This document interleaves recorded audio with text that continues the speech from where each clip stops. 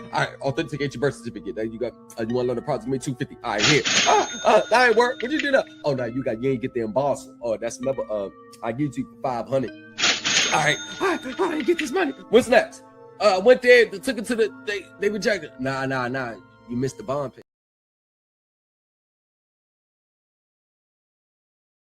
All right, authenticate your birth certificate. Now you got, you want to learn approximately 250. All right, here. That ain't work. What you do now? Oh, no, you ain't get the embosser. Oh, that's another, I give you 500. All right, I didn't get this money. What's next? Went there, took it to the, they rejected. Nah. You missed the bond paper. Give me $100. I'm gonna send you the special bond paper. Oh, okay. Hey, nothing still.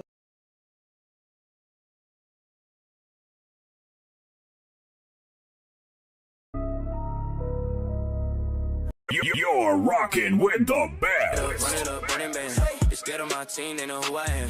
They rolling the dice, we win cause we plan. The things that they teach, don't know how to stand. I'm a wrist like a stage, they can't glance. You look like you wanna let go of stress. I thought so. Oh, I am the blueprint. You're rocking with the best. I cannot help that they copy. Hey, I am that dad, call me Poppy. They wish they created the set. Yes, they on my D like a jockey. When it comes to the print, I'm the blue. Who? Every complaint, draft is smooth. Supreme Elite team be the ones. I created my own school. Facts. I came from the trenches. I came from riding them benches. To proving my case with exhibits. My craft is exquisite. I find where they hiding them digits. The cancer that's not in remission. Hey, please pay attention. You can't recreate the 5 lenses. You can't duplicate what is written. You either gon' pay the tuition or pay for assistances. Or pay the mistakes when you case it, dismiss them. I come with everything that's under the kitchen sink. I haven't slept in a week. They scared while I'm willing to compete. These scammers are devils and I keep them under my feet. Ay, they saying they win, I never take their prescription. They never coming from the plaintiff's position. I am the blueprint, blatant admission. Check it, when I talk classes in session. Professionals, even the tacos respected. Show me a win, that's not a rejection. Tell me the truth without all the stretching. These gurus are boring and it's stretching. These students are dumb, desperate depression. Set you, yeah, I'm done with this lesson. Came from the streets, still I'm a step up.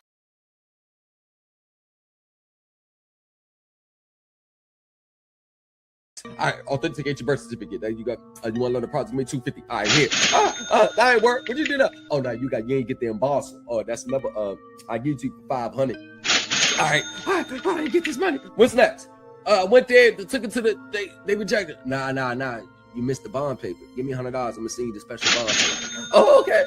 Hey, nothing still happened. No. See, we gotta dye the bond paper. It's a special dye that you gotta put on the bond paper. Oh, how much is the bond? Oh, that's only $175. It's a special dye because when they touch it, like it got to process through the scanner in the system in a special way, the secret way. Okay, here's $175. Nothing happened. No, because you were supposed to put it on the tax form. You never said I did. I said, remember, once you get all that stuff, you might have to come back to me for the taxes. You don't remember? I sent you the text. I didn't get no text.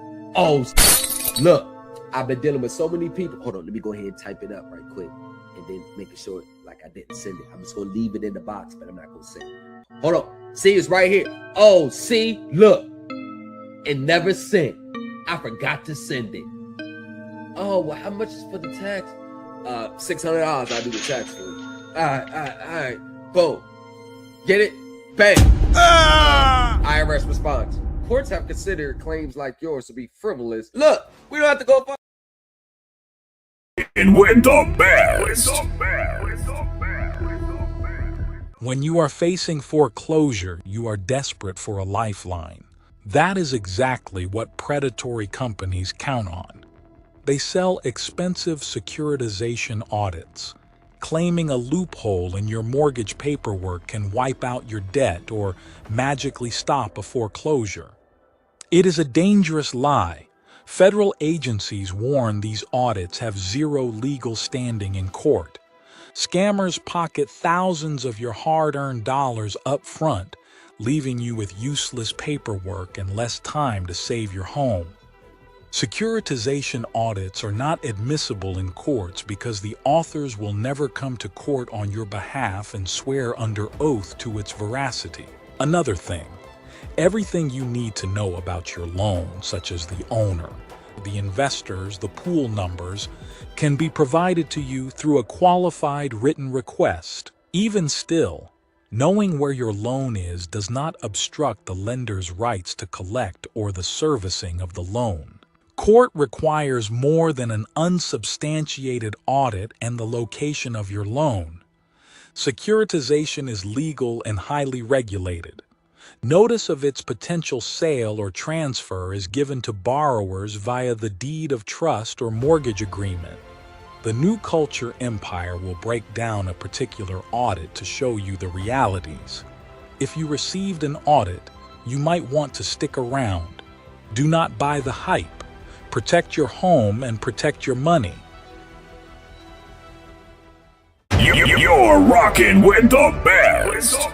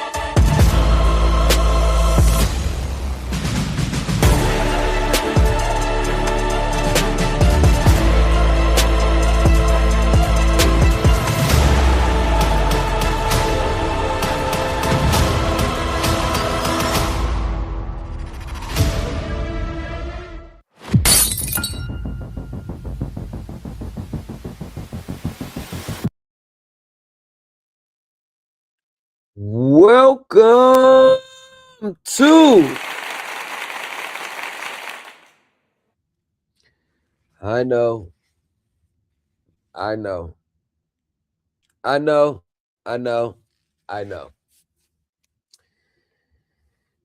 you're facing foreclosure for whatever reason. You scroll across TikTok or any other social media app and you stop because it said if you're being foreclosed or if you're being foreclosed, psychologically you stop. I'm in foreclosure. And then the classic emotional grabbing buzzwords. Your loans may not have been transferred properly. The lender may have committed fraud. They didn't transfer the loan until the remake inside of 90 days. You don't have to pay. You're not the debtor. You're the beneficial owner. And the borrower hears, this can stop me from being misplaced. This can stop the house from being taken. This is all they hear. Being the beneficial owner, being, the legalities, the technical words that they use, they don't care. What they hear is, you don't have to pay. The whole process was a sham. And as a result of the process being a sham, regardless if you're in default or not, you don't owe anymore. That is what the securitization audits promise. But what they don't tell you about these securitization audits is that all of the minuscule of accurate information that's contained in an audit, you can get the same information from your servicer, such as who owns the note, the name of the trust, the pool number, but the name of the trust, who owns the note, the pool number. Ask yourself, homeowners, what does that do to obstruct or prevent them enforcing my obligation to pay? You got to ask yourself that. Now, the answer cannot be, well, because I'm the real creditor. No, let's just put that to bed, because if you were the real creditor, you wouldn't have filled out the application. You just would have bought the house outright. So let's just stop there. Now, ask yourself, if I'm in front of a judge and I have this securitization audit, what is your explanation to the judge that will preclude the lender from foreclosure based on the audit? Another thing, did you ask yourself before you purchased the audit? Did you ever see if the audit was actually admissible in court? Because from the hundreds of audits that people sent to me over the years, there's never any person that came back and said, I had court today and I had my expert witness come testify on my behalf. These securitization audits are giving homeowners a false sense of confidence and comfort, because they always seem to purchase these audits and then they sit on them, because the audits to them is a evidence that you don't have to pay.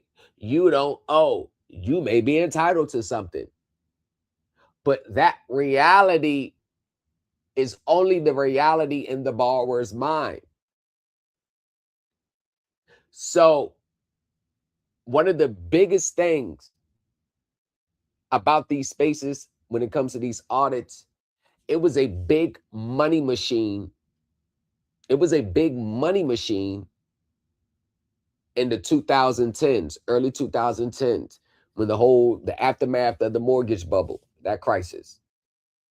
And desperate homeowners were paying thousands and thousands of dollars for these audits. But when you start to break inside and break apart these audits, and if you read them in its entirety, you will start to see that is within these audits the hallmarks of a sovereign citizen-like argument. Now, we have a legit audit.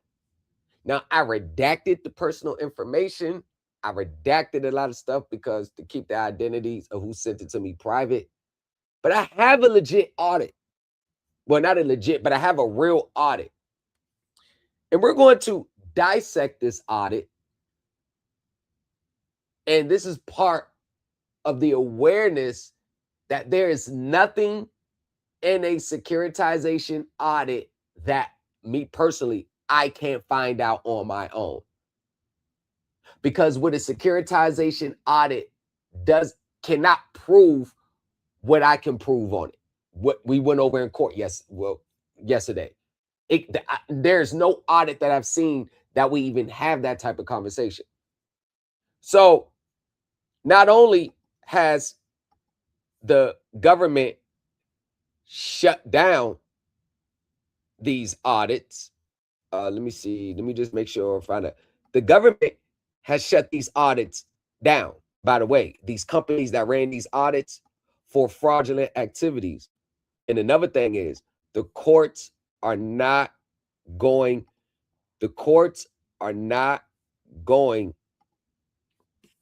to even admit these audits into the record. As a matter of fact, as soon as you see an audit, the attorney sees an audit on the record, they're going to file a motion to strike it, because the proper foundation, just like we will argue that the one who's tested doesn't have a proper foundation, because they're never going to show up to court for you, because it's never produced by an attorney. An attorney's not signing it.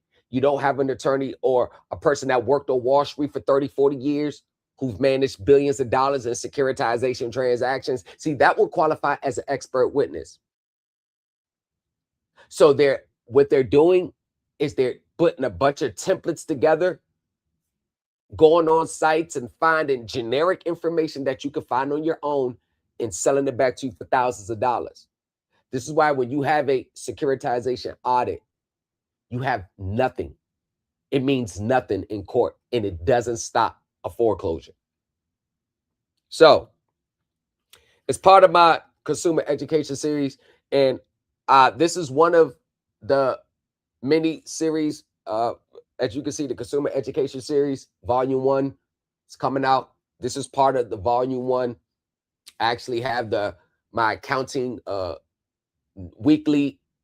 You know, you got the little weekly bulletin news, like little newspaper, like few pages, and I've created that, and it's especially with the accounting side, basically is keep you updated with the new changes, the new laws, the new regulations, the new accounting standards, like a news week, like a weekly bulletin, you know, just to keep you up to date. I have the litigation news weekly. It's kind of like the magazine, but not so many pages, and it updates people on new cases that just came out that may affect, you know, important cases that just came out. So it's basically the Supreme Elite team basically has the consumer education series. These are pretty much I wouldn't call it a book, an ebook, but I call it like a news weekly, like a little publishing, like a little articles, things like that. Yeah. So that will be on the press, where you can subscribe directly to me for it, and you can get your, you know, reoccurring news weekly series, just to keep you up to date, keep you abreast of what's going on, because people have everyday lives. They don't have time to look for it. But this is, you know, my field. So it's my job to stay up to date on current law and current regulations. It's my job to do so. You don't have to do it. I have to do it. So the benefit is you stay up to date with current information, accurate information, relevant case law. And the benefit is I get paid through monthly subscription.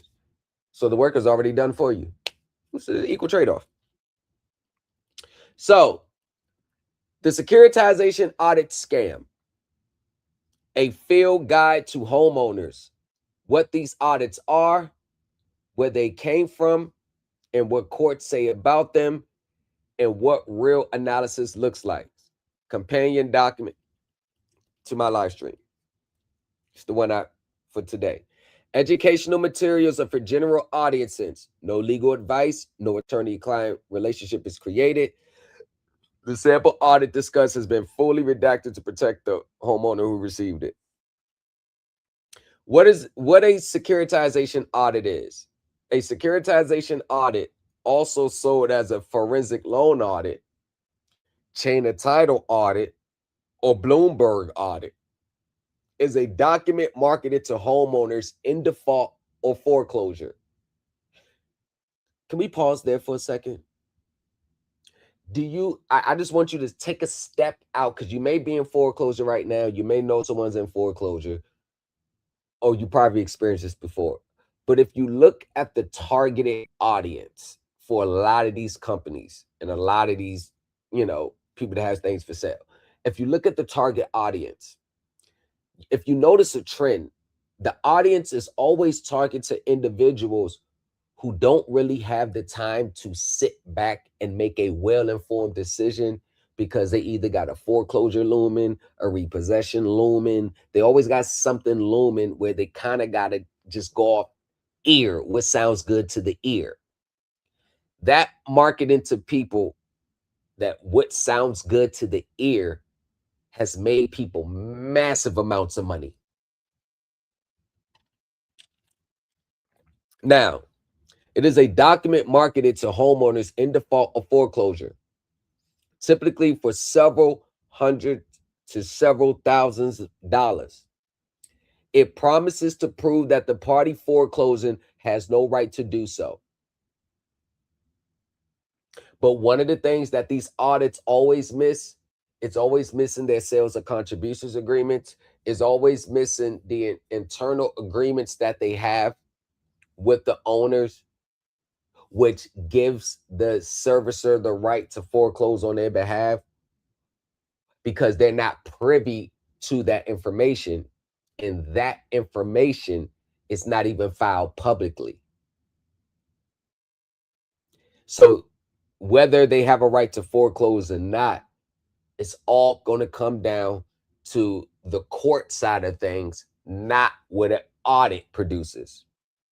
And usually because the loan was pulled into a mortgage-backed security, and that the homeowner can use the audit to stop the foreclosure, void the debt, or even collect from hidden bonds and insurance policies. The sample review for this presentation, fully redacted to protect the homeowner, is typical of the genre. It mixes a handful of real, checkable loan facts with fabricated bonds, invented insurance policies, misquoted regulations, and a quote-unquote action plan of filings that courts uniformly reject. And this report I comprised of is taken from the audit, but that audit, I've seen different variations of it, and I find it very interesting. It really tickles my twine how all these audits action plans has people doing everything that the courts have said you can't do. It means nothing.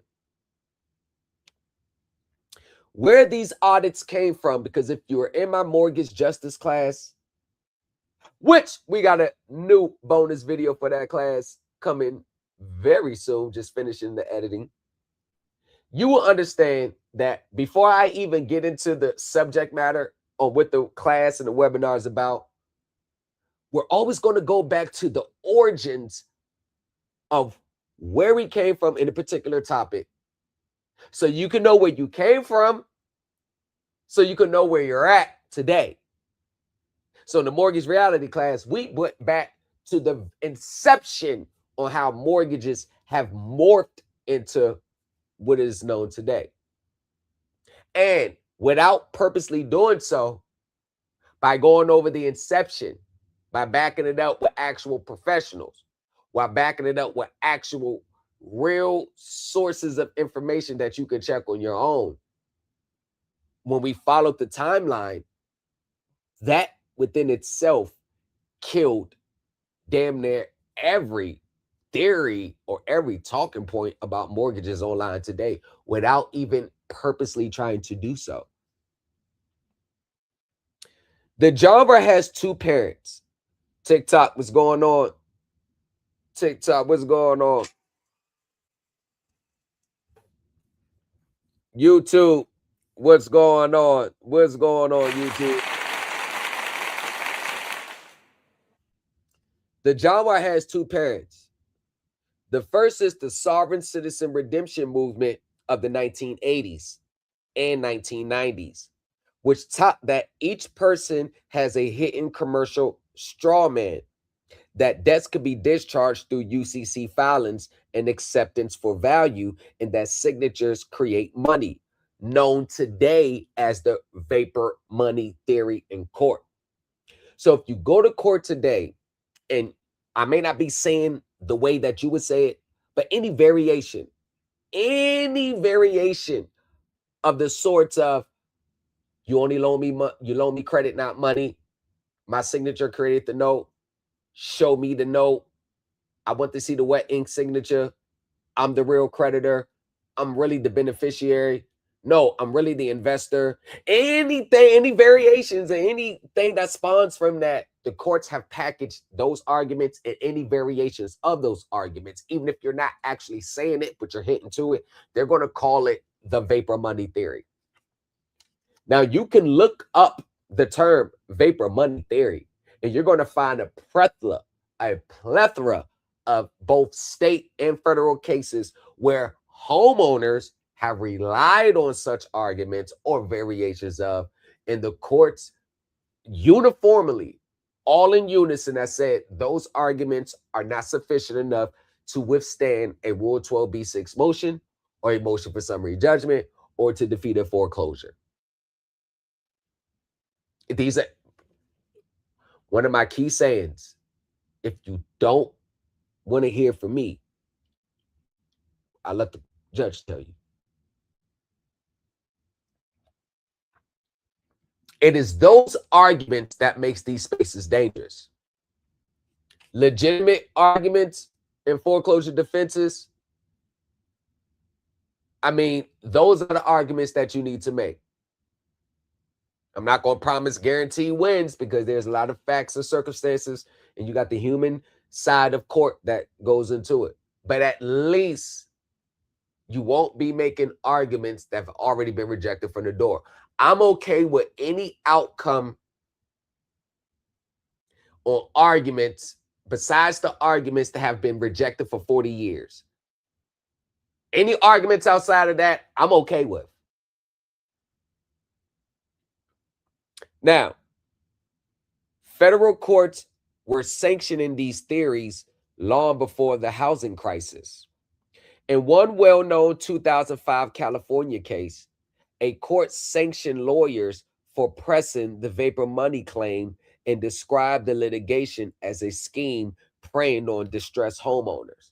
Yes, we actually do our thorough in-depth research over here, because these were these arguments started from. So in the aftermath of the 08 crisis, it was the lawyers who brought these securitization claims, these remit claims, and in the beginning with the fallout with the banks, the courts were kind of entertaining these arguments. But by the time 2010, 11 came around, the courts said, because the landmark case that kind of spread throughout the whole United States and federal courts, just how we look at other courts' rulings to kind of gauge the landscape, that's how other courts do. Courts look at other rulings by judges and be like, you know what, we're going to adopt that ruling over here. This is why the landmark case that shut down Galaski, that shut down Ravenowski, that shut down all post-Phyllis Horace versus LaSalle Bank arguments, and every single securitization argument afterwards was irrebobo too. That was, even though it's a state California case, many states all got in line and got behind that holding. So now today, anytime you make any claim that's related to a pooling and servicing agreement, that's related to their transfer to the REMIC, that's related to anything that has to do with the securitization process, dealing with the investors, dealing with the trust, dealing with the lender, the courts, their reasoning is the borrower in raising those claims, they are attempting to assert rights in which they don't have, because they were never a privy to the contracts establishing the pooling and servicing agreements. Remember, with the SEC, there is no phantom investor. Either you are a registered beneficiary, recognized, receiving monthly dividends on principal and interest collections from the underlying mortgages, and they're in electronic form, also called self-liquidating paper, in electronic book form, and you are receiving the dividends from your investment. You are not an investor. That is different from saying the substance of the transaction. You can make the argument in substance that you contributed to the capital of the trust. But even still, many people, because of the literal interpretation when they hear words, they really believe they are an investor. And from a legal standpoint, that argument will never get you through the door in a foreclosure or a mortgage dispute. You will never win that argument. As a matter of fact, they're going to put the sovereign citizen label on you for the argument, regardless of what your evidence or what your teachers or what your research came up. So once Irabobo 2 came out, every securitization argument after that pretty much fell to the wayside. And in these spaces, many people who argue mortgages, they're still arguing it from the 2006, 2007 through 2010 way. Because as I mentioned with my news weeks and my weekly journals, they haven't became up to date and current with their research to know what's good law, what's not law, what changed, because the system's often changing. The whole accounting system went through a major overhaul as a response to the 2008 recession. This is why when people still cite FAS 140, is like, that's been discontinued. They use a whole new standard now. And the system is always changing and evolving. So if you're going to take this seriously, you have to stay current. You can't just sit on 5-year-old methods. You always got to refine. You always got to retune. You always got to see what's new, what's work, what can we do, what we can't do. Now, the second parent, is the 2008 foreclosure crisis. Genuine industry scandals, robo-signing, lost note affidavits, sloppy assignments created real public distrust in the industry of audit mills grew up to monetize it. So based on and these were real, robo-signing, that's around 2008, 2009, fake lost note affidavits, sloppy assignments. And that's what created the audit mills, audit them, securitization. They sprang up around that time. You notice securitization audits started right around the foreclosure crisis, the mortgage crisis. It started right around there. That's where it popped up. And you had hundreds of these floating around. And it's not uncommon today for me to run across a defaulted borrower, and one of the files it's so common that I already know they're going to send it to me before I even say anything, before they send it. They always have a securitization audit. I mean, it's kind of like that's the go-to. In default, go grab an audit. Now, let's get back to it. By 2010, the reaction from regulators was unambiguous. The Federal Trade Commission issued a consumer alert on forensic mortgage loan audit scams, a warning federal courts were soon citing in published opinions. So I'm not just coming up here to refute audit. I do my research. I go back to the origins. Where did this start from? And all the trends pointed to around 2008, 2009, securitization, forensic audits, or mortgage audits were popping up left and right across the United States.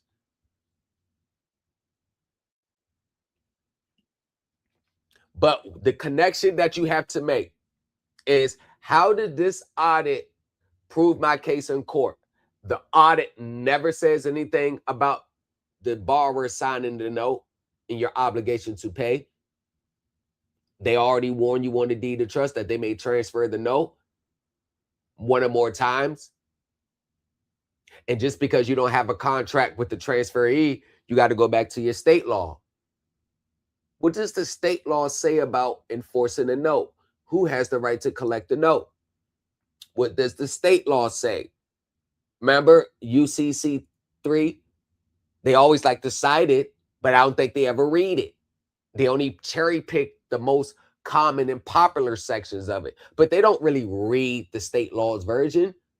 Because if you read the state laws version, a holder in possession of the note, a non-holder in possession,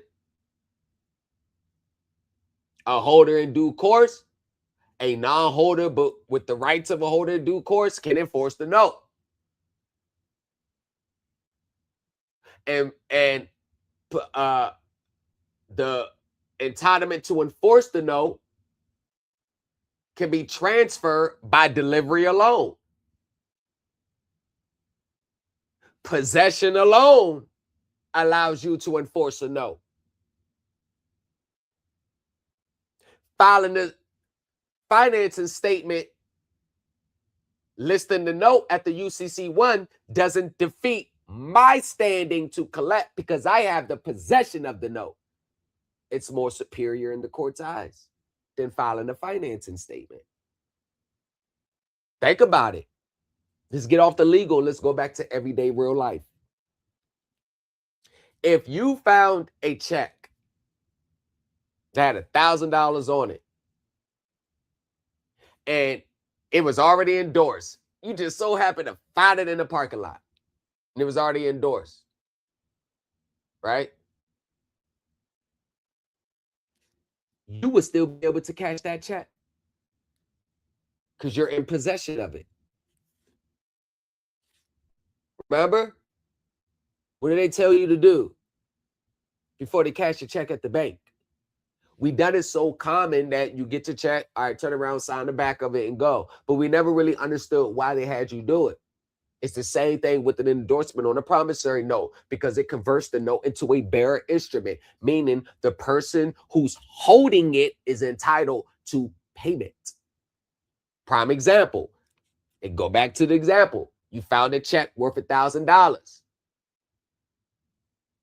and it's already endorsed. It converted that negotiable instrument into a bearer instrument, meaning whoever's in possession of it can go cash that check. There's no difference between that and the check and the promissory note. So when they endorse the note, it converts it into a bearer instrument, meaning whoever's in possession can collect. A securitization audit does not defeat none of that.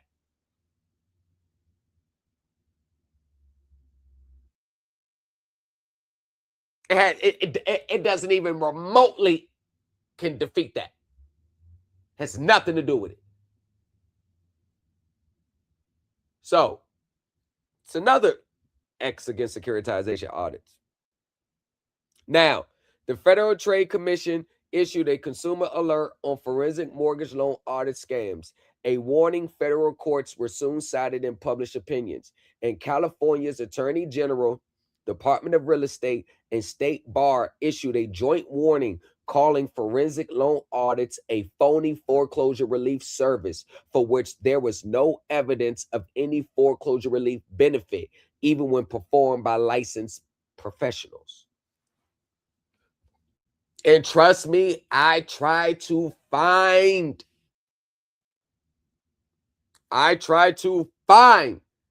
successful audit wins,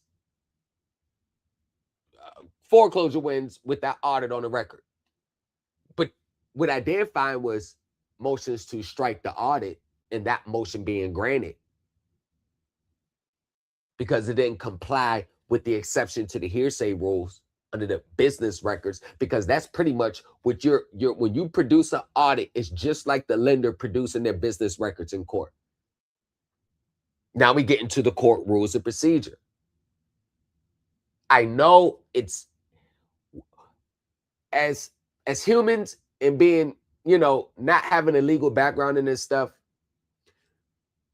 it's not uncommon for us to tend to rely on what we believe is the right way. And that's the difference between the professionals and us. They know the legal standard where they can measure whether what they're doing is correct or not. we have to learn that standard. See, they already went to school to learn that standard. We have to learn that standard as we go.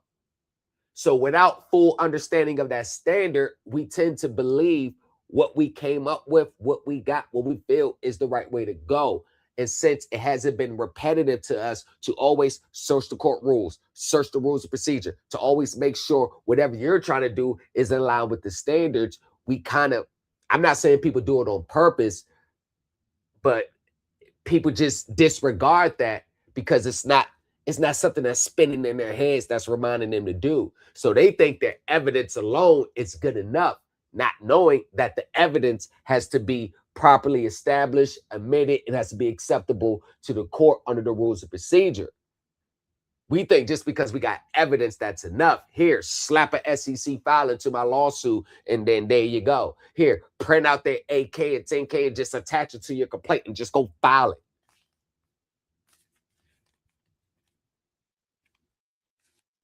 And there are some people who have admitted that the court rules and procedures are too confusing to understand.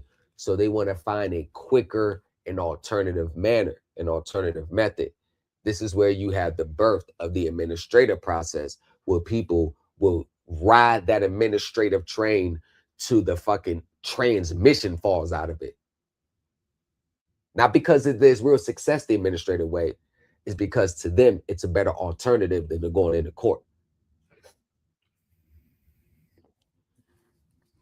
The largest auto mill, Certified Forensic Loan Auditors, LLC, was ultimately shut down by the Consumer Financial Protection Bureau. It and its principal were permanently banned from providing mortgage assistance relief services with a $3 million consumer redress judgment.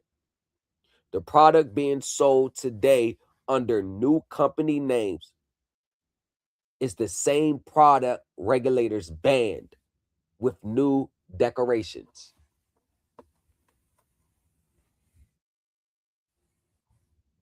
That's all it is.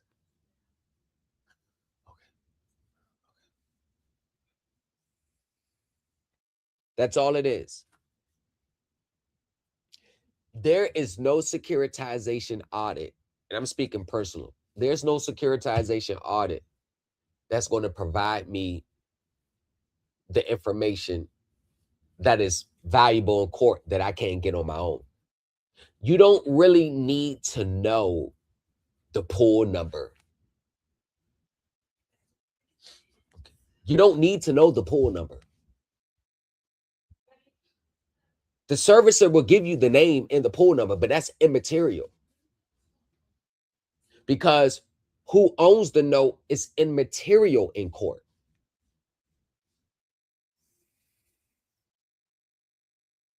Because the person who you're dealing with, that's the most important, who is asserting their right to enforce and collect.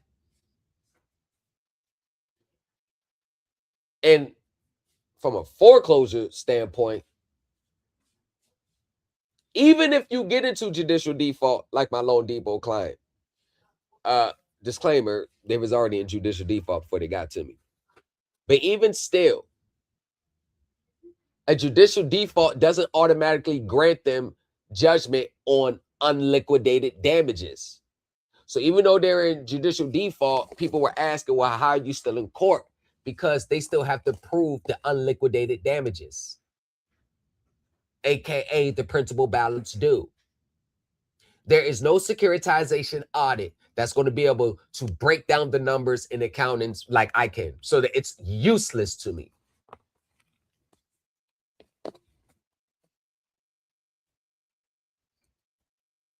The sovereign citizen rhetoric, decoded. These audits can be identified by the vocabulary. Each phrase below appears in the redacted sample that has a traceable origin in the redemption movement doctrine. Yes, I've studied the sovereign citizen movement in its variations dating back to the 1980s. This is why people, when they adopts, such beliefs, and they don't know the origins, because they look at, I'm with this class today, I'm with this person today, this is what I'm learning today. they're not going back to do the origins. So they don't really understand the origins of what they believe in. So when they hear a person like me say, "No, that's sovereign citizen," they're thinking, "No, it's not sovereign citizen today. It's just me standing on my rights. This is the law. This is what it is." But they're oblivious to the 40 years of people who's raised the same claims and variations of the claims before them. But since like the woman that was on the panel with me and Darren, like almost like 2 weeks ago, which I became the subject of a live stream, was that when she was trying to explain her remittance lockbox process, she don't understand that I was on a live stream with a person who was saying the same thing, the remittance, the lockbox. So when I said, "Ma'am, I already know what you're saying. I've heard it before." You notice how her response was, "No, no, no, no, no. I've done my research. No, no." Because in her mind is, I found the Holy Grail. I found something that nobody else knows.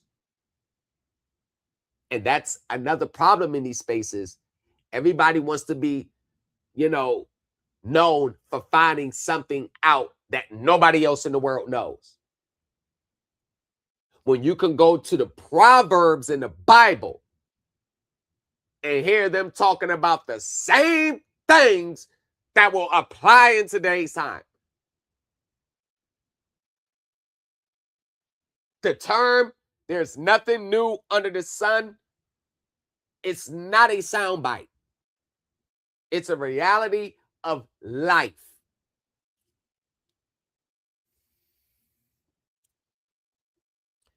Phrases that are in the audit. And these are actual real key phrases that were in the audit. These are real key phrases. Let me take a chance to acknowledge what's good, Derek? We said, "In default, send a silver dollar." Right. He said, "I like, dance, and subscribe. I like and subscribe." Hey. What's going on, y'all? A debtor and debtor alone. A bearer instruments and liabilities of the debtor. What do you say? Or the creditor or the debtor and debtor alone. Yeah, I got to share read from the big screen, so I'm going to be back in checking the comments. So taken from the real audit, these are the words. You are not a debtor, you are the creditor. Your signature created the value that was stolen. What it actually is, that is the vapor money theory, the redemption doctrine. Courts have rejected it in every reported case and sanctioned parties for filing it. But that is what's in the audit. And the phrases in the audit, I don't even need to see another audit to understand that sovereign citizen rhetoric, because I could go back to the early 2000s for people who started their case. "I'm a private American national living on the land of the indigenous," saying the same thing. Yes, 98% of what you hear circulating online today in the theories and the rhetorics, I can find case laws from 15, almost way back as 35 years ago, where people are saying the exact same phrases. The difference is, back then, they were admitting in court that they were a sovereign citizen.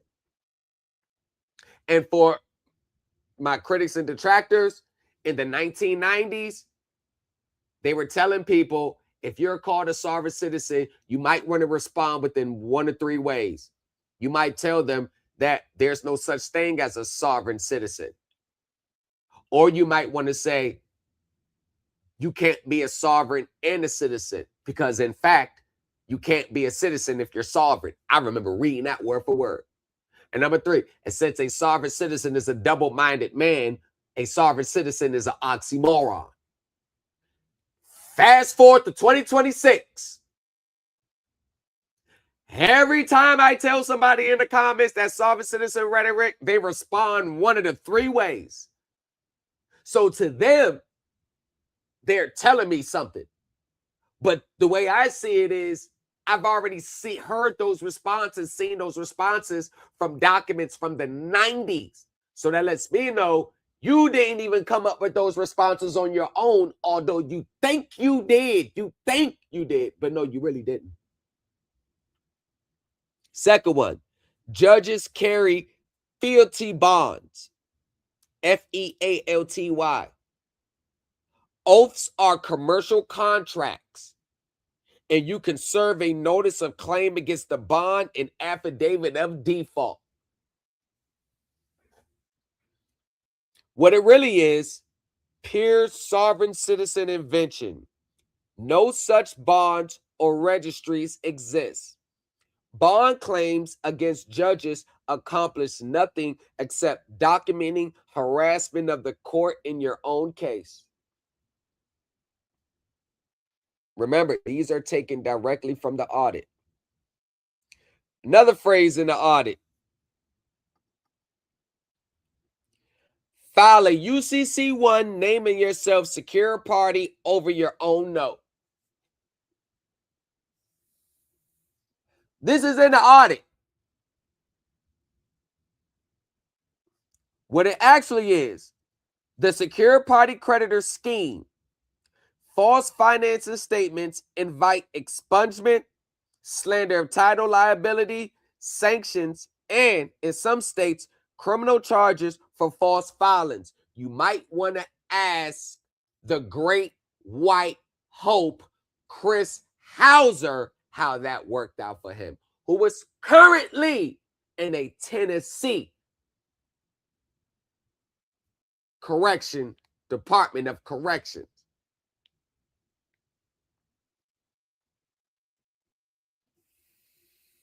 Another phrase in the audit. Hyper-specific but unverifiable identifiers. Bond policy numbers built from an attorney's bar number. Placeholder EINs and a $250 million apocalypse policy. This is what this person paid for.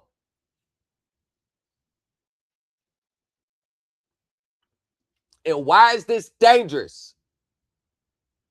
Because when the borrowers actually file their qualified written requests, they're going to be, some of the requests is going to be related to what the audit said.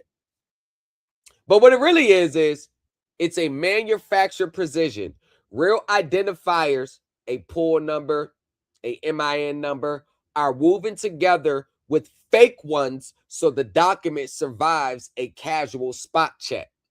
The tail, the fake identifiers can never be verified through the registries the audit itself cites. This is how you get the CUSIP numbers with the red arrow, in which that arrow was taken from a legitimate financial report. Because when you go and take that CUSIP report and go screenshot it and hit the Google lens and factor in on that arrow, you're going to see that arrow pop up in 100 different cases that got nothing to do with that site. So they take that little arrow and those little graphics at the bottom, they transpose it on the CUSIP audit. They go find a real CUSIP number, place that on the report, and then they create the name of the fund, because when you run the CUSIP number versus the name that's on the CUSIP report, the real fund's name never goes back to the report that you just purchased. And the numbers are created. They create those 150 million, 250 million. They type them in on their own. People take that CUSIP report, then go file tax forms such as 1099B and 1099 OID based on a CUSIP number that has nothing to do with their transaction and created fake numbers. Feeling the embarrassment from that, they will be like, nah, it's real. But if you ask them, where's the $278 million at? Knowing that they haven't received it, knowing that they received frivolous filings from it, they're going to come back and say, oh, it's private. I don't want people to know my business. But if you run the last year, they're so quick to tell about every little thing they're doing in their life in these space. I found this. I found this. I did this. I did this. Now, when it gets to the 278 million, now they want to move in silence, but they don't mind telling everything else. Right. Now, trust me, I understand. I'm not being difficult. I really understand. Trust me, I understand. I understand the pressures of being right. No, trust me, I understand. What courts say in their own cases. I even provided what the courts have to say about these audits. So this report, if you're interested in a copy, shoot me a DM, or you can reach out at thomaslegacy603@gmail.com. TikTok, if it's a DM, thomaslegacy603@gmail.com. If you're interested in a copy of this report. D'Amelio versus Citizens Home Loans, Inc. Case number 312 CV81, January 29th, 2013. A Georgia federal court dismissed a homeowner suit built on a purchase certified forensic loan audit. The court wrote that it was astonished by the plaintiff's audacity and asking the court to scour a 45-page audit in place of pleading actual facts, and found the audit supplied none. Now, this is one of the hallmarks of these social media lazy gurus who don't even really understand the things that they teach. If you watch or heard my live stream yesterday, I took their own filings and admissions, and if you could see, I highlighted certain parts, and then I created an exhibit summary, meaning the judge don't really got to look at all those filings, those pages. I got an exhibit summary that references the highlighted portions. See, what they'll tell you to do is go on the SEC, print off their filings and attach it to the lawsuit and just file it, expecting the judge to read 323 pages to try to figure out what they're talking about, when it's your job to already understand why you attach these exhibits, how it applies to your case, and how it supports your substantive claims. But no, that's not what they're going to tell you to do in these spaces. Because the ones who's telling you to do it, they don't even know why they're telling you to do it. It's just passed along, passed down. This is just what we're supposed to do next. In reference, Norwood bankruptcy case from October 25th, 2010, Northern District of Georgia. And why are these Georgia cases, these first two are Georgia cases? It's because the homeowner lives in Georgia, which is a non-judicial state at that, which is the subject of that satisfaction of lien that was in a non-judicial state. And no, they don't have to file a lawsuit to foreclose against you in a non-judicial state. So you can tell how many elbows I had to twist at Navy Federal. And the follow-up phone call with Navy Federal is on YouTube as well. Georgia bankruptcy court rejected audit-based arguments, pointed to the FTC's consumer alert on forensic mortgage loan audit scams. A federal court citing a federal consumer protection warning about this exact product. And the CFPB versus the most popular at the time, certified forensic loan auditors. Stipulated judgment. The federal consumer regulator sued the leading audit seller. Result, a permanent ban from the mortgage assistance industry, a $3 million redress judgment, and a civil penalty. The flagship product of this industry was adjudicated a consumer protection violation, not a litigation tool. So they stipulated that a certified forensic loan audit is a consumer protection violation, not a litigation tool. What you see today is the same shit under a different name, which is still a consumer protection violation, not a litigation tool. So in essence, you are purchasing a consumer protection violation and not a litigation tool. Francis Kinney Family Trust. Every time I see that heading in a court case, the first thing that comes to mind is Sovereign Citizen versus World Savings Bank, Northern District, California, 2005.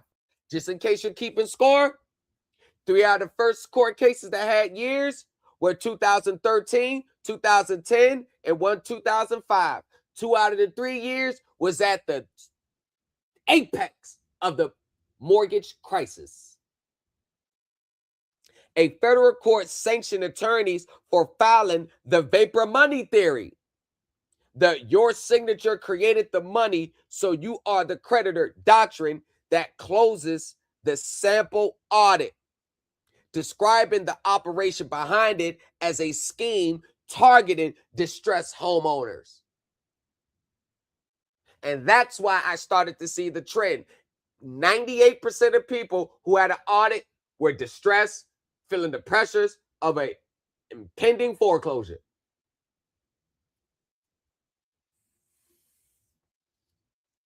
Regimen versus Deutsche Bank, another big case out of the Second Circuit, 2014. The Federal Court of Appeals held and these are the cases that the guy on Facebook wanted to cite. And he cited the trial court. And I sent him a D. I said, bro, did you read the appellate court? The response was, I don't need to read the appellate court. Yes, I was dumbfounded. Okay. Well, this is what the appellate court said. A federal appeals court held borrowers are not parties to the securitization agreements and lack standing to enforce them, closing the door on the theory that defects in the pooling process voids a homeowner's own loan. This was 2014. So when you hear these same arguments online in 2026, I don't know. You fill in the blanks. You finish the sentence. When the people that's online teaching it, you finish the sentence. You put a period on the sentence. You, and yes, YOU, versus JP Morgan Bank. State case, 293, Georgia, 67. What year? 2013. Georgia Supreme Court held the holder of the security deed may foreclose even without holding the note. That is 100% universal amongst the states. Want to know why? Because I can purchase the note. I can send the note over there to be stored, but I can hold on to the deed of trust. Want to know why? Because if I actually sold that note that's sitting stored over there, the mortgage will actually go with it. Well, how can you foreclose with the deed of trust without actually owning the note? Want to know why? Because if I'm in possession of the deed of trust, that means the note was already sold to me. Meaning the mortgage follows the note. Carpenter only said if you sell the deed of trust without the note, then it's a split. But if I sell you the note, there's not even a conversation about whether the deed of trust goes. It goes with it because that's the security supporting the payment on the note. So when I sell you the note, the deed automatically goes with it. That conversation kills. It kills the online conversations right there. Which means the original wet ink note strategy at the center of these audits is dead on arrival under Georgia law. Real dangers. The money is only the first loss. Charging homeowners upfront for foreclosure relief services violates the federal Mars rule, the same rule the CFPB used to ban the industry leader, and the purchase price is rarely recovered. The clock is the second loss. Foreclosure deadlines, answer dates, sale dates, confirmation windows, loss mitigation cutoffs keep running while the homeowner mails notices to fictional insurers. The audit's rituals consume exactly the weeks the real case needed. The filings are the third loss. A UCC1 self-filing and bond claims convert a sympathetic defendant into a sanctioned one, and in some circumstances, a criminally exposed one.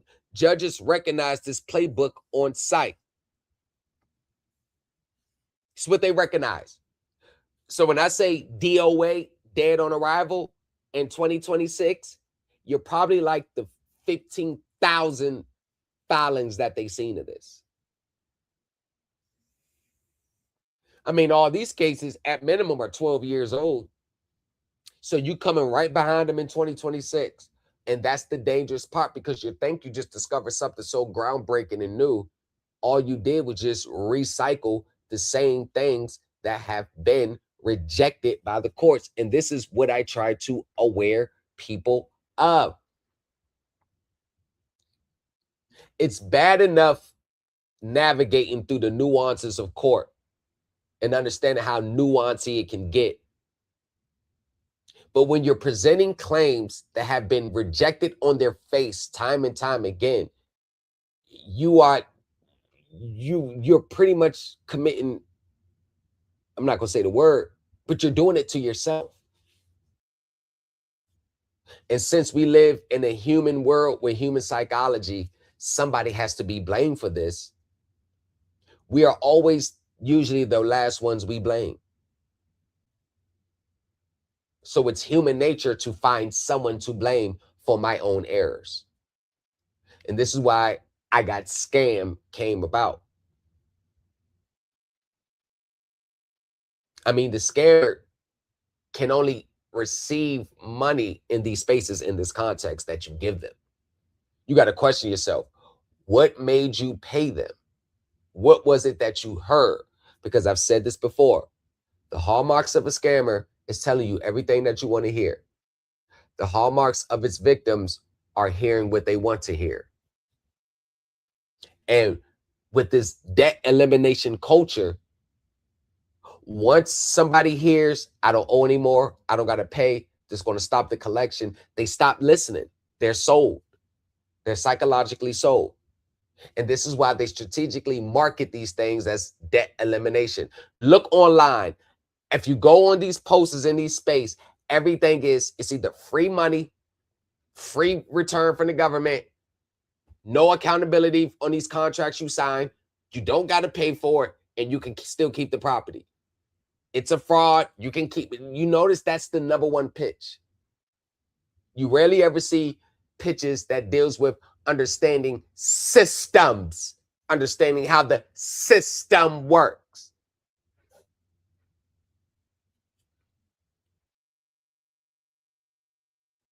Credibility is the loss that can't be undone. The moment an audit like this is attached to a filing, every legitimate argument in the case is read through it. Homeowners with real winnable servicing claims have lost them by stapling a fake audit to the front. That's a fact.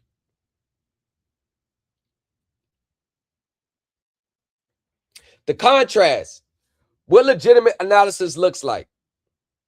Here's the standard our team applies, and the difference is visible in a single sentence. A fake audit tells you about documents no one can produce. A real analysis is built entirely from documents the other side already produced, such as, if you need such as things like this, building the record from what Loan Depot already filed, highlighting these highlighted parts, property preservation, corporate advances, these breaking the numbers down based on what they filed, actually commencing an audit based on the record. See, I don't need to go get a forensic audit. I don't need to say, all right, go get an audit and come back to me. No, I'm going to audit the record because the record is the only thing that matters, not a forensic audit. The record is the only thing that matters. So when you get things like this is an audit, my audit on the record. Component per plaintiff's exhibit 5. Component per plaintiff's exhibit 5 as of June 11, 2026. The component adds to the stated total and the per diem of $53.14 corresponds to the note rate on the stated principal balance. The contested components are the escrow advance, the fees, the late charges, and the corporate advance balance, $43,446 in the aggregate, together with the attorney's fees sought separately.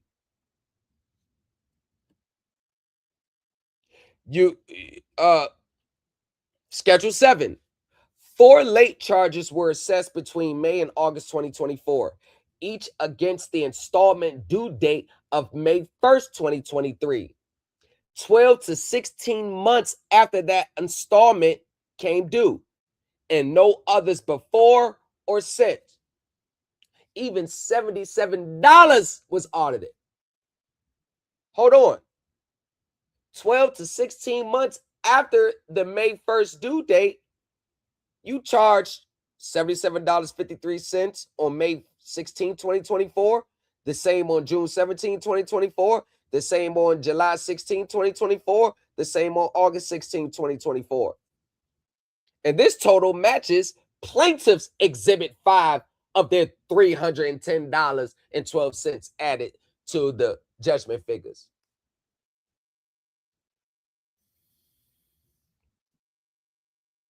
I didn't need an audit to do this. All I needed was the record. That's all I needed was the record.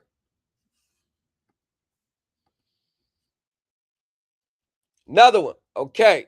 So, what to say? Here's the standard. A fake audit tells you about documents no one can produce. A real analysis is built entirely from documents the other side already produced. Source discipline. Every number analyzed comes from the servicer's own records, its filed exhibits, its account histories, its statements mailed to the borrower. Nothing rests on hidden bonds or secret policies, so nothing can be waved away. Penny level reconciliation, down to the penny. And no, they are not anticipating, especially with pro se litigants, to be putting every dollar, every cent, every penny under the microscope. They are not expecting it. The records are reconciled against each other, line by line.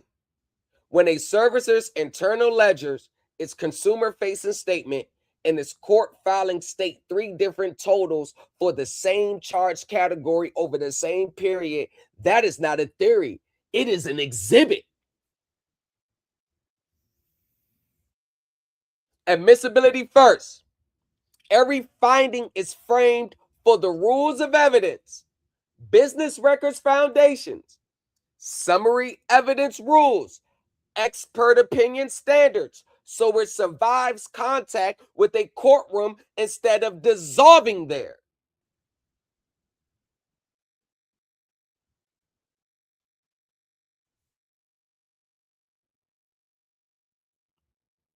Procedure is a tool, not an enemy.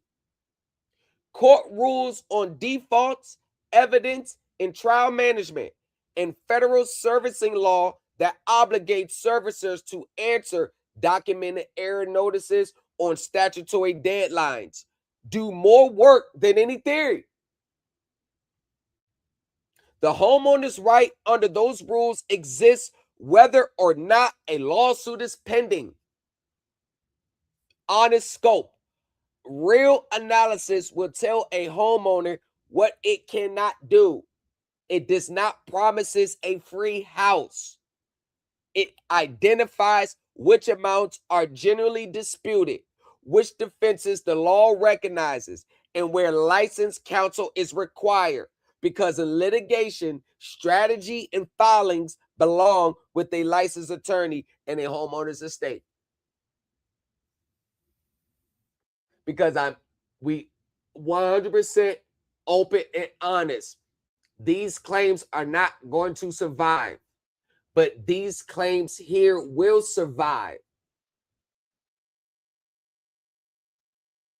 I know you want to go with all these claims, but check out the case law and the procedural posture and how the courts view these claims of the past. Now check out these claims and see the relief granted under these claims.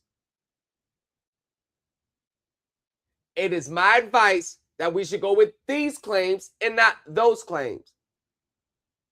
And if you want me to file something for you that's more aligned with your belief system, I think you misunderstood what we do over here. There's no amount of money that you can ever pay me to have me file or pursue any claims in which the courts have universally rejected. Sorry.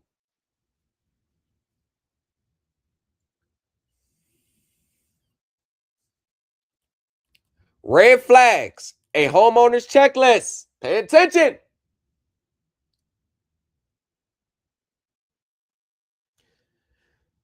It's the red flags, these auditors. And here's another thing about these audits. These audits, they are not actually, they're not helping you along the way. If they're providing you with all these things that you can do in course of actions, wouldn't they be helping you along the way? I mean, bare minimum, wouldn't they show up to court for you? No, I don't want to hear it. Everybody that's had an audit, that had a foreclosure case that I know, no goddamn expert witness showed up for them. Because the homeowner bears those costs, and you got to submit it to the court. Your proposed expert witness, you got to disclose that information to the other side. The other side gets to grill them, and the judge is going to do their checks and make their findings in open court that this person qualifies as an expert witness. You can't blindside them with it. They got to get sufficient time to prepare for this expert witness. No side can blindside the other in court. An upfront fee for foreclosure help before any result. Federal law prohibits it for mortgage relief services. Promises built on documents you can never see. Bonds, trusts, insurance policies, and registries. You are the creditor. Straw man. Accepted for value. Secured party. Fealty bond. Administrative remedy. All red flags. Administrative remedy in a mortgage case, red flag.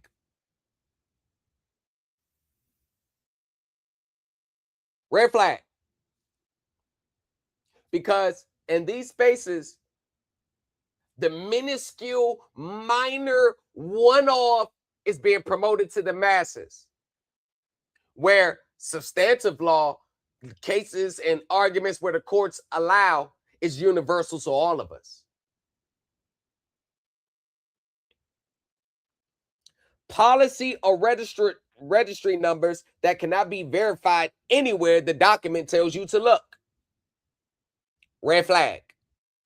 Instructions to file UCC financing statement, serve judges sureties, or notice insurance syndicates. Red flag. A guarantee, no honest professional guarantees a foreclosure outcome. And even with the Low Depot, the Florida case,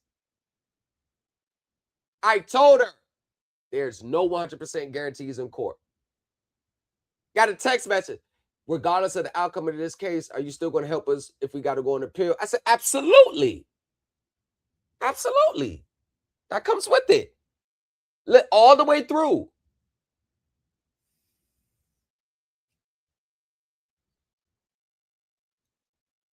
Because it's one venue where a lot of the ace in the holes that I really don't talk about online, there's one venue where the court actually entertains it. And that is bankruptcy. Like a rattlesnake. You know how they sit in the cut and wait for their prey? Go ahead and file that proof of claim in the bankruptcy. Go ahead and file that proof of claim. Go ahead. I'm waiting on it. File that proof of claim. File that proof of claim. Mm-hmm. Mm-hmm. Mm-hmm. Pressure to act before you could show the document to a licensed attorney in your state. This guide is educational material prepared by the Supreme Elite Team Litigation Department for general audience. It's not legal advice or creates no attorney-client relationship.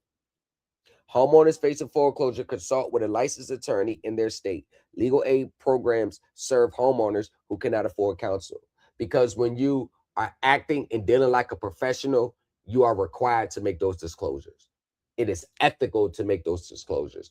I know by saying consult with a licensed attorney, I know I'm really not supposed to be putting that there if I'm trying to get services. I know I'm not supposed to be putting that there, but you always have to abide by the ethics.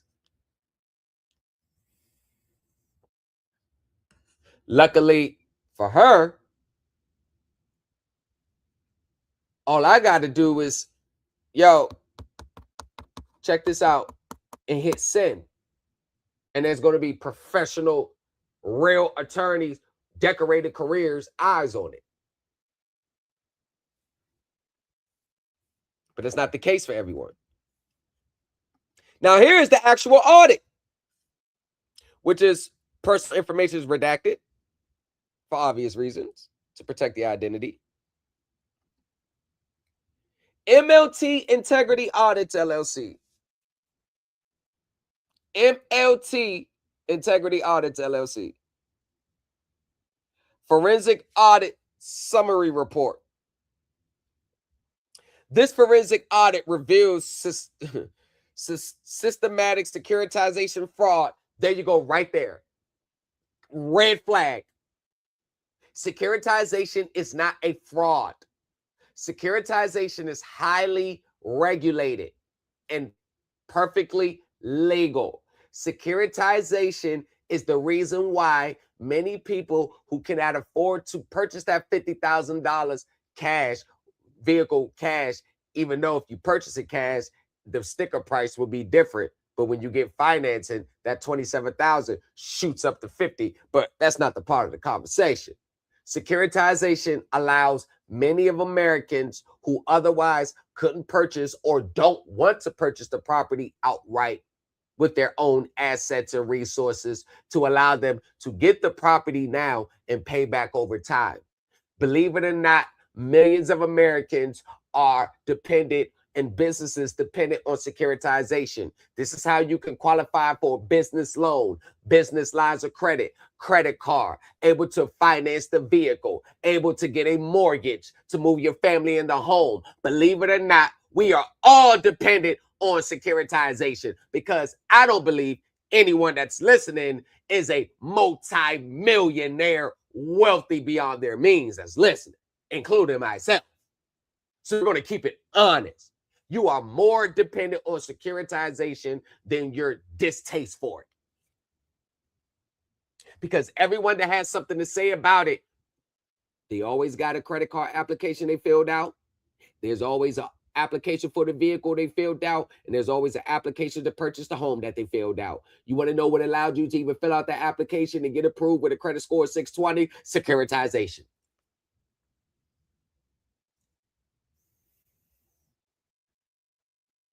Why aren't you going through your secret account to purchase the home?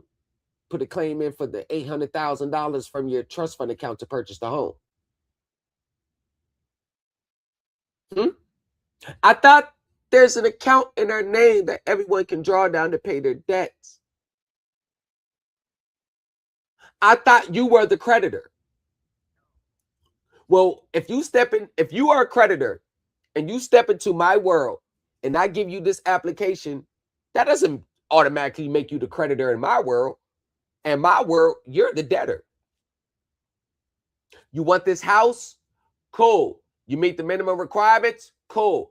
Bring this amount to close? Cool. You're going to pay back the loan that I secured from you on the secondary market, and you're going to pay back interest so I can make a spread. I can benefit from the spread. I can benefit from the yield.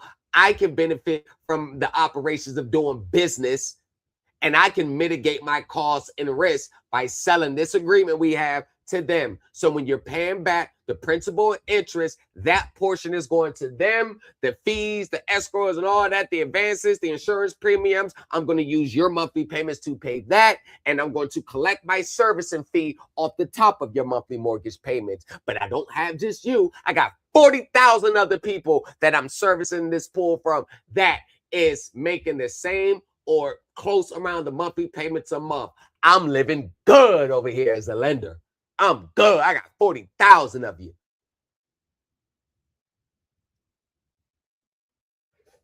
See, that's how they look at it. That's how they look at it. You cannot defeat these people or even put a dent in their right to collect or defend against your claims by looking at a mortgage transaction solely, and I don't want to ruffle any feathers by saying this, but by solely from a consumer standpoint. It is impossible to understand what's really going on if you're only looking at it through TILA, RESPA.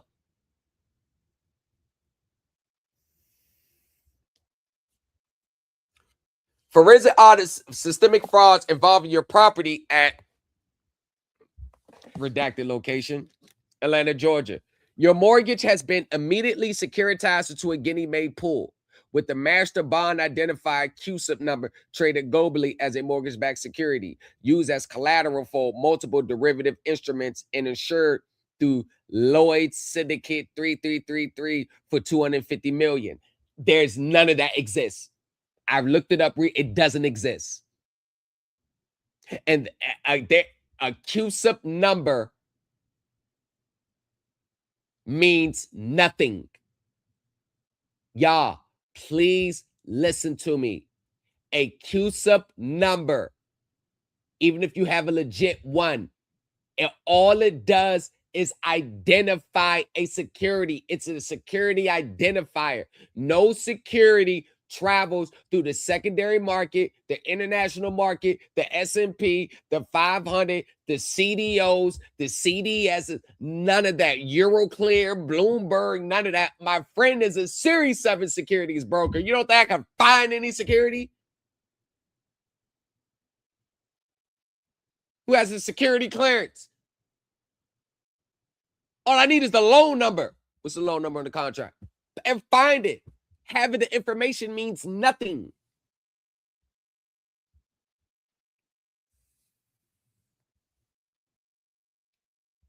You got to stop thinking that your mortgage. I don't even think I should be saying it because I might be saying too much.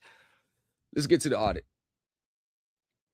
The foreclosure filed against you in Fulton County Superior Court case blank is legally invalid because Lakeview Loan Services does not hold your original promissory note as it was destroyed during the securitization process. You don't know that. That's not even how it works if it's insured with Ginnie Mae. The original note has to be transferred to the custodian. What are you talking about? Lie. This is a lie. It's not even how it works. They don't destroy the original note.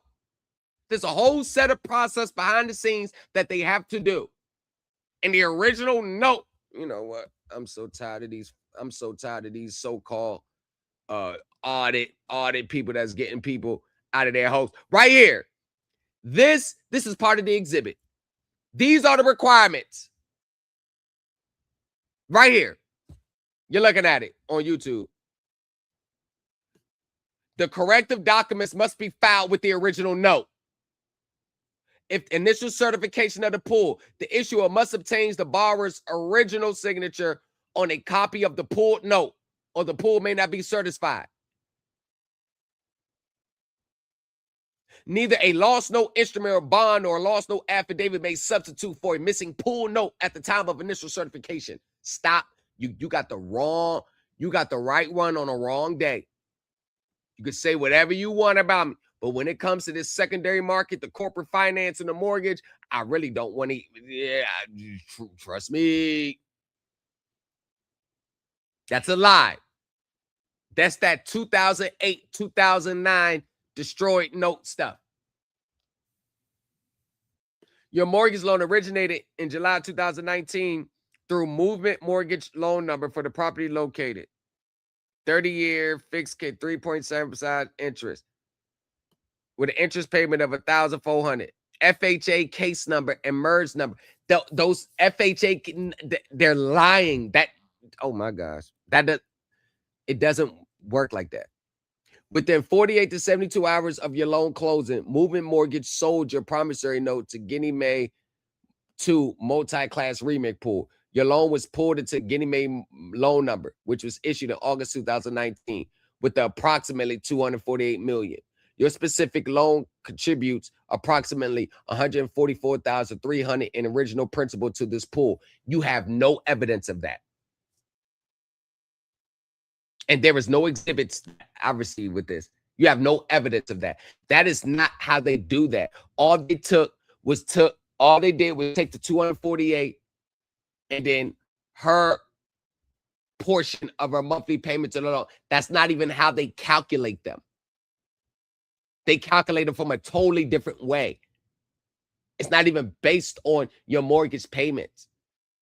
That's why all these MBS mortgage-backed securities people online, they have no clue on how it's calculated. They have no clue on how it works. They still think their loan and their mortgage was actually pulled. Your mortgage is not actually pulled and sold.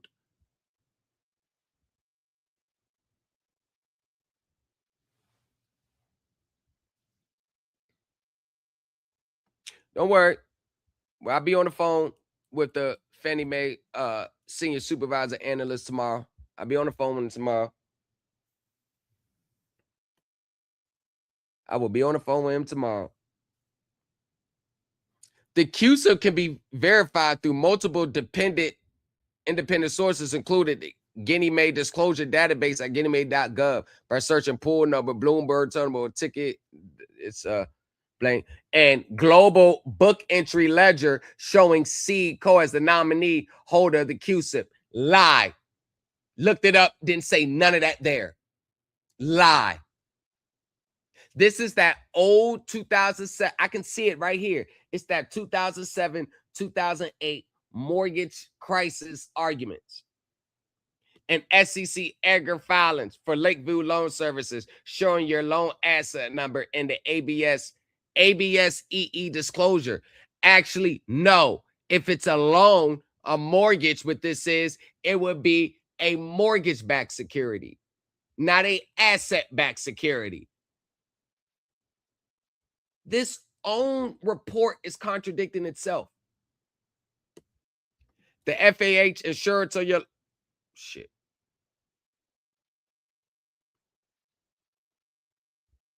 The FHA insurance on your loan with case number. How can you have a case number in a Georgia court if Georgia is a non-judicial state? Meaning in a non-judicial state, they don't have to file a complaint against you to foreclose. How do you have a Georgia case number if Georgia is a non-judicial state? Somebody please tell me. He said, I did with my birth certificate. 100K, you gotta be joking.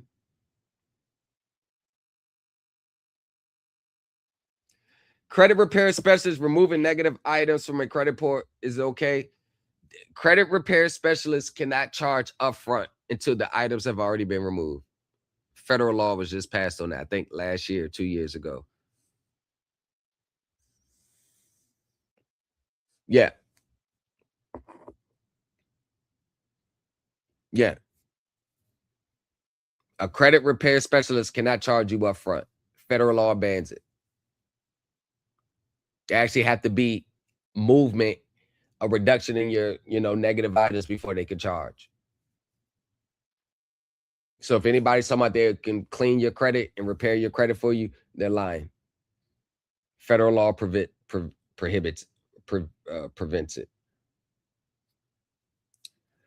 It's not for your benefit as the homeowner, but rather serves as a guarantee for the securitization vehicle to make your loan more attractive to Wall Street investors.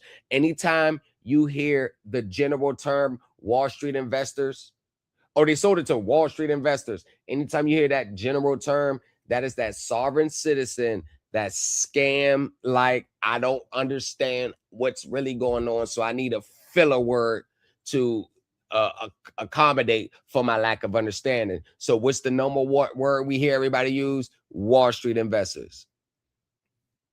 This insurance guarantee is what allowed your loan to be bundled into the Ginnie Mae pool and sold at a low-risk investment grade security to institutional investors worldwide. First, it was Wall Street investors. Now it's institutional investors worldwide. And no, that's not what it did. An insurance guarantee, an FHA insurance, is an insurance that protects the lender in case of a default. Your loan being accepted into a pool, that's a totally different process, which is universal. You know what the process is? The same process, the same documents, the same evidence they wanted you to provide with your application, your W-2s, how many assets that you have, things like that. Movement, mortgage, and origination fraud. These are that fraud word that is always attractive to distressed homeowners, because they think that you hear the word fraud, it means that, well, damn, I'm going through all this trouble, stress, and I ain't supposed to be paying you anyway. That's what goes through their mind when they hear the word fraud. Moving mortgages registered as okay, that's general information. The company functions as originator and aggregator whose business model depends on immediately settle loans into the secondary market rather than holding them in portfolio. You're not saying anything that's so groundbreaking. That's standard operating procedures. Moving mortgage is not a traditional lender, but rather a loan production factory. There you go. See that right there? That creates mortgages specifically designed for immediate securitization, such as hundreds and thousands of other mortgage brokers. You're not saying nothing that can help her here. But see how it's under the heading fraud? So they think a normal regulated practice, which is nothing illegal but what they're doing, they got the borrowers to think it's fraud. This is why many people view securitization as fraud, not knowing that it's 100% legal.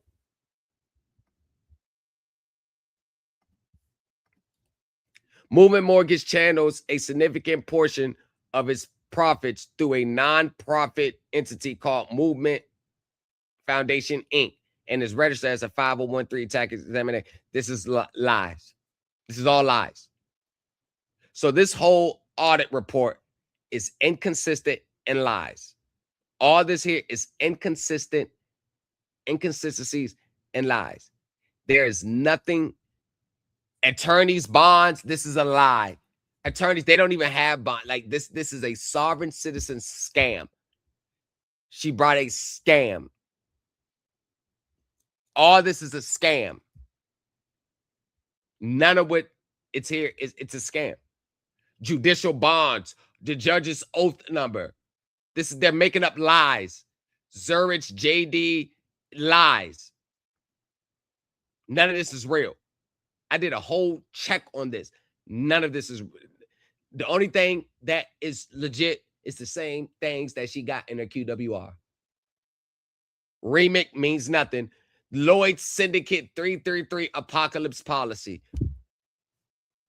A master reassurance treaty. This is crazy. Global mortgage-backed. This is crazy. Oh, this policy is $250 million. You can make a claim against it. This is absurd. Wasting all this time. Chain of title fraud. This is wasting time. And this is what they have you do. The blank law firm and title insurance fraud. They have you waste so much valuable time.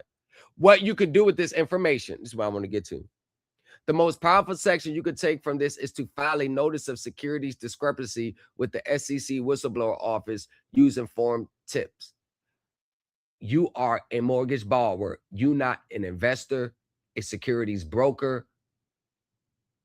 You have no standing to file this.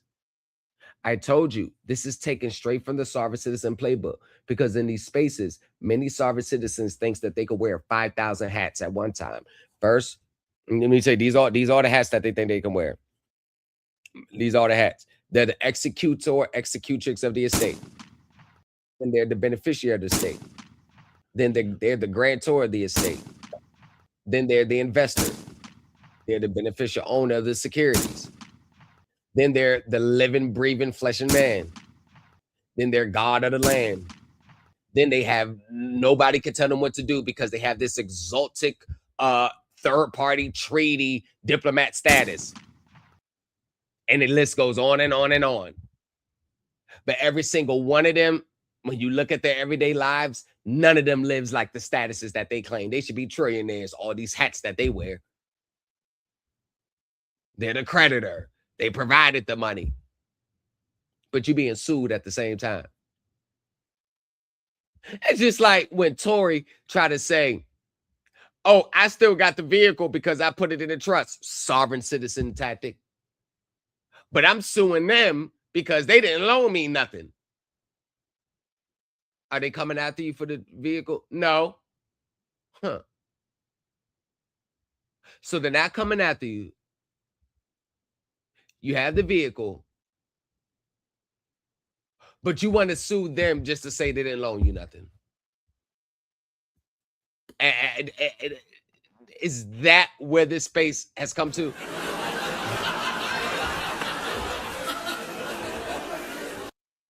Because that's why. And then when I start digging more, I said, well, do you have the, so since they're not coming after you on the vehicle, do you have the title? Well, I have my title. No. It's called a certificate of title. And for my allodial title people, that only deals with the federal government.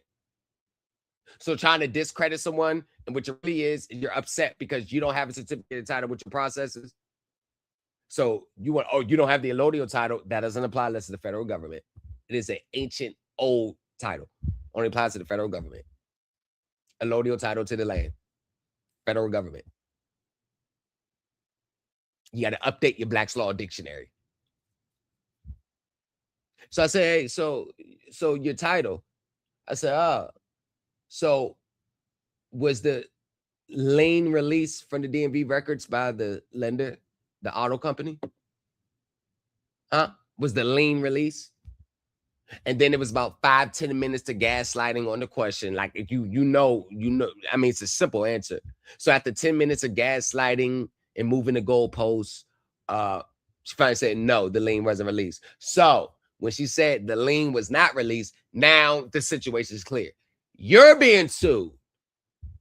And you think that, in which many sovereign citizens believe, and this is the hallmark of them being so interested in the trust.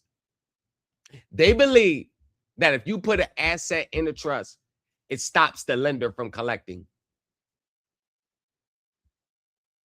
They believe that they own the asset just because they put it in the trust. But they will ignore that the security interest in favor of the lender is still attached. See, these are these impulsive things that people just do. But when you sit back and ask them, they're so left dumbfounded, then you can see the gaslighting and moving the goalposts about to start because they haven't even thought that far. You point out the discrepancy between the SEC filings, which shows your loan as current and active, and the Fulton County Superior Court filing will represent your loan as being in default subject to foreclosure. This is a lie. There is no SEC filing that shows your loan as current and active. And number two, if you were in default and subject to a foreclosure, you're in Georgia. Georgia, once again, is a non-judicial state. They don't need to commence foreclosure action in court in order to take your home. They can give you default and notice of trustee sale. And that's all they need to take your house.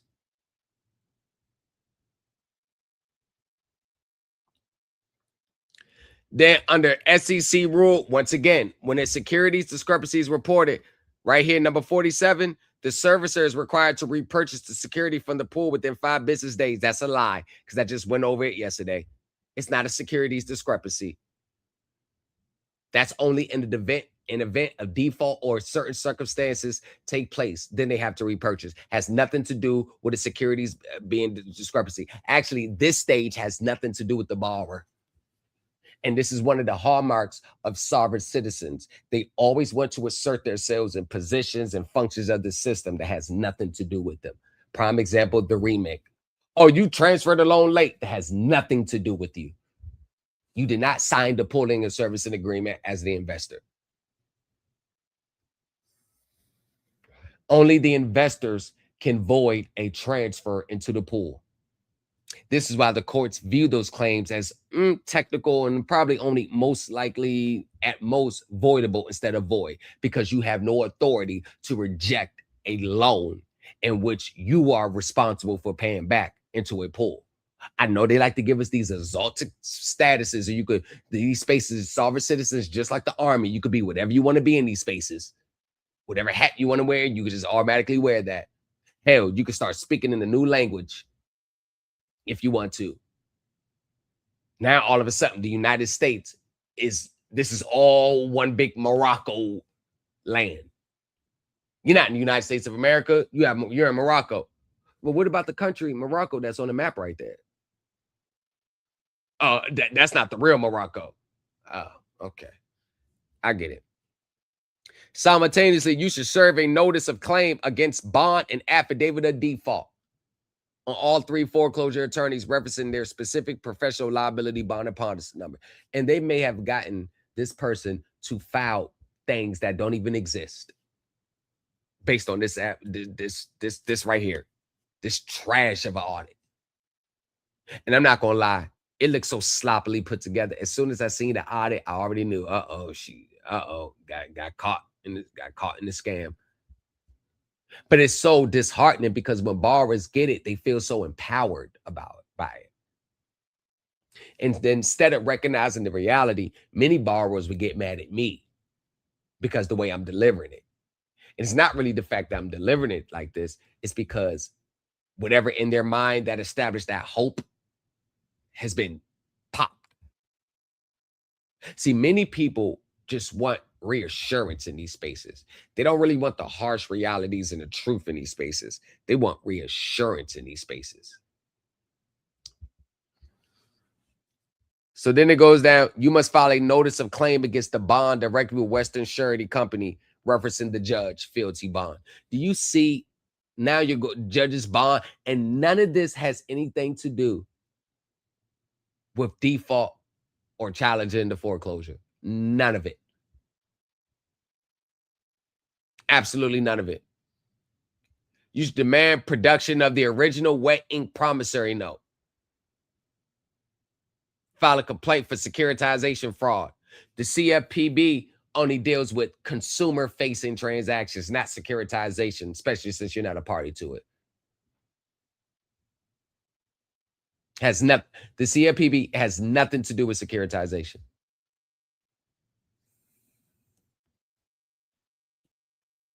Send a notice, serve a notice directly, and file a UCC-1 finance statement naming yourself as a secured party and Lakeview Loan Service as the debtor, which has been constituted as fraud if she was to do it. Because the debtor has to voluntarily sign it. It has to be a legit security agreement signed. Because herself, she would have to prove that Lakeview got into a financing with her and Lakeview pledged their assets to her in exchange for a loan. Does that even comport with economic reality? But this is sovereign citizens. They always think that you could take forms for legitimate purposes and use them for illegitimate purposes just because the forms fit the narrative.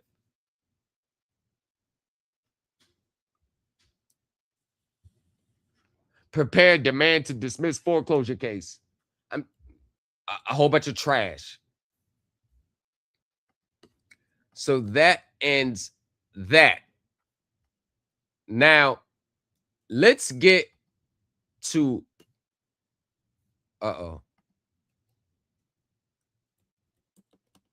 let's get to a real, I don't know what happened here. I don't know why it's going. All right, let's get to a real case. So this is dealing with the Loan Depot. This is what an exhibit looks like. Plaintiff's own filing offered under 90.80318 Florida statute. The certification states as September 5th, 2024, the original note was located at 1245 28th Street, St. Petersburg, Florida. The office of plaintiff's attorney. So those exhibits I went over yesterday, this is kind of explaining why these exhibits are here. And that possession was verified by Tara LaVirtue, an original document processor employed by plaintiff's attorneys rather than by plaintiff. It does not state when plaintiff acquired the note, from whom the note was received, whether the note was released from a Guinea Maid document custodian, and under what release document, or in what capacity plaintiff holds it. You see how just that makes just more legal sense? Nah, man, the new culture, what you talk about, it don't fit the online narrative, man. Nah, it don't fit the narrative for me. I'm having a hard time following because it don't fit. I need something quick and fast that I can do. Quick, fast. Well, you know what? Something you can do quick and fast. Pay your monthly payments on time.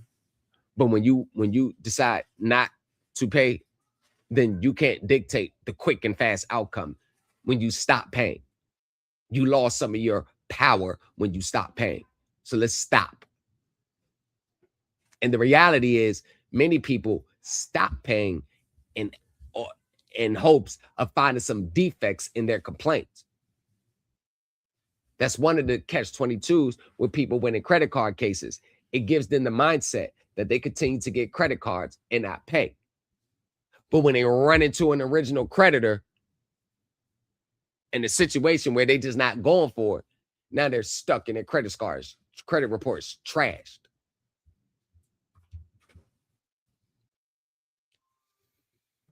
The note attached to the certification bears a blank endorsement without recourse, executed on behalf of plaintiff by an investor delivery manager.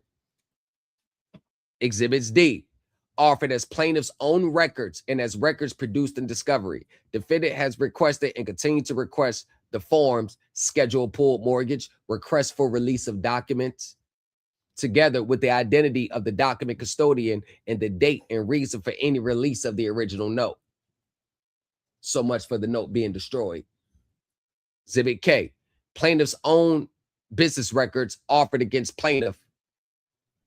Defendants do not concede that this document satisfied the predicate of 90.803.6 Florida statute for plaintiff's own affirmative use and reserves all objections to plaintiff's proof of the amount due, including objections to any data originated with a prior servicer or subservicer that plaintiff's witness cannot competently sponsor. I don't know why it's like this. Last one. Plaintiff's own filing of June 4th, 2026, offered under 9803 Florida statute identifies the investor type as GNMA and the investor number as G13, identifies the account as a first mortgage FHA residential loan, and states the components of the $422,516.86 payoff plaintiff demands. Its 5-page account history categorizes the corporate advances and that plaintiff's customer statements leaves undescribed. So when we take, let me see if I can go. I don't know why. Oh yeah, that's all pretty much when it shows. So when we take their records, these are their own records that they filed in court as exhibits. This is what they filed it in court as exhibits, right? So we take those records and then we analyze those records. Then you understand why they had to continue this for the third trial. Want to know why? Because now it's becoming a, let's just say,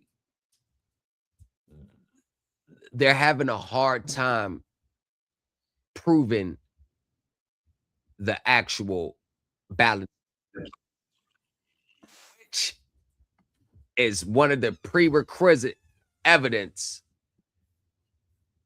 of them collecting. This is why a person could be already in judicial default, summary judgment at the evidentiary trial, and still having a hard time. I'm beginning to agree with the defense that there's some confusion. Now, has this experience so far been better than the? I'm beginning to agree with the defense that there's some confusion. Now, has this experience so far? We want to say that again. I'm beginning to agree with the defense. I'm beginning to agree with the defense that there's some confusion. Now, ask yourself a question. We've been saying the same thing. We've been saying the same thing for hours. I think it's right. Two different things how the judge court's going to view it. We've been saying the same thing for a couple hours across multiple. So we're going to go over the first 16 minutes. Let me see, 15 and some change. So you now can kind of crystallize what I've been talking about. I'm beginning to agree with the defense that there's some confusion.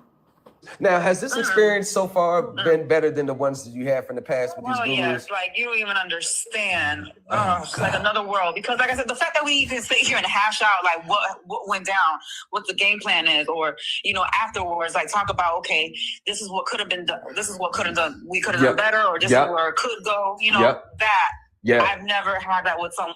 No, they always just throw paperwork at me, like just figure it out, just read it, and that's it. And then, like you said, because then when it comes to court, it's not always going to go by that little scripture or by those claims that you're bringing up. It could go either way. Just like how we started asking them details about their claims, they're going to start asking us details about our claims. And the thing is, when these gurus just throw you a document, you don't know the details about it. There you go. There you go. You're rocking with the best.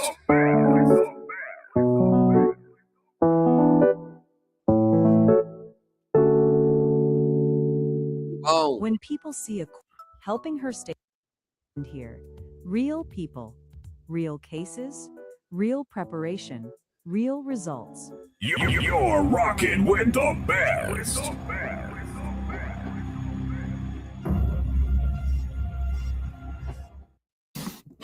Also, I had a chance to go over the figures with the witness. Yes, Your Honor, and she did testify correctly as to the judgment figures. Oh, you did you? You did you? Okay. The supplemental schedule that was filed with the court on June 4th shows the amount due and owing. I did state, Your Honor, that it's inclusive of the attorney fees and cost affidavits that were filed with the court that gets to the total of $432,694.62.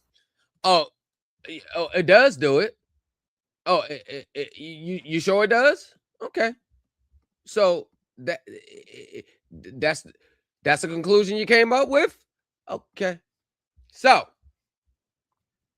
that's the conclusion you came up with, right? So if you came up with that conclusion, how do you explain 105 entries after the complaint was filed that raised the principal balance due another 20,000? And all these, you had 13 entries before the complaint was filed, but after the complaint was filed, you had $18,343.90, 20,680. Oh no, this is my audit. This is how I audit. This is my personal audit. So then you have the following 9 appear on the account history. They appear on the account history and don't appear anywhere on the customer statement. So this $989, it wasn't part of the customer statement when you sent to them. There go another $989 unexplained. And then you have plaintiff's judgment worksheet claims a smaller advance balance than its own ledgers.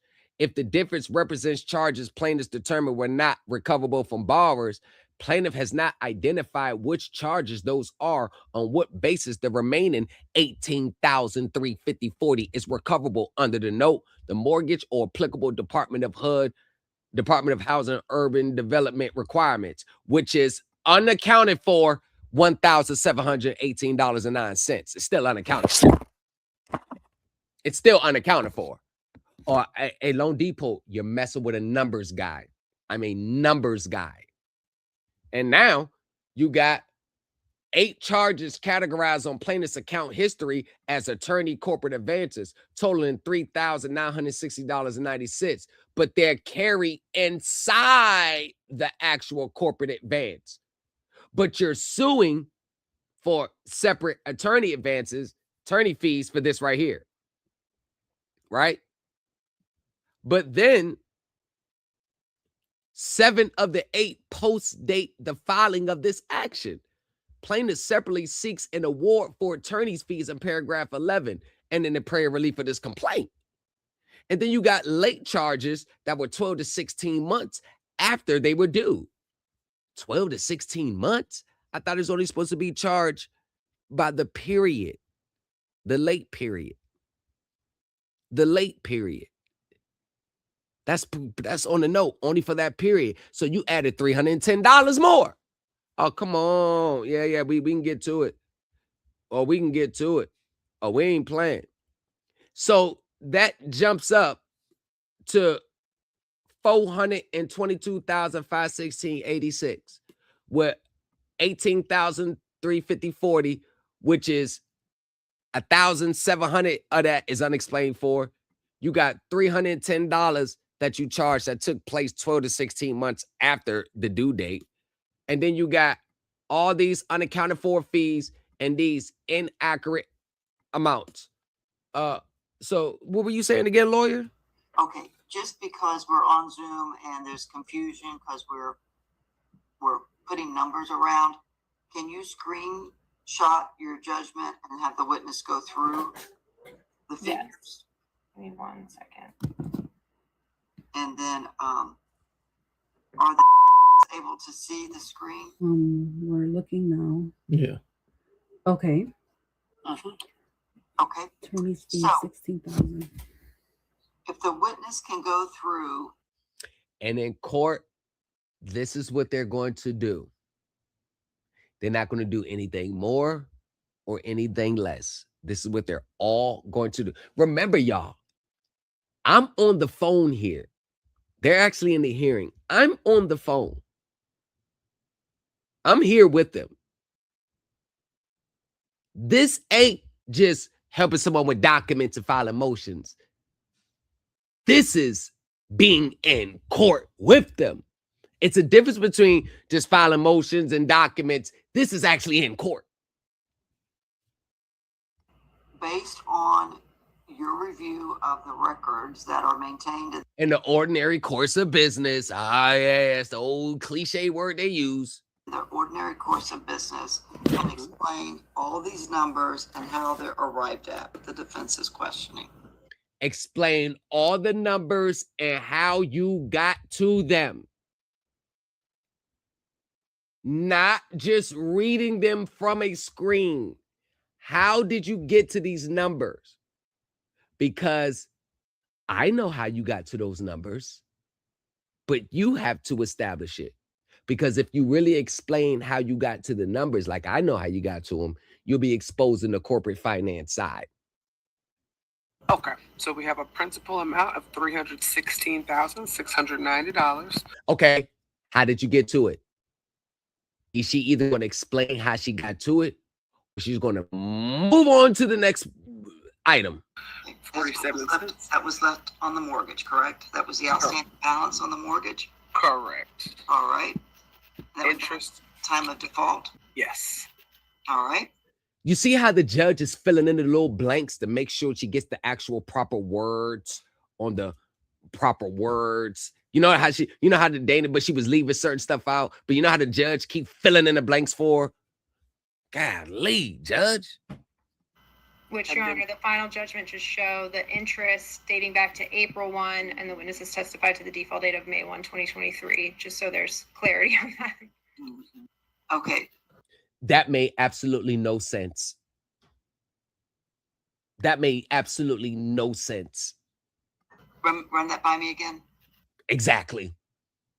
Because that didn't make sense to me. What the hell is she talking about? So it's showing the interest on the note and mortgage from April 1, because we're entitled to interest 30 days prior. The default date is May 1, 2023. I just wanted to make that clear. So you're entitled to interest 30 days from the default date, right? So you're entitled to interest 30 days from the default date. Okay. You're entitled to interest 30 days from the default date. I got you. Explain this. Explain the late charges. Explain all these late charges. Explain them. The $310 now. You've been sent the default date. So that 30 days, I give you that right here. Explain all these. These are after the 30 days of the default date. Do you know how many times I went back and watched to analyze this video and created more arguments and exhibits from what you see on this screen right here and from out of her own mouths? You know how many times I created that report basically from the record here, what's been filed in this hearing. I didn't need a securitization audit. I didn't need no social media gatherings on how to get, nope, straight from the record, straight from scratch. This is why with me, no one case is ever going to look the same. Every case is going to be built on its own records and its own foundation. In this proposed final judgment. All right. And the interest rate, the interest goes until today, June 11th. So that's $61,956.15 in interest. That's outstanding. All right. Go ahead, counsel. If you want to go through the numbers and just kind of have your witness explain them as you go along. What's the pro? What's the difference between explaining the numbers and just reciting the numbers from a screen? Because I even got case law on that. Yes, that's. Can you explain that? Go ahead. Sorry. Yeah, That was me in the background. it's from mortgage insurance. Mortgage, explain it. Because they got property insurance, damage insurance, with insurance. Where was the proceeds at? How much the proceeds you get? Because I know it's the insurance that protects the lender in case of default. How much did you get? Explain it. It's for mortgage insurance. No, explain the mortgage insurance. Okay. Does that mean that the lender? See, why you keep saying, is that what that means? You see how the judge filling in the blanks for them? But we didn't panic, because there's no room for panic in these situations. There is no, when you're here, see, it's different when you got paperwork online and you just filing motions back and forth. When you're in court, it's a totally different ball game from the motion stage. So there's no room to panic right here. Had to pay the insurance? Yes, ma'am. All right. Is that what we're referring to as corporate advances, or is that something else? The defense mentioned something about corporate advances, which generally my understanding is that would be more where you're paying for insurances or taxes. Judge, you keep answering the questions for them. The corporate advances is a variety of charges that they slid in there, unexplained numbers under the heading of corporate advances. We wanted them to explain the corporate advances itemization by itemization, not you give your opinion on what it is, Your Honor. Golly. Yes, as you can see, Your Honor, then the entry, title search and expense. No, what do you mean? Can you see the next entry? See that? You see how they just trying to skip it? No, go back there. Oh, boy, I was hot on the phone. I said, oh, wait. Are the costs that the firm expended for this case, but then you go into flood insurance disbursements, the tax disbursements. Let me say, don't let it get by that. I said, get back to the corporate advance. As I was telling her, don't let it get by that, because he's trying to move on. And I know she was trying to move on. Bring your ass back over here. Hazard insurance disbursements, those all cumulatively are the corporate advances and escrow. No, the fuck they're not. Because the part of the corporate advances has fees advances that you had to make that per your servicing agreement, you charge back to the borrower, which you did not disclose that any advances made, specific advances, not vague terminology on the note, advances made. You did not explain that. Advances for the subject loan. And so the proposed final judgment breaks down these line items. Okay, and just, I don't know if the defense are still with us. Yes, I'm here, and I want to add there you are. that. Okay, so and what she's about to say, I texted her. I said, hit him here.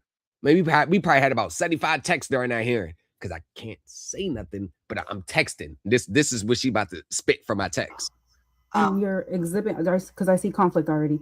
In your exhibit 5 of the witnesses and exhibit list that you guys filed recently, the corporate advance is $16,955.90. I told it, get back to the corporate advances.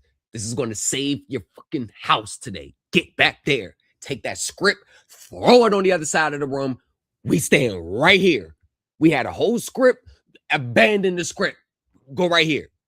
Right here. We going right here. I found a soft spot right there. I did the math already. These numbers are not matching up. So what would be, if you're saying that that's the attorney fee, so what is that $16,955.90? Yep. Because you just tried to slide the attorney fees inside the corporate advances, but then you said you're suing for attorney's fees, which is the corporate advances, but you got the other fees outside the attorney fees and the corporate advances. No. She's with someone that is a numbers guy. All I do is numbers. Absolutely not. You talking to a person that knows how to cook books legally. You think I'm not going to know when you're trying to cook the books? If you already had your attorney fees over here on this document that you're showing me. Gotcha, bitch. I'm not sure which part of the record. Document that you're showing me. Gotcha, bitch. I'm not sure which part of the record she's. It's in your exhibit list. you know what page of the exhibit list? The last one, page 33. Exhibit 5. You hear me in the background? Exhibit 5. 5, which is the judgment figures.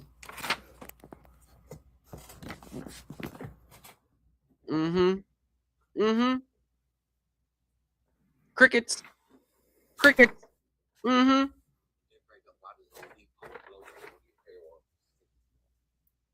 And then that's me is instructions again. And while we're adding to that too, another thing that I wanted to mention is that all the other documents have the header Loan Depot, but this one doesn't.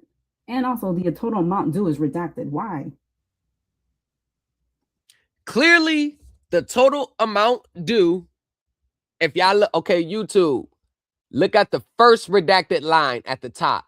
Those words next to it says amount due, total amount due, and it's redacted.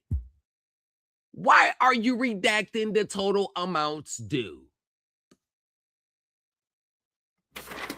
I believe. Okay, and that big blocks right there, TikTok, y'all can't see, but you can see that big block, redacted block, not the long one at the bottom, the one in the middle, right? That says at the top, investor GNMA, investor type GNMA, and investor number G13. This was redacted. When they filed the updated versions, they forgot to redact it. And they left it out. They forgot to redact it. They didn't want us to see that. So when they filed the second one, it was unredacted, which I believe that they inadvertently did it. Now it opens the door to the other side because you filed it on the record. I couldn't just bring it up. They filed it and made it part of the record. Now we can talk about everything that's on the record. Fell right in our lap. Earlier, because I'm taking notes here, let me see. That the witness already testified to a specific amount that wasn't even the amount that's reflected on that exhibit. Gotcha, bitch. And then. Gotcha. What is the hallmark? Inaccurate amounts due precludes summary judgment from the court and legal standard. Come on. And more crickets. We need to do one thing at a time because we don't. No. Don't slow down now, Judge. You wanted to answer all the questions for him last 5 minutes. Don't slow down now. Don't slow down now because the judge is starting to see it. She starts to see it. And look at the lawyer that's on the right-hand side. Look at her. Look at her. Just sitting there looking stupid. All of a sudden, she got a medical procedure on the same day as the July 11th trial. So she got to continue it for another 45 days. Y'all are at the home stretch. All you got to do is prove the amounts due and she loses her home. That's all you got to do. Have the exhibit that you're referring to in front of me. So are we looking at the witness and exhibit list that was filed on 5/13? Counsel? No, Your Honor, this is the supplemental exhibit 5 of the judgment figures that was filed on June 4th. And that's what cooked them. That's what cooked them right there. You want to know why I cooked them? Because even those numbers are off. So if the first numbers haven't been reconciliated, you can't file new numbers because the old ones haven't even been reconciliated. So all you doing just adding more unexplained numbers on top. So anytime they want to file new numbers, those new numbers still not going to bring them to where they need to be. They are stuck. Okay. It was a supplement to update the judgment figures and the breakdown of those figures more succinctly. So it was filed as a supplemental exhibit on June 4th. Right. Okay. So I'm not sure if she's reading off of this exhibit or the previously filed exhibit from 5/13. So are you referring to the updated exhibit that was filed on June 4th? I'm checking now. And while she's checking, counsel, it's showing a payoff of 422,516.86. Yeah, they did. They made it a new one over in So how do we get the extra? So hold on. Watch this. And the judge caught it. Hear the judge clearly. 10,000 on that. So like they're really trying. Extra, hold on. Roughly 10,000. Yeah, they did. They made it a new one over in Hold on, y'all. Hold on. It's showing a payoff of 422,516.86. Yeah, they did. They made it a new one over in So how do we get the extra roughly 10,000 on that? So like they're really trying. So right there. How did you get the extra 10,000 with the new numbers when you didn't fully explain the no numbers? So when you filed the first one May 13th, you had a set of numbers. When you filed the one June 4th, you added 10,000 more. Explain the extra 10,000. I'll do the math over here. This summary does not include the attorney's fees and costs that were expended. What? Doesn't even make sense. Okay, so we would take that payoff number and then add your affidavit of attorney fees and cost. God damn, Judge, just tell them what they need to do. What do you mean, take it and add it to this? No, they got to add. What do you, God damn, Judge? I'm like, Lee. Correct. And you heard that unconfident, correct? Look at the silence. I believe so.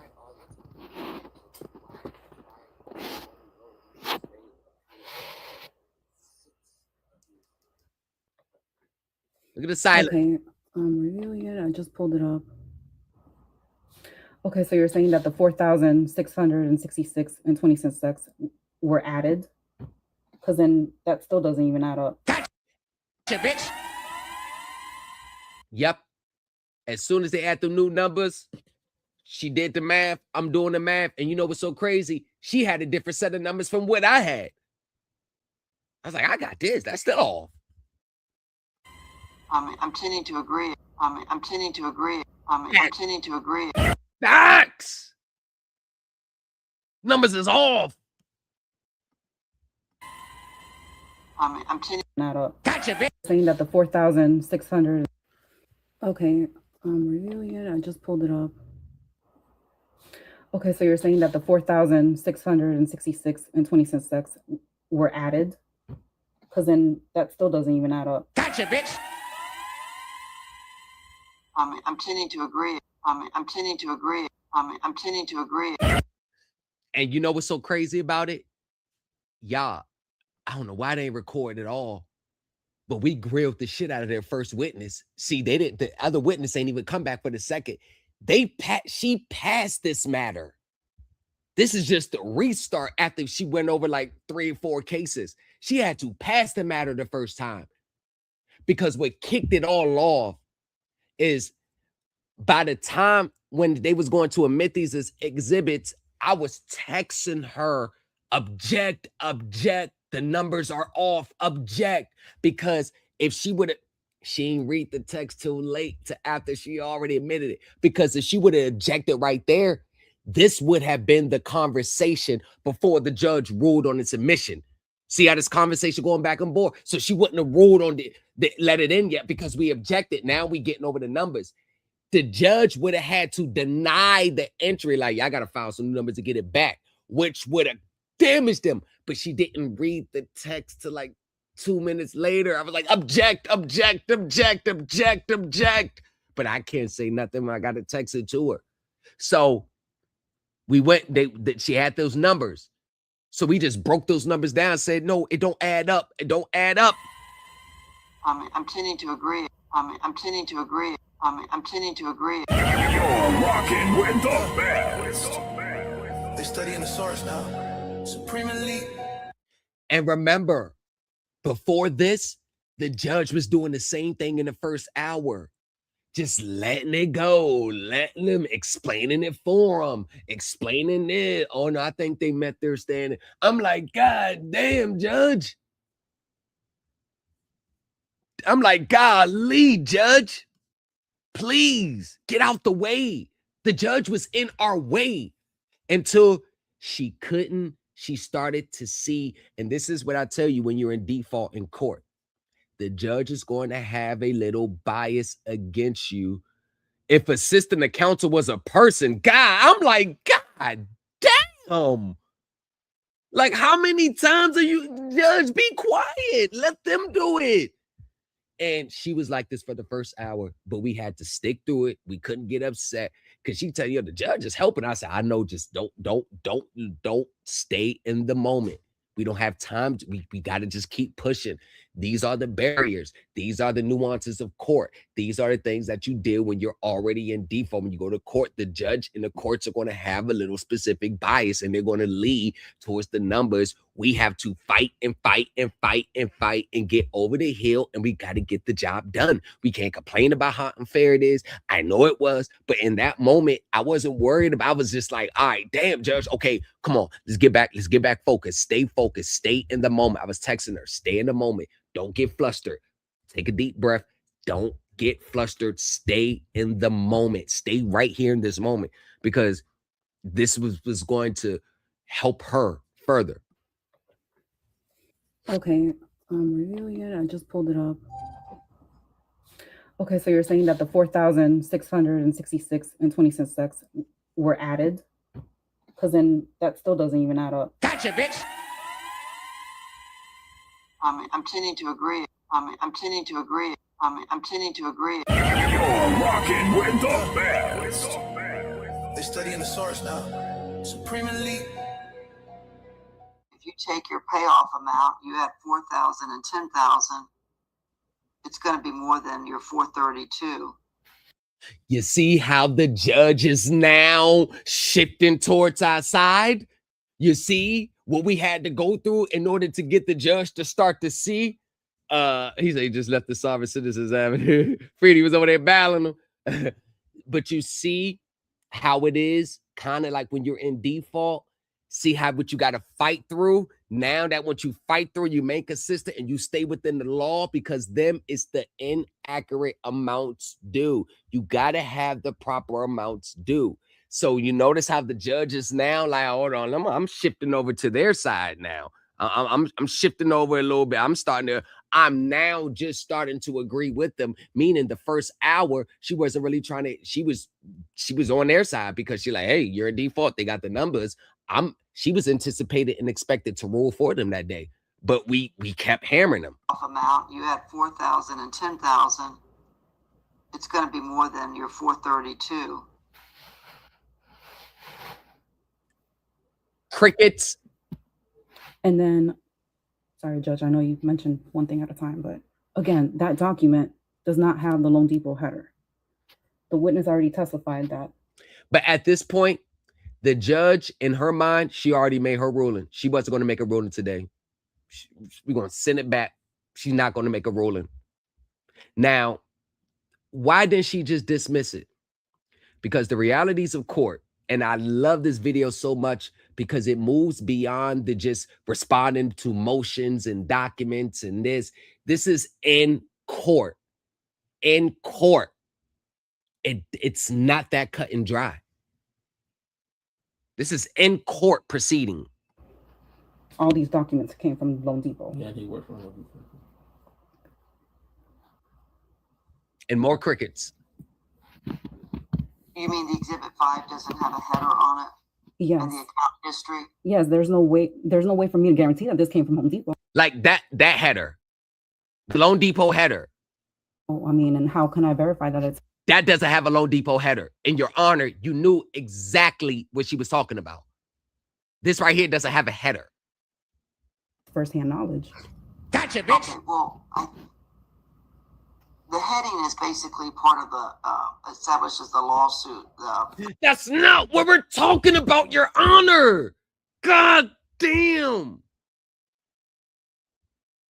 God damn it, your honor. 2 seconds later, you're still trying to answer for him. Attention to detail. God damn it, your honor. Please, can they answer one thing? The parties to the lawsuit. The exhibits wouldn't necessarily have that header on it. You'd have to look at where it indicates the name of the borrower, co-borrower, addresses, those type of things to determine, if it's correct. No, it's not. Oh my gosh, your honor. And she answered the question because she thought we was talking about the lawsuit, the heading of the lawsuit. No, we're talking about their exhibits. Just shut up, your honor. Please. God damn it.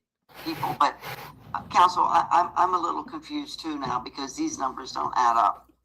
Counsel, I'm a little confused too now because these numbers don't add up. Lamont is only one of maybe a handful of people, 5 people, that I have the utmost respect for what comes out of his mouth.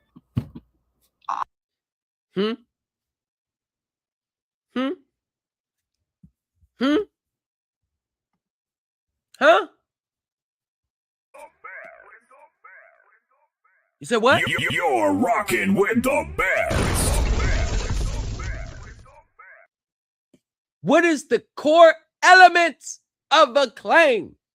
The accurate amounts due. They are going to slide fees, advances, expenses into it in which they can't explain its origins.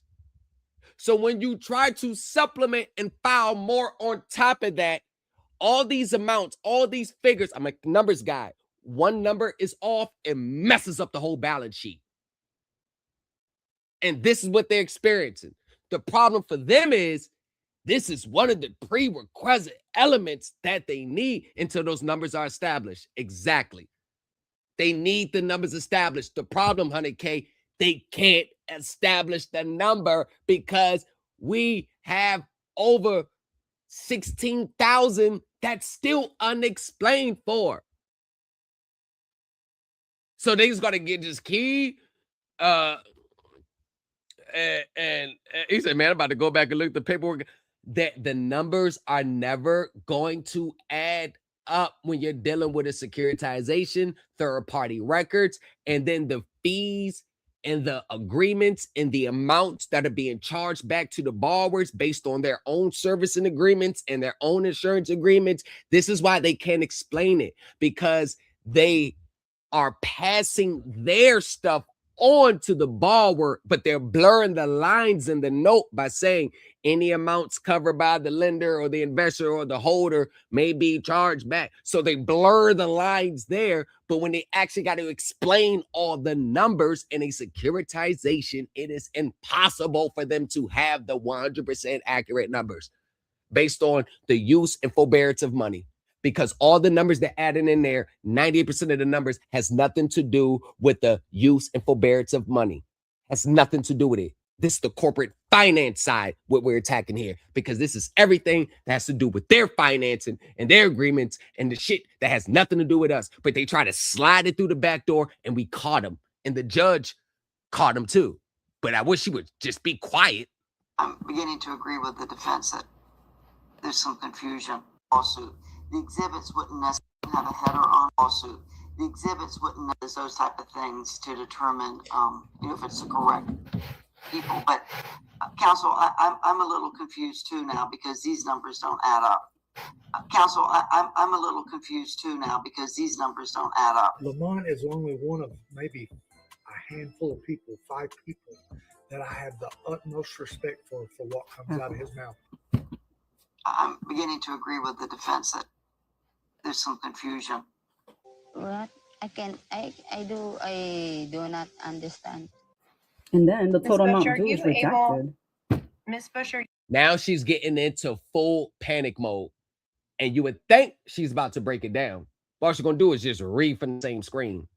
are you able to break down specifically for the escrow advance amount? That's the $24,753.98. But the escrow advance amount is not going, she's not going to say what Loan Depot already admitted to in their public filings of what the escrow advance consists of. She's not going to say it.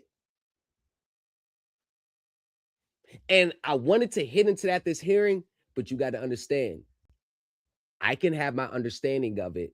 You can have your understanding, but when you're dealing with someone else, it's not about the understanding, it's the communication of it in court. So I knew she's not at that stage yet. So I got to build to her strengths, because one of her strengths is identifying things when they're not right fast. So I just got to keep her here. This is why I didn't have her really get into all that, because it's you got to look at the situational awareness. Are you able to provide the breakdown of that? Nope. Or the silence. More silence. Excuse me. I got you to my ear, so whatever you want me to say, I can say it. I got you low too. And guess what, y'all? There was 10 people that was on the Zoom right there that day. There was 10 people listening. Everybody was tuned in. They were like, oh shit. Everybody was tuned in. People started turning their cameras on. She was telling me, like, people started turning their cameras on and shit. I was like, oh shit. I'm trying to get you close enough to hear it, but sometimes you get loud and I think they hear it. Does it have to? So for the $24,870.65 payment into escrow. You're just reading from a screen. No, explain the damn numbers. I know you can't. That's all they're going to do is just read from a screen. That's all they're going to do. No, break down the origins of those numbers, the foundation of those numbers, and where those numbers derive from. I know where they derive from. I know you don't want to talk about where they derive from. So they're going to say, oh, we got $300 for escrow, and we got this for here. You already did the same thing 2 other times during this scene. You're not doing nothing new. All she's doing is just still reading from the same screen. You're not saying nothing new. Another $59,2263 went into escrow. Is that a breakdown? You're just saying what went into it. Want to know why? Because they don't even know. Remember, she's the attorney for them. Dana's Bush, she works for the attorney. The attorney don't even know. Yeah, they don't even know. This side of the fence. They don't even know. They don't know. I knew I held. They don't even know. Oh, shit. They don't even know the numbers they reading. They don't know the origins of the numbers they reading because the companies don't tell them everything. Then we have the deduction of the POI payment, $9,759.72. Okay, where did the PR come from? What does the PR mean? Where did it come from? Huh? Explain that breakdown. Where see, they don't know. They don't know. Then the tax payment, $11,534.31. Okay, so what consists of the tax payments? Did you have to cover those taxes on your own? Did you have to use an advance to cover those taxes? Did part of their monthly payments go towards those taxes? See, we're gonna explain all that. Because any part of the borrower's payments that went towards those taxes, those amounts at least got to be reconciled against the principal balance. And if you did that, then you're going to have a different number. So you're still at the same position. And I think at this part, this is what the judge is picking up on what we picked up. There's nothing that they can do at this point to change this situation. There's nothing here in this moment that they can do. And I think the judge already knew that as well. We don't know though. Then we have the flood insurance payment, $62.15. But what flood though? Where was the flood damage at? How you get a flood payment and there ain't no damn flood? And then we have the insurance payment of $42.50.35. That totals the escrow. Did any of that even explain or break down where, why, how was it calculated? What was the source? Did they have to cover it? Did y'all hear anything? Want to know why? Because you never are. This is all black personal knowledge. She just reading from a screen. She has no clue. She has no clue. She wasn't there with the insurance contract. She has no clue where it came from.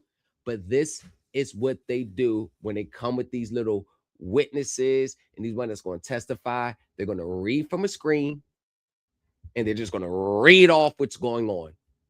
They're not going to explain how the numbers was calculated, whether the numbers were reconciled. No, none of that. And that is evidence of lack of personal knowledge when they just read from a screen.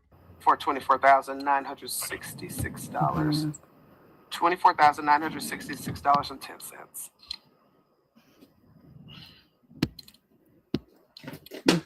And I got a different number.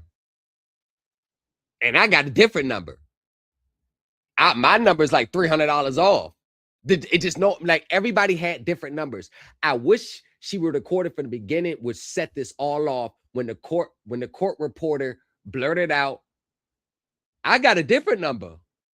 I swear to God, when she did it the first hour before they passed the matter, the Coleman, I think was done the numbers. I was looking at the numbers. I'm like, I'm scratching my head. Like, hold on now. Something I'm saying right here. But I got to move fast. I got to move fast because I'm on the phone with her. She's in trial. It's her house that's on the line. So I gotta move fast. And the court reporter, I got a different number. Bell went off. Uh-oh. Throw the script away. Throw the script away. We stay right here on these numbers. We stay right here for the rest of the proceedings. And this what started it all. That court reporter, I got a different number. Yep, that's what started it all. I swear to God, that's what I don't know why she recorded. She came out, hold on, I got a different number. I said, uh-oh. Did any of these fees come from any of my monthly mortgage payments? Right there. I told her to ask that question. Did any of those fees come from the monthly mortgage payments? Because if they did, then they would have to be reconciled, meaning netted against the principal balance. Come from any of my monthly mortgage payments? Or did you take out insurance into this? Well, I believe the terms of... God damn it, Your Honor, we didn't ask you. We asked her. We didn't ask you. Golly, Your Honor, get out the way. You know what we try to do. You know where we lining them up. Please get out of our way. Y'all see what we had to go through? Do y'all see? Y'all see what we had to go through? Y'all see this? All hearing the judge was doing this. All hearing, I'm like, oh my gosh, judge, please get out of the damn way. The mortgage require that the borrowers maintain insurance on the properties and that you pay the taxes. And I believe your mortgage probably said that if you don't, that the lender can put what we call forced insurance. Basically, they buy the insurance to protect their property. That's not what insurance we was talking about. We was talking about the premiums under the insurance contracts that you sign with the FHA or HUD of VA, where part of the borrower's monthly payments goes towards those premiums as related to the note as part of the priority of payments, Your Honor. I started telling, yo, take me off mute. We about to let them know I'm here. Your Honor, that's not what we're talking about. Please let us, God damn it. Oh, I was walking around this house so fresh, like, God damn it. Which is generally more expensive than if you took it out, but it's only because you're in default that they have to take it out. You see how she brought up that default? You notice how the judge said, because her job is to listen to both sides, not interject. Bruh, folks think it's easy until it's them. Both of y'all made the good points. No, they think it's so, just cut and dry. It's not cut and dry in court. We did everything under the rules of procedure. We attacked everything under the rules of procedure. We did not come with any frivolous claims. Every question we asked, every attack that we had, we under the rules of procedure. And the judge was still answering questions and interjecting. I've never seen a judge interject the way she did. Just kept interjecting. And I could see she was interjecting on her behalf, but you would think she's the pro se defendant. You would think Linden Club and their pro se. I seen her interject on behalf of pro se. These are professionals. She had to, yes, she was saving them. Want to know why she was saving them? Because she's in default. That's the only reason why. If she wasn't in default, her disposition probably would have been different. But she's in default. She's literally saving them. I counted almost 10 questions. I think it was like 8 or 9 questions that we posed to Loan Depot's attorney or Dana's Bush that the judge answered for them.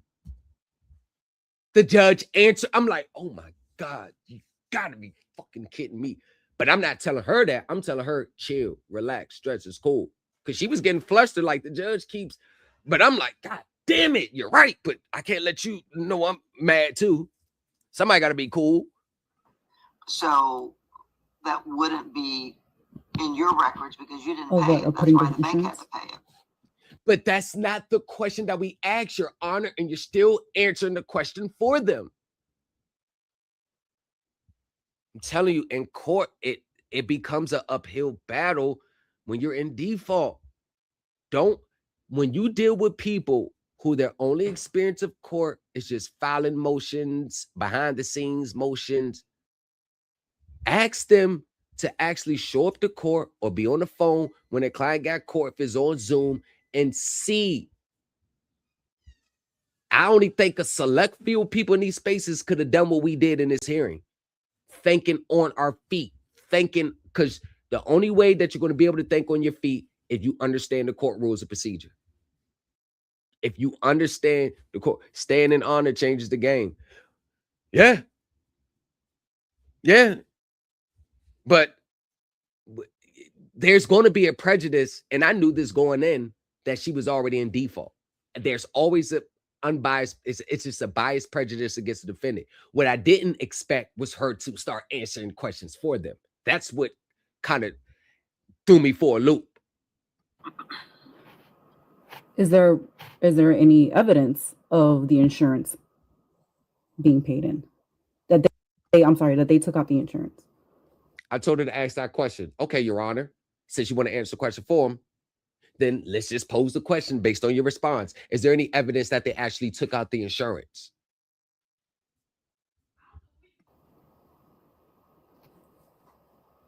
And more silence. Okay. There's no requirement. And now you see how the judge passed the buck on him? See how the judge passed? You see how the judge passed? Okay, counselor, you can answer this time. I'm like, God damn, won't you answer? You answer everything else because you know you couldn't answer that question because you don't know. The same reason why you shouldn't have been answering the last 7 questions.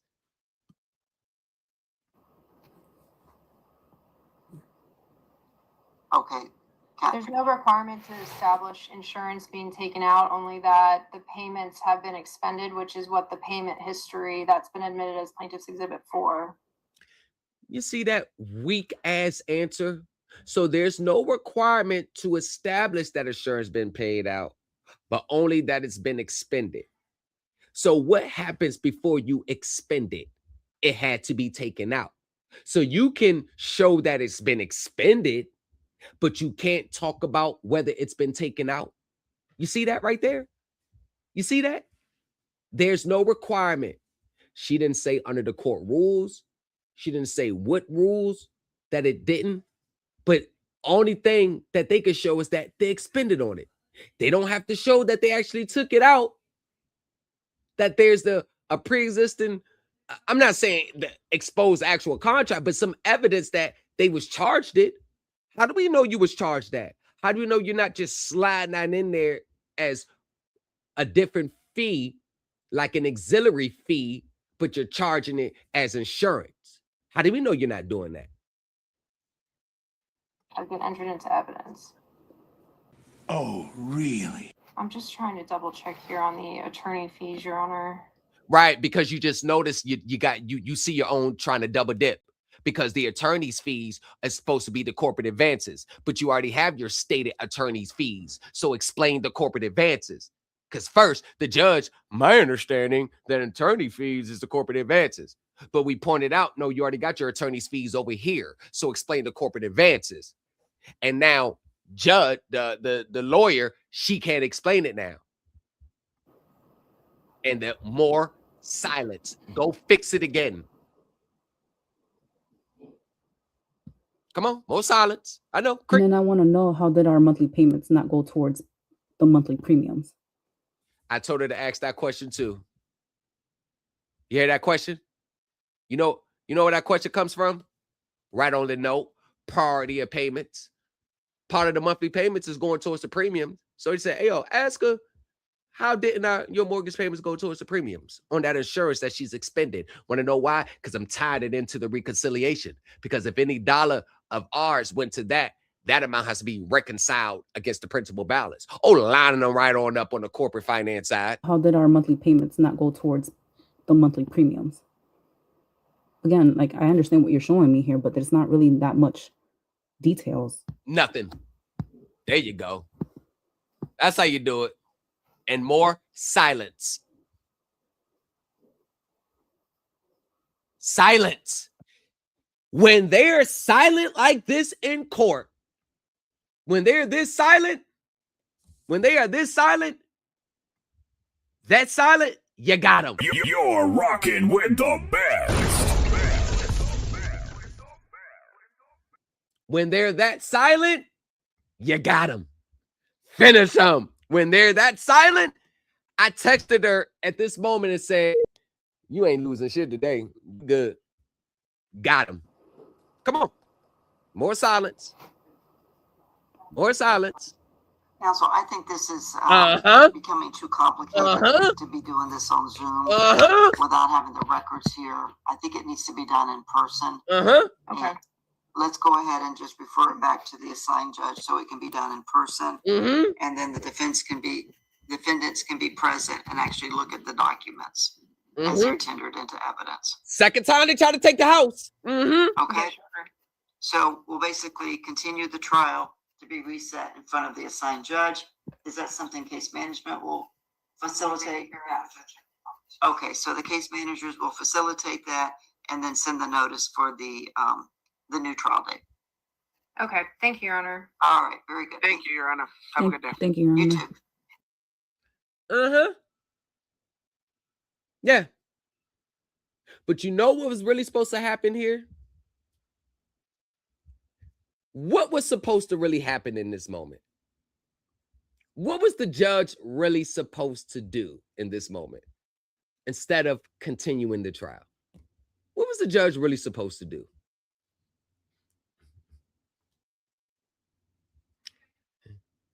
She was supposed to dismiss it without prejudice right now in this moment. Shout out to 100K and all the other gifters.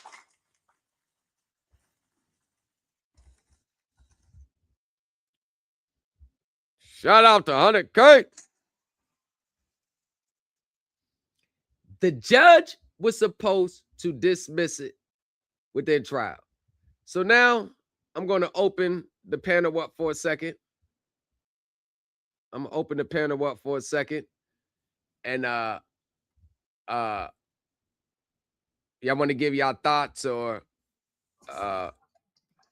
whatever y'all take on, what you just heard. What's up, y'all? Official 100K Freedom. What's going on, y'all?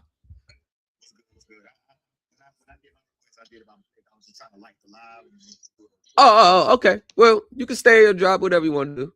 Yeah, I'll stay. Yeah. Freedom, what's going on? 100K, what's good? Man, that's textbook, man. Yeah, but if that was anybody else, there was a lack of sufficient evidence. There was no material fact there. Man, bro, that's gone. That's a goner. Right. You already know it too. Right. Review of business. Your personal knowledge by a review of business records alone doesn't establish personal knowledge. Right. It's reviewing off of something else. So it's like, damn. But you can kind of see like the judge is throwing like a lifeline and shit, trying to save the attorney. Man, what, bruh? This was just the low end of it. The first hour, she didn't record the first hour. Remember, this is after we came back from. She passed the matter, so this is like an hour and a half later. So when we came back, the first hour it was worse. So was it like the first hour, like they already knew like y'all won't get nowhere, so they already like, nah, we're gonna need some more time. That's what the judge was saying because we went over the script. Were you there when the loan was committed? Was you there when the files were integrated? No. Was you there when no? So off the break, we had about 4 no's that to the questions that related to personal knowledge. After the 4th no, that's when the lawyer stepped in. Your Honor, we're going to object. We're going to object. We have the established amount, and plus, the defendants are still in default. Yeah, that's that's it. That's it. Going to try to focus on what they owe us. Right. It's harder. It's harder to get out of because they do focus, but you can still win it. Right. Yeah. But I'm saying, but she didn't. Once again, when she came to me, she already went through 4 sovereign citizen gurus. I had her go withdraw 65 entries on the record, notice of trespass, tax forms, and I mean a whole bunch of shit, to the point where the judge ordered her by like September 25th last year to actually respond to the complaint of affirmative defenses, and denials and whatever. It wasn't until March when I finally looked at the record and seen the order. I was like, yo, did you ever respond to the complaint?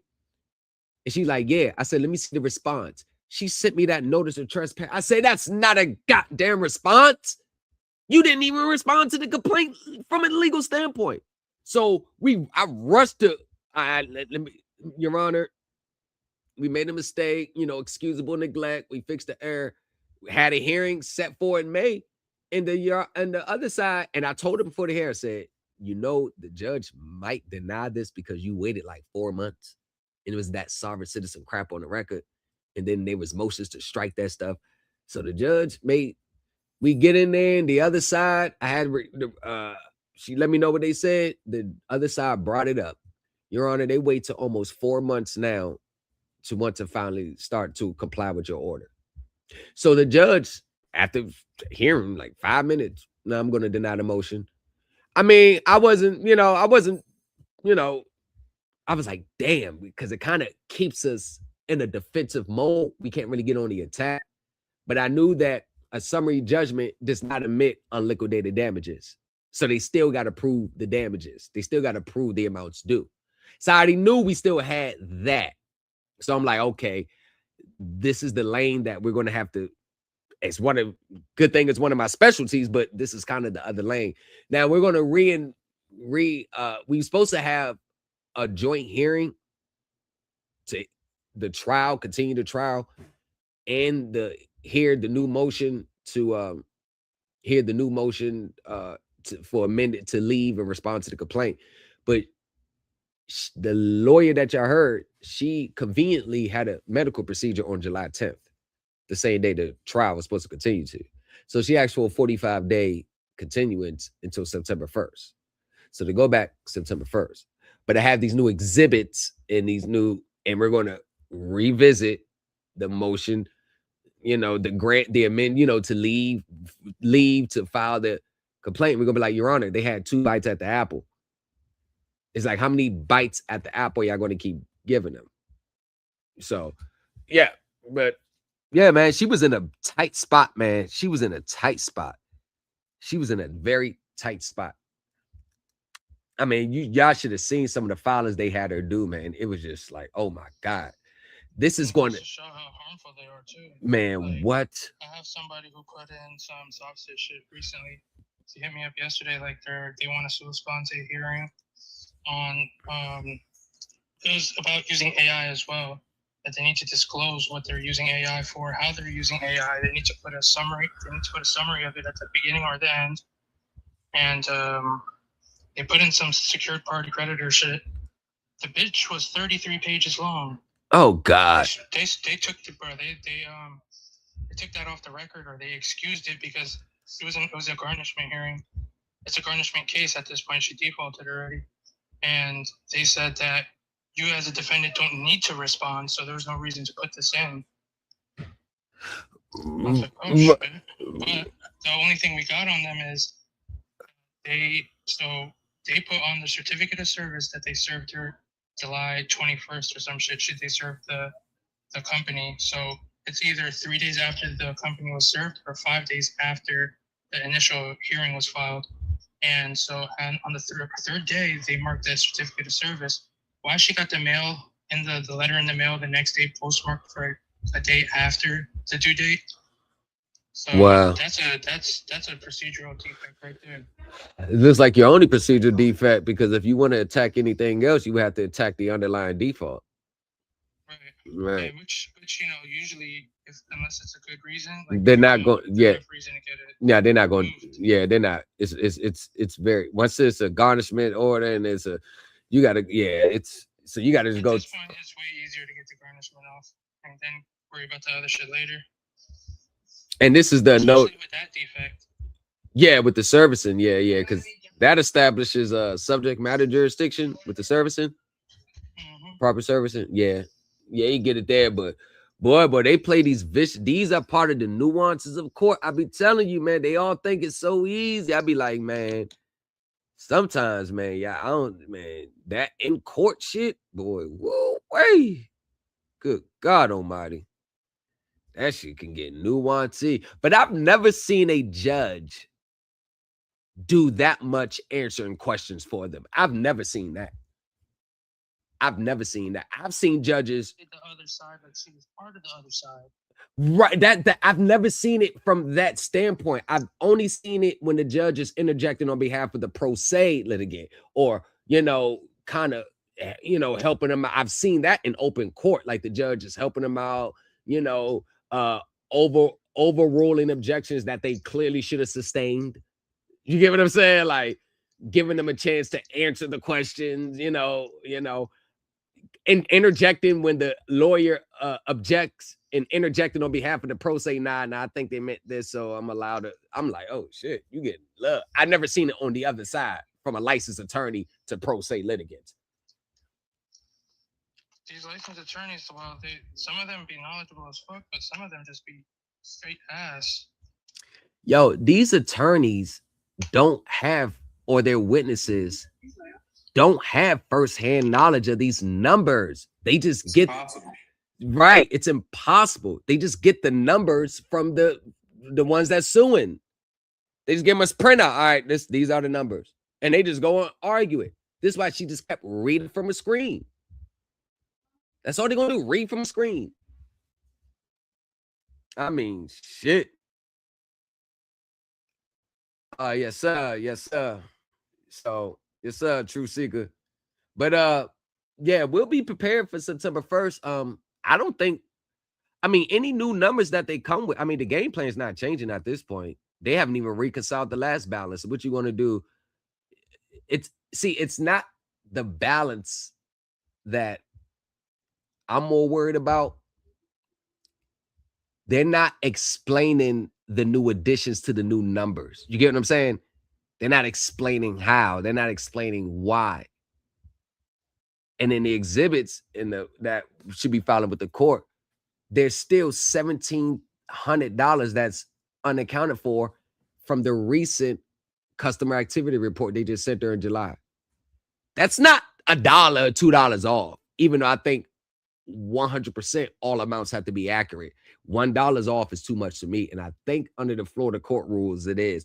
I don't know if they have a little threshold. I know for the federal standards and finance charge, if it's like 0.25% off, they can be liable. But I think accurate amounts due is accurate amounts due. I haven't read any case law where the judge gave leeway for $1 being off. Y'all let me know if y'all read it. I haven't. I'm not saying it's not out there. I just haven't read it.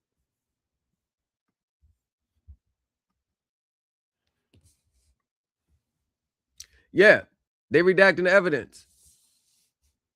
Motion to redact more evidence. And you know what's so crazy? On the amounts due in their Exhibit 5, it says amount due. That number was redacted.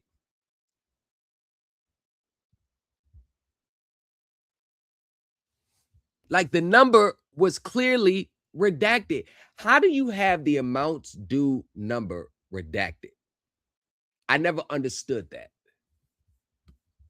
You have an amounts due number redacted. That made no sense.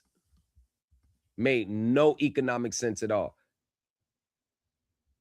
I never understood that. The amounts due number is redacted.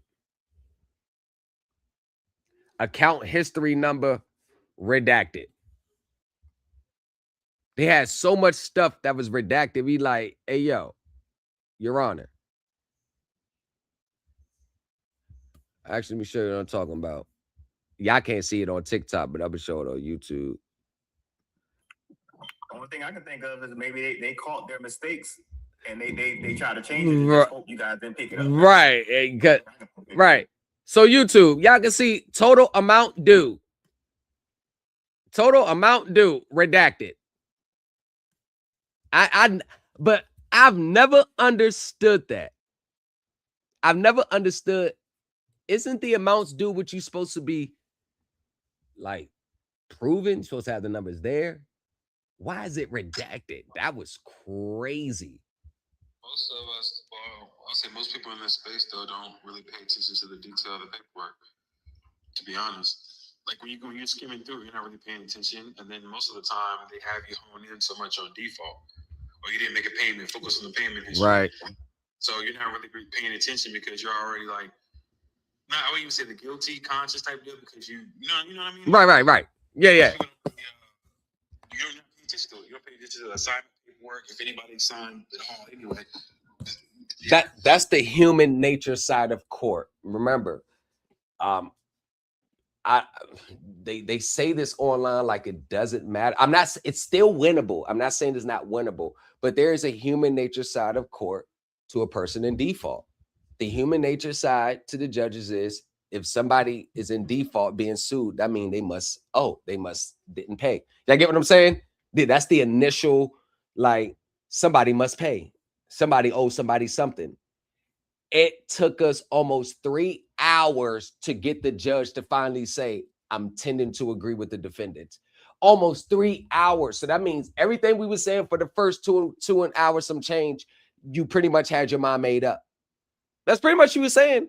Almost 3 hours in, now you start to agree. We've been attacking the same numbers and asking questions that you've been answering for them for at least hour and a half. And you know what, y'all, fellas?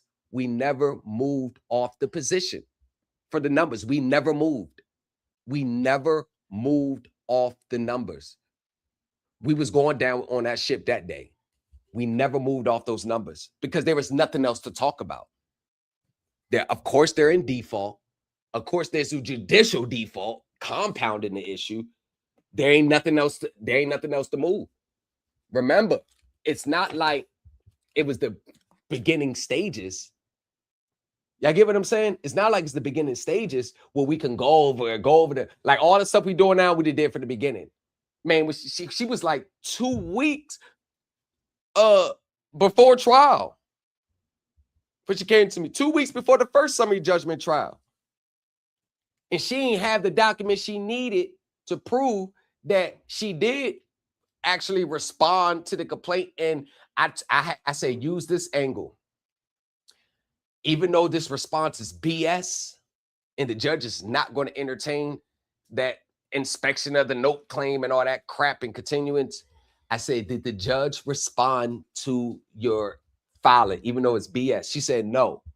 I said, okay. We're gonna go with the little arguments that we make, but when it gets too real, I want you to tell the judge when you get time to talk. I'm gonna send you a text. Keep by your phone when I tell you to raise it. So it's getting to the point, and I text. I say, go ahead, raise it. I said, Your Honor. She said, Your Honor, the judge never responded to my response to the complaint. And the same judge here, well, I don't see any evidence of a response. She couldn't even find the email that she got from the clerk letting know that the judge actually got it.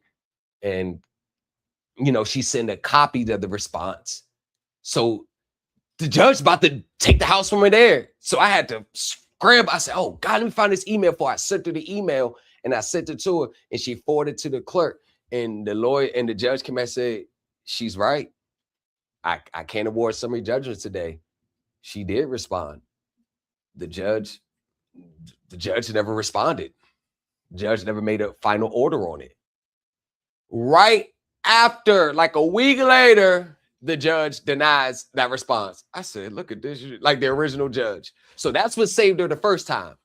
I'm like, girl, you got to have all your stuff ready to file and send on demand. She couldn't find it. I'm like, thank God I was there. So, and this was continued from March 12th to the hearing I just heard, which was like June, I think it's like June 12th hearing. So now it's September 1st. It's supposed to be July 10th. Now it's September 1st. So, but yeah, they play vicious games, man. And this is one of the reasons why I say, fellas, it may be hard, but if more people started pushing the same thing, if you had your first option, don't wait to be sued. If there's an issue, sue them first. There are the pro se space is not just a defense space. I know they want you to think it is, and it's not just a defense space. Oh, my bad. Truth Seeker, if you wanted to come up. It's not just a defense space, fellas, ladies and gentlemen. It's a plaintiff space too. You can file too. Just like you'll file under the FCRA and FDCPA, just like you will file in, you can file suits there. Come on, man. Y'all know. Say it again. I said it was crazy though. Even with those points, people think like we're talking a foreign language, because I was saying it before too. Like, you don't always have to be the plaintiff, but they're like, oh, you got to use your negotiable instruments, bill of it. I'm like, no. You can simply just send your correspondence while you're on there, ask questions, ask about the origination, ask those details, because that gives you a reason to take your ass in the court. Right. When you're not getting those answers. But it's like, oh no, you don't know what you're talking about. You're not supposed to go into court. I'm like, but if you're staying in honor, they don't have a defense. And think about it. Your Honor, I agree with everything I'm obligated to pay. I'm just looking for clarity. Right. You're just looking for clarity. That's it. Now go ahead, brother. That was really it. And that's always been my point. Just you're just looking for clarity about the numbers. You're not talking. You're not even going in there saying, "Oh yeah, you committed fraud against me. You did this." Right. No, because man, you still got to prove it. I'm right. looking for clarity, Your Honor. And then when you set that table up, there you go. There you go. They don't listen to me. But even if that, oh my God, even if you're just going to court to seek clarity, that's the most important part of that is your account is in the green at the time you're seeking that clarity. So that strips their whole defense before they can get started. It strips the whole defense. They don't have breach of contract for non-payment. They don't have you're in default. Now they got to set and answer and respond to your claims. Now they got to. Yo, that is the best position. Remember, I made my final payment July 1st last year. By the time I filed the lawsuit, I was current. I didn't pay since July 1st. I was August, I ain't paid. September, I ain't paid, October, but they put my account on like a litigation hold for like 5 months to be settled. But still, during the whole course of the litigation, one thing that is their bread and butter is you're in default under the contract. That's their bread and butter. When you strip that away from them, I don't give a damn if you don't make the payment the next month. By the time you seek court or clarity on this accounting errors or these errors that you have, when you send it and when they don't respond, pay that next 60 days till you're ready to go into court. Then once you get into court, you can stop paying. As long as the time the lawsuit was filed, you are in the green. I said the same exact thing. The fuck? You can do the only way, and I told people, if you're going to, even if you choose to disagree, you stop paying, at least put that money to the side. So if questions ever come up, you can still say, hey, I had questions, insecurities about this. Yes. I just want to make sure everything was an up and up, but I'm ready to pay everything in full today. Yes. Yes. Not just, oh, because they're going to ask. Yes. Why just not paying? Where'd that money go? Then it just looks like a money grab, but now it goes, okay, well, you're in default, like somebody who's just right. Get out of the scheme. Right. What the situation is. That yes, brother. I've read, court guys, we read cases, we read so many cases. You don't like so many times the judge said, I remember this case verbatim. This lady made payments on her mortgage for 7 years straight. Now that she was in default. And I understand it was around, when times when the system was bad. Like I get it. Life happens it's happened to me more than once. I get it. But the judge said the plaintiff made payment on the account this day, made payment on this day, made payment this day. In fact, the plaintiff maintained a 7-year timely payment relationship with the defendant. Not one time during the course of her timely payments did she ever raise the claims that she's raising now now that she's in default. I was like, oh man. Yeah, that's what he said. Because if there is a breach of contract, you don't cure a breach of contract by not paying, by being in breach yourself. The person who brings a breach of contract claim or whatever, you know you have to be still in honor of the contract in order for you to say that they're in breach. Yeah, you can do what is it? Repudiation. Yes. But only if you do your correspondence first, things like that. And then you have because even then you kind of have a meeting of the minds. It's kind of like, hey, just let another party know, like, hey, I'm doing this because of this. But you still, right after that, you take your ass to court. Yes. When you, I don't know if they understand this or not, but when you make the decision to stop paying, you are signaling litigation. There's no stop paying then administrative and negotiable instruments. There is that no. It is now litigation. If you want to send administrative documents, you still pay. When you stop paying, you don't go next step administrative documents. That means you've done all your investigation. You try to resolve this matter with them amicably, and they didn't want to budge. They kept gaslighting you, not responding. Now it becomes a legal issue. I mean, cases are decided based on the judges looking at the account. Like you get more credibility, especially, hey, Your Honor, I haven't paid them, but here's the money, 2 months payments or 3 months payments. I'm going to deposit this with the court escrow. Your credibility is going to be, you're going to get more credibility. Your claim is going to be taken more seriously, and the courts are not going to look at you as just an attempt to try to get out your obligations. I'm telling you, it matters. And it's because the first person I ever helped in the space with mortgages was Michael Richardson. And he listened to me verbatim when I told him, make sure you stay in honor. And if you decide, because we went the repudiation route, if you decide to go that route, put that money to the side so if it comes up, then yes, trying to get out. Yes. He got his settlement. Yeah. And they gave back HOA fees. Did they give him the did they give him the not title? Did they refund all his payments he ever made? Yes.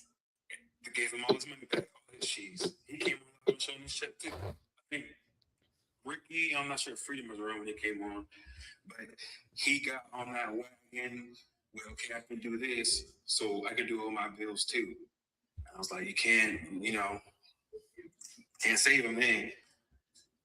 No, I don't. Fucked it all. Yeah. It was that. It was, yeah, I'm trying to pay my bills, or you can do this. I'm like, that's not how this goes. Nah, hell nah. So it's like, no. Nah. In many cases, it's so tricky. It's so tricky because there is no blueprint from one case to another. There's no blueprint. I look at every case is going to be settled on their own merits, on their own underlying claims. I believe that the results are going to be the facts and circumstances of this case, facts and circumstances of that case, facts and circumstances of this case, so forth, so forth. But I just don't understand why people want to play Russian roulette with their most important asset that they own is their home. Like, I don't understand the games people play with it. And I'm not talking about those. Oh, shit. Shout out to the finger. And shout out to, am I saying her name right? Losh. Is it Losh, brother? It's Losh, right? Losh. Shout out to Losh. Yeah, I don't know if it's, when life happens and, hey, man, I try to get a forbearance and I try to do the mitigation. I keep sending me through the ringer. I can understand, what y'all want me to do, things like that. But I'm talking about, listen, bro, there was this lady, I've known her for a while. She's been paying on her mortgage for 20 years. 20 years. Army vet. She's an retired Army vet, 20 years paying on a mortgage.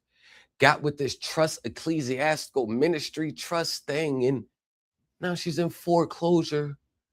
20 years of equity going down the drain with commercial tort claims and fraud. I'm like, what happened to you? It's these people out. It's not paying house. It's a whole crib on the line. Right. That's a whole crib. It's a whole house. It's a whole asset. That's a bargaining chip with the world. That's something you could pass down. That's something you can responsibly borrow against. Ain't crazy too, and it's VA. Like you can, and it's VA. There's no excuse for that. But, you know, There's no, circumstances. yo, you an Army vet. You know how many programs they got? Like, come on. And you got a VA loan. Your interest rate probably ain't even that high. My family military, so it's kind of like there's no excuse because that check is constantly coming. Right. And you are retired. You get your military pay. I was like, oh my gosh. And I pleaded with her. I said, ma'am, at best, you can kind of just, you know, hey man, just expect the books just to see. It's just from an accounting standpoint. Maybe you're so good that any excess or unclassified interest or fees they charge, you would be good if they just put half of that to the principal. You would be good. Like you don't even want nothing for free. Hey, just these misclassifications, just apply that to the principal and you be good. Like you had so many, she has so many, you had to, you 20 years in, you pretty much done paid that motherfucker off already. To be honest with you, all them excess fees, you have the standing, and this is what I was telling her. I said, ma'am, we're gonna go in, bust down the books, and just request for the proper reconciliation of the excess fees and stuff. We don't even have to get too technical or too deep. This is what you have looking in your favor. If we bring this claim in court, you are a military vet. You served this country. You did tours in Iraq. You have a 20-year on-time payment with these people. That human side of it, that's going to look good in your favor. Nah, she didn't want to hear it. I said, well, man. What happens a lot too, and I can speak for myself when I first came into some of this knowledge, and a lot of it was the wrong knowledge. But you get mad because you feel like somebody's taking something from you. You feel like, oh, they did this, they was doing all this all the time. So you get really emotional. Yep. So you get really emotional, and then you know what emotions lead you to. Yep. You do things you're not thinking clearly. You do things without really, doing your full due diligence. And so, as much as I've won, I've lost as well. So that's why I can speak from that. Yeah. I went in with the wrong arguments, and then I figured out halfway through some of the trials that, dang, what the world was I saying in the beginning? Like, this is crazy. Some of the things that went on for so long. Yeah. And then when I go back and look at it, I'm like, why did I say that in the beginning? So, again, being emotional, just jumping out and doing something, really understanding what you're doing fully. Right. For me, the whole part about the, rules and procedures, stuff like that was introduced to me through 100K.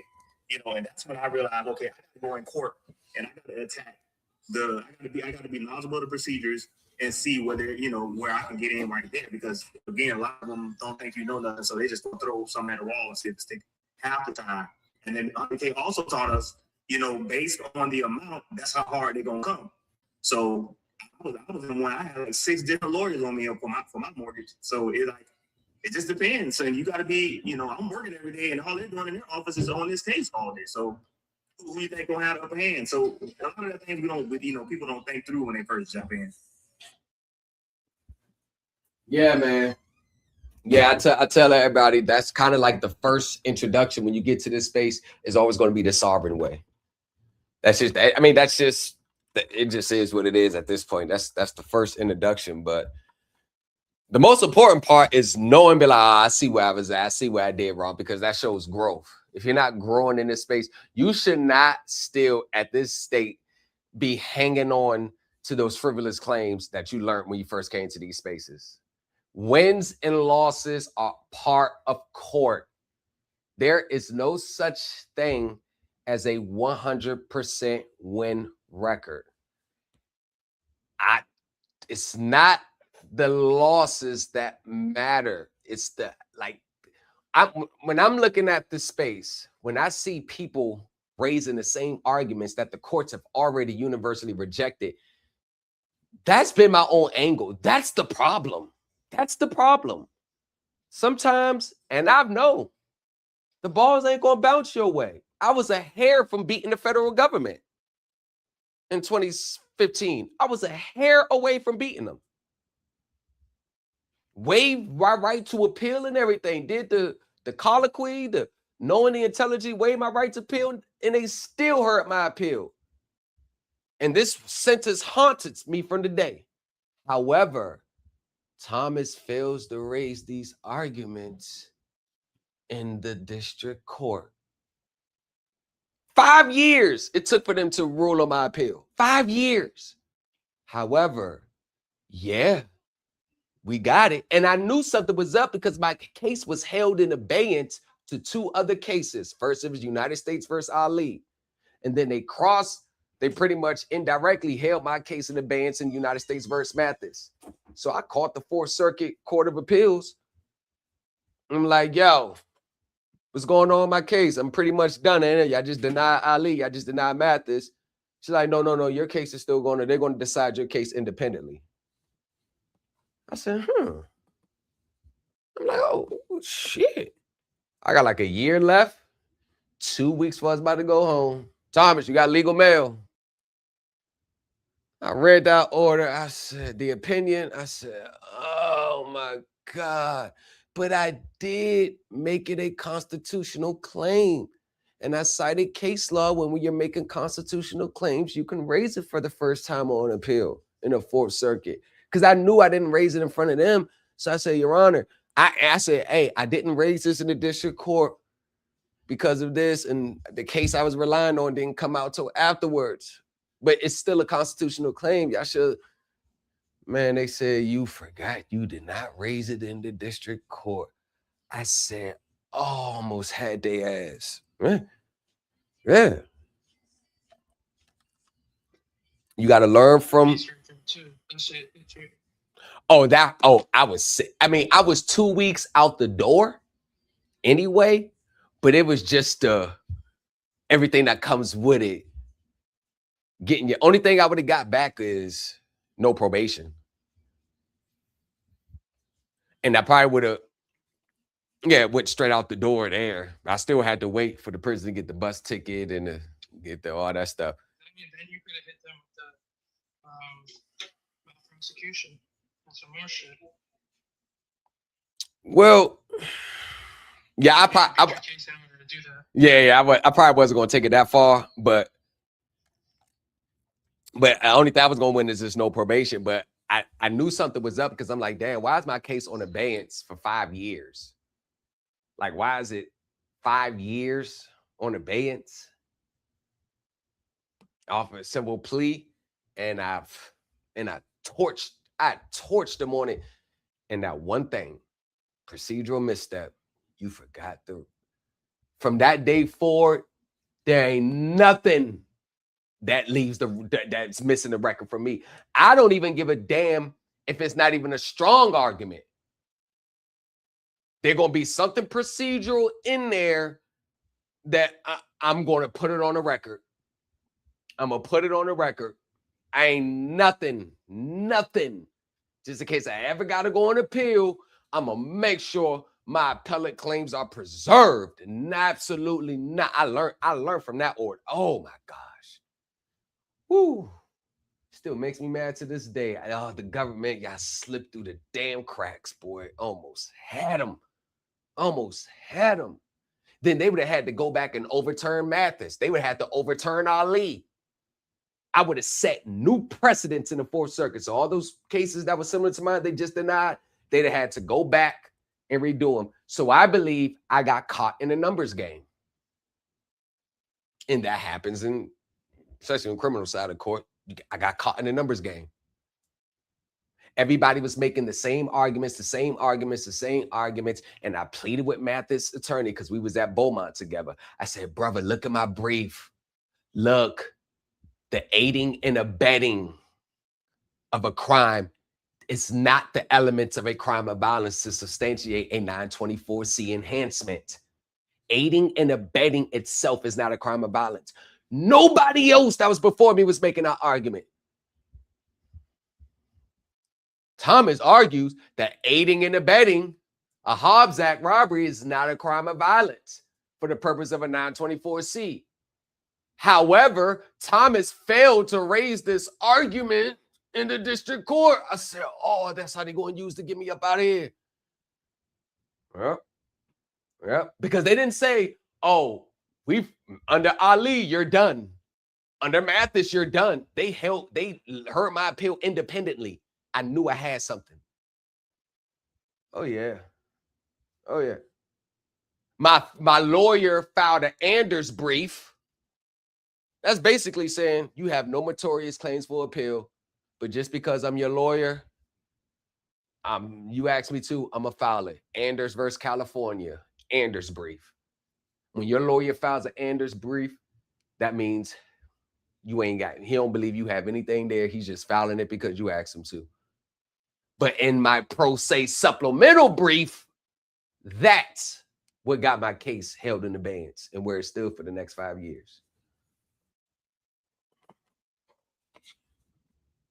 Well, I'll drop the order, the August 2016 order. I'll drop the order. You said what? 5 years on appeal? In federal court. Yes, sir. Yes, sir. I was on appeal I got sent to September 9, 2015, filed my notice of appeal and all that. They sent me that order August 1st, 2016. And damn near 15, when I filed my notice of appeal, 15, yeah. In about 2 weeks, so I was about to go to the halfway house. That's when I finally got the ruling. I was like, God damn, boy, they found a way. I said, it took y'all 5 years to tell me this. They overturned the government's motion to dismiss the appeal, citing the appeal waiver. They overruled the government. They rejected their motion to dismiss my appeal. Right. That's why I'm like, oh, y'all rejected the government's motion to dismiss my appeal, and I already took the plea and waived my right to appeal. Oh, there's something here. Shit, I thought so. I thought wrong. But yeah, back to the, with these civil transactions, man, it's a very, and these motherfuckers are dirty. They all play a dirty game. They all play a dirty, vicious game with the numbers on the books. They all play a dirty game. It's a dirty game. They all play a dirty, vicious game. You just got to get dirtier than them. Get dirty. Pay attention to the fine print. Like I've heard attorneys say, no, we're just playing a game. We're just playing a game. Like, my life is a game? Yeah. You're good at this shit, then? Nah, it's never personal. So when the brother was saying earlier, like that's not an uncommon feeling in these space to feel like it's a personal attack, that they're like frauding you and it's fraud and they're doing something wrong to you. It's actually standard operating procedures. Like they don't look at you as nothing more than a receivables account. Like they're not going home and thinking about ways to make your life a living hell at night. Like they really don't give a damn about you. It's just business. They don't give a fuck. Yeah. They're gonna get paid. They're gonna get paid, then they look over their chicken. Yeah, it's just business. I mean, you know what I think it is? I think this shit is like kind of streamlined now. From like, you got people doing like the negotiable instruments, right? Like really trying to force these payments on the mortgage companies. It's putting people behind on their payments. And then that's what's like triggering these foreclosures.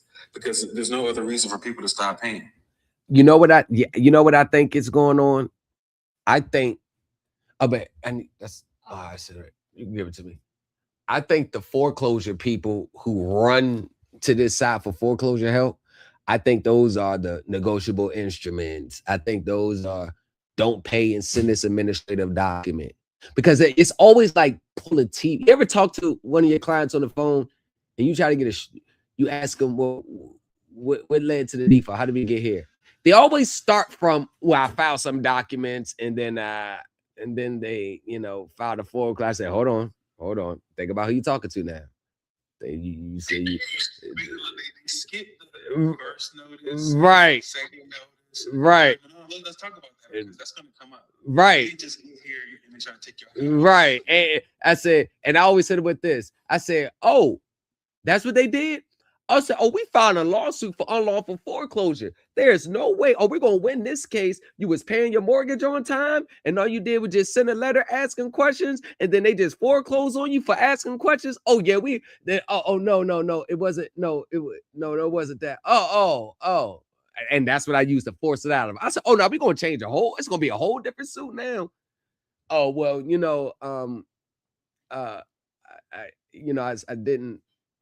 I stopped paying because I did some research. I said, here we go. Yep, go ahead. That I was doing some research, another buzzword. That's another red flag. I was doing some research. That's a red flag. Anytime I hear that term, I was doing some research, that's a red flag. Well, I was doing some research. No. I guarantee you, your research had nothing more to do than documents that you can find on Scribd. A whole bunch of propaganda. What's that? Fraud stoppers and all that. Lawful patriots. There's a whole bunch of these little right. And there's not a lot of substance behind this stuff. And that's when I started referencing. It's like, y'all go and do research to see whoever tried these processes because there's a ton of court cases. Like, if y'all legitimately go look, you see the same negotiable instruments, certified funds. Same shit. Rejected all that. Like, it wasn't a proper form of payment. And then you're talking about fraud, but look what you got on the record. You got a whole bunch of stuff that's trying to defraud a financial institution. And you know what I don't like with these gurus? What really just puts them out? I would literally get a certified funds draft negotiable instrument. Hey, I got this from V Honey. We owe almost $500,000 to the IRS. Let me see that instrument she sent you. I'll go redact the information. Be like, damn, man, people owe $500,000 to the IRS now. I don't know what you're talking about doing it. Then I'll send her own work. And then you act like you don't know what that is. I'll be like, yo. That's crazy. People are like, y'all see these people disappear? Right. They come on, pump these classes for like 5 months. And then go. 6 months, class, week after week after week. Then all of a sudden you go. Disappear. Never on. Disappear. Like, people try to come rebrand themselves. They go defect down to Telegram. Go die down for a minute because they hear the noise. Go die down. Then they come back with a new name. Like, let's go. You popped in earlier trying to come in there. I know. Yeah, y'all gotta understand about the status, man. With the birth certificate, I'm like, don't come up here with that bullshit, bro. That's where a lot of it's like people don't understand, and it's like it's messed up because it comes off like, oh, we're rude. But it's like, no, you haven't been on those calls. You don't know what it feels like for people to have to be in a situation where they got to pack that house up and they got kids in there. They got to find somewhere to stay because they're listening to some stuff that you told them, and you're nowhere to be found. She said somebody called from jail to tell his people. God damn it, man. Yeah, they come back. They'll come back with a whole new identity, just like Tori Martin. She trying to come back. I say that ain't even your real face on the avatar. You got some new trying to be indiscreet on the panel and shit, trying to pop back up. You see her new name now, Tori. I gotta hold on. I mean, you're Tori Martin. Everybody know who you are. Always trying to hide. Motherfucker, always trying to hide. Come back with a new identity. And speaking of identity, has anyone seen Get It Done? I ain't seen him in a while. He been pumping videos out. Where he been? Oh, he probably got me blocked. I haven't seen him either. You know, he disappeared because I used to always, he used to always looking post all his videos. I was like, I don't know. I used to have fun with his videos. You say he lost his case? Probation violation for a federal case. Oh wow. But those were the main ones. It's like a lot of stuff. Where's the application? Like it doesn't make a lot of sense. Like challenging the name, I never got that. And then the birth certificate, you gotta go after their bonds. It's like we make everything such a hostile situation. Yeah. Like it is I got always into an argument with somebody about that shit yesterday. I think it was not even an argument, but I was just like, bro, you can't be that stupid. He said something about energy credits. Oh God. So energy credits, and it was something about crude or something like that. And she used the definition. I'm like, bro, that doesn't apply to you, bro. It doesn't work that way. And then she said her name, and she was like, and all the derivatives. I was like, that's not what a derivative of your name is. You can't just drop letters and say that's a derivative. It's Wow. literally your name dot initial, or your, like your middle name, first name, or your middle name, last name. I was like, those are derivatives. And then she was like, she was comparing it to financial derivatives too, because you're supposed to get money from it. I was like, bro, those are two different kinds of derivatives. What are you talking about? Hey, bro, that's the same thing that this girl, Crypto, her name is Crypto Girl. That's the same thing that she was saying. Oh, I got the derivatives. I got the CUSIP. The same thing. She was on my panel in 2024. I said, no, is that one thing I know about these people? They always, it's very interesting how they wear so many hats in this system, but barely can scrape two pennies and 3 dimes together to make 32 cents. Like they always oh, I'm the investor. Oh no, I'm the certificated of the certification security holder. I'm the beneficiary of this. I'm the executor of this. It broke as a bag of glass. Ain't she like for real? It's like, God damn, how y'all all these exalted positions and you not benefiting from it in everyday life. I'm the executor of my estate. Skate his class. Freedom, you were in there. Today. The dude came in there. He was like, "Yeah, he just paid Skate $1,500." I'm like, "You ain't here mad at me?" Because I had him in the backdrop. He was like, "Nah, man, Skate out here putting on game." I'm like, "So you paid a man $1,500 that has unlimited credit or unlimited money, right?" And I'm so. Hey, so I made a video about Skip. So people think that I just be talking shit about people. Now, I would literally take their own words and use it against them like I do finance companies. So I broke down Skip the Boss whole 1099A video. I broke it all the way down. And then I get a random email like last year or 2024. Like, do you know Skip the do you know Skip the Boss? I said, yeah, I made a video about him here. Well, he just scammed me and 8 other people for $3,000. And he just tried to get into my bank account. I said, how the hell? There's a real email I received. I said, how the hell does he get in your bank account? Well, he said he was going to help us get financing and stuff. And we gave him my social security number and stuff. So according to the person, because I still got the email starred to this day. According to the person, he has you sign like contracts with him, NDAs. You put your bank information and all that. And then he basically, be wise in my words because TikTok, but basically identity, and use your information to go get financing and financing right in other people's name. Like, like that. That's a real whammer right there. Right. So I was like, damn. So Skip the Boss got mad at me. I guess he's seen the live stream and he was going to lien my estate for $100 million. He said I'll be working for him for the rest of my life. If you can find it, good luck. Right. He's going to lien my estate. And, I said, well, nah, you ain't got to lien my estate. You can come lien me in real life. Like, no, we ain't got to do all that. Come lien me in real life. Let's go. Let's pull up so we can go together. So you can lien me. Yeah. Let's do it together. Let's make it a joint venture.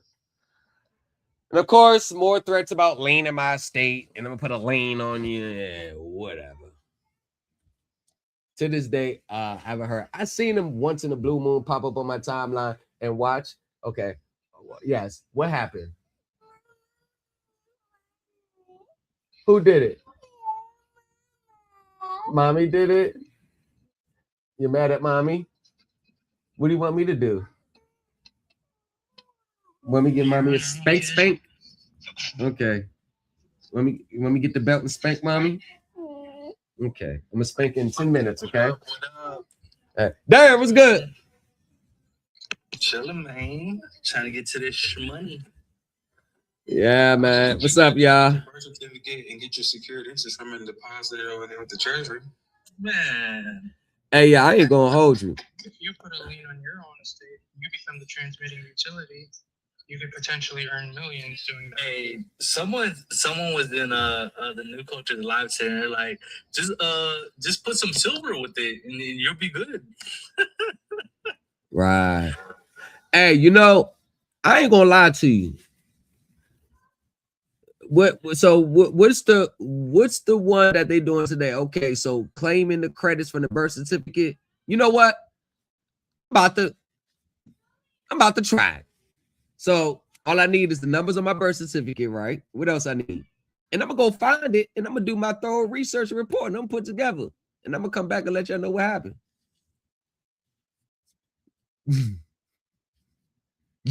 Yeah.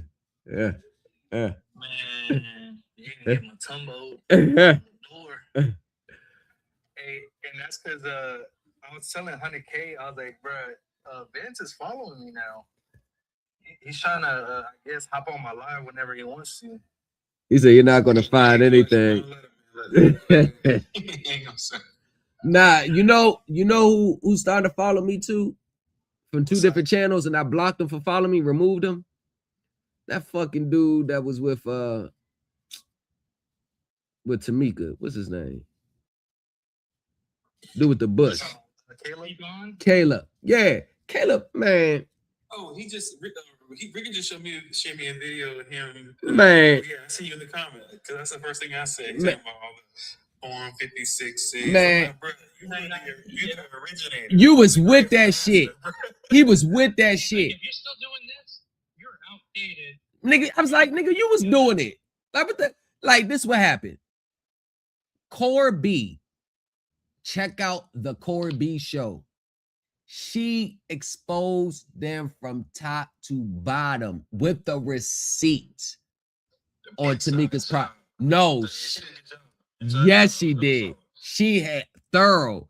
And Kayla was on her live stream one night when he finally admitted that none of the stuff he did with Tamika worked. And then that purchase order joint.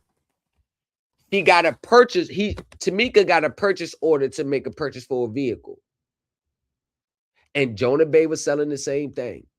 And a lot of them was. And I told people, a purchase order is basically saying, I'm going to buy this vehicle with cash and I need to give me the purchase order so I can take it to my bank to wire the funds. No, it's not. You got to express the trust. So Tamika actually used real cash to purchase the vehicle and came online showing her vehicle like, hey, bloopty bloop, bloopty blur, bloopty bleepy deepy deepy deep. You want to get a purchase? You want to get a vehicle like this? Join the class. So she sold the class for $1,500, right? Based people thinking that just the purchase order, the money's coming from the treasury or whatever securities, converting it into a security or whatever, that they was going to be able to buy a vehicle. A person reached out to me from that class telling me that, yo, I'm so embarrassed because they went to the dealership to do that. And the dealership was talking about calling the police on her while she was there. They was like, this is fraud. You can only use a purchase. Like, where's the money coming from? So I was like, so she used a real life event because she knows that if she just would have said how she got the vehicle, it wasn't going to help anybody out. But this is the clients always create the culture of the space. Many people always want things that they don't have to pay for. And I understand why. Who wouldn't? Who wouldn't? The problem is that's only a fantasy that lives in that person's head. There's nothing in the United States of America where that is actually feasible. So it just shows the mindset of this culture, this space. Whenever you take the use of payment of money out and replace it with whatever, many people are going to jump on it. Yeah, they got somebody else. I can't remember the name. Saying the same thing. Getting money from paying yourself. I can't remember their name, but paying yourself.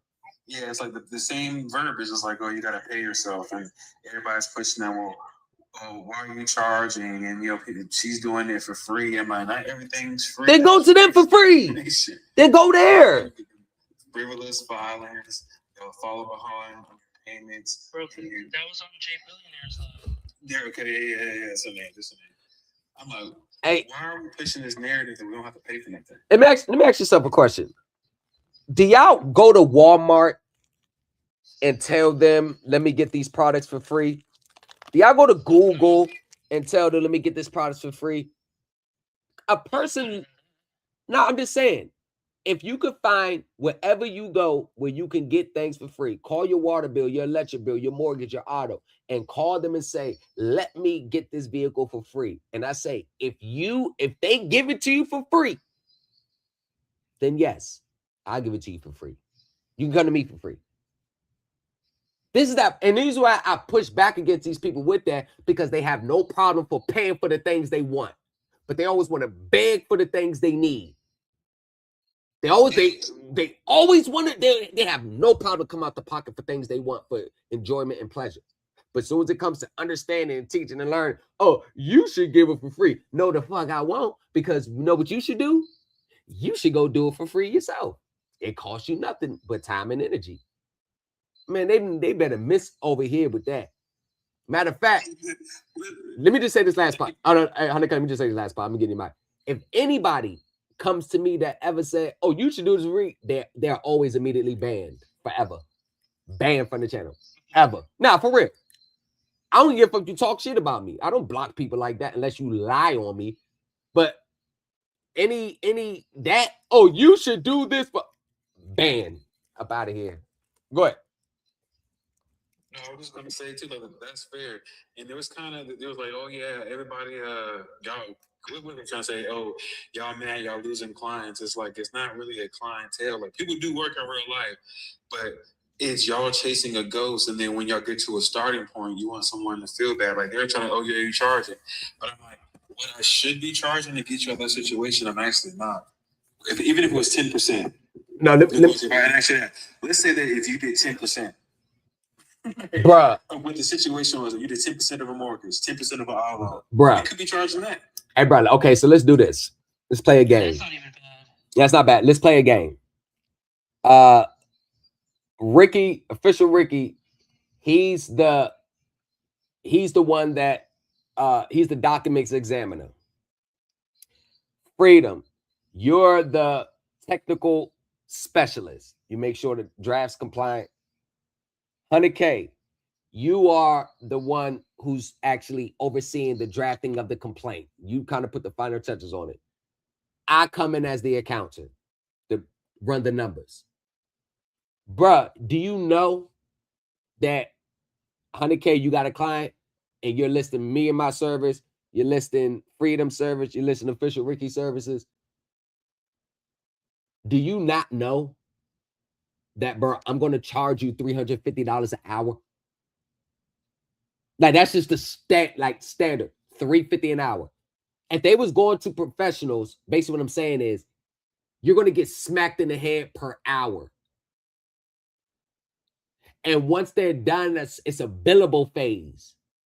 And there's a cap.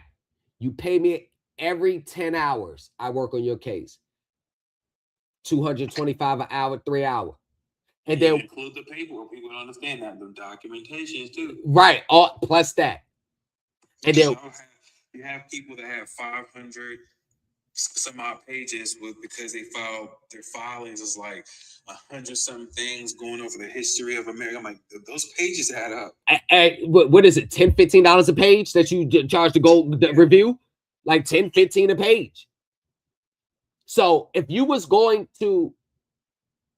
combine our understanding into one, you will be paying $750 to $1,500 an hour, and you're paying us at each stage.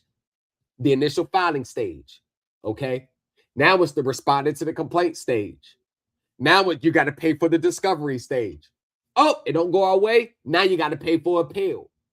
So these things, right? These things run 50 to 100, and depending on the complexities, it runs up to 300,000 in attorney's fees.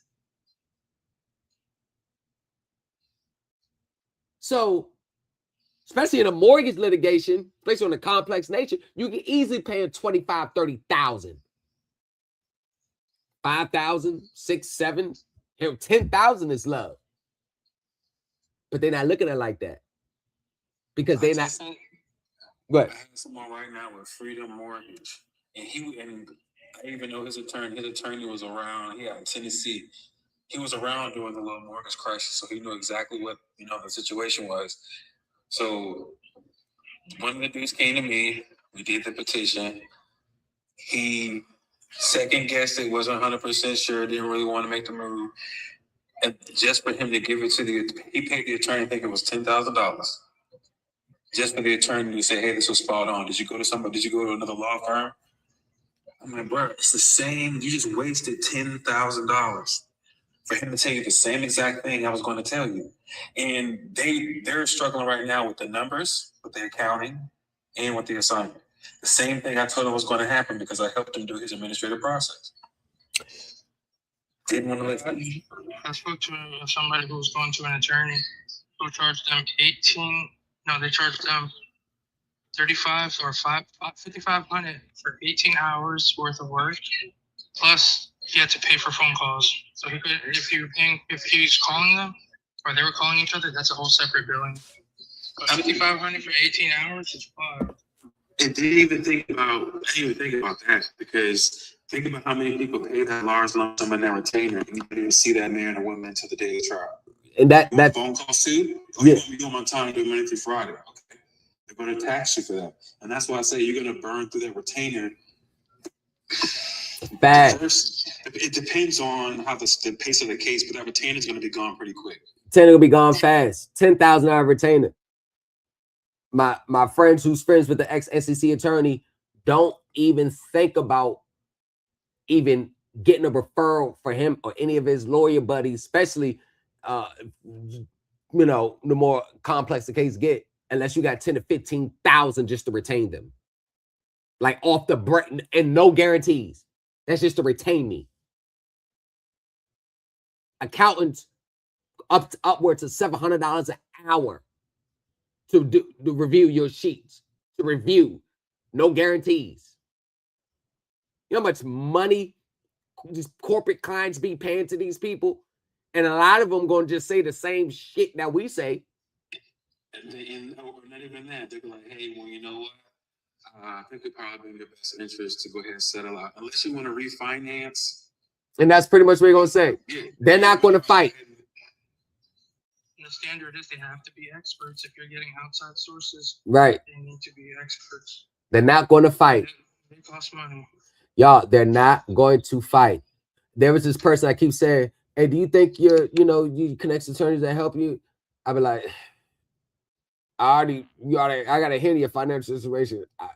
I'd be like, in my mind, you don't even have enough money to afford me. But the hell you think? Like you may pass out if I tell you what you need to bring to the table to him. You may need to. It's just to get them on the phone. On the phone. Then you want them to review your case because remember you got to pay them for the initial meet and greet, and then they're going to review your stuff to see if they want to take it. That's the whole right.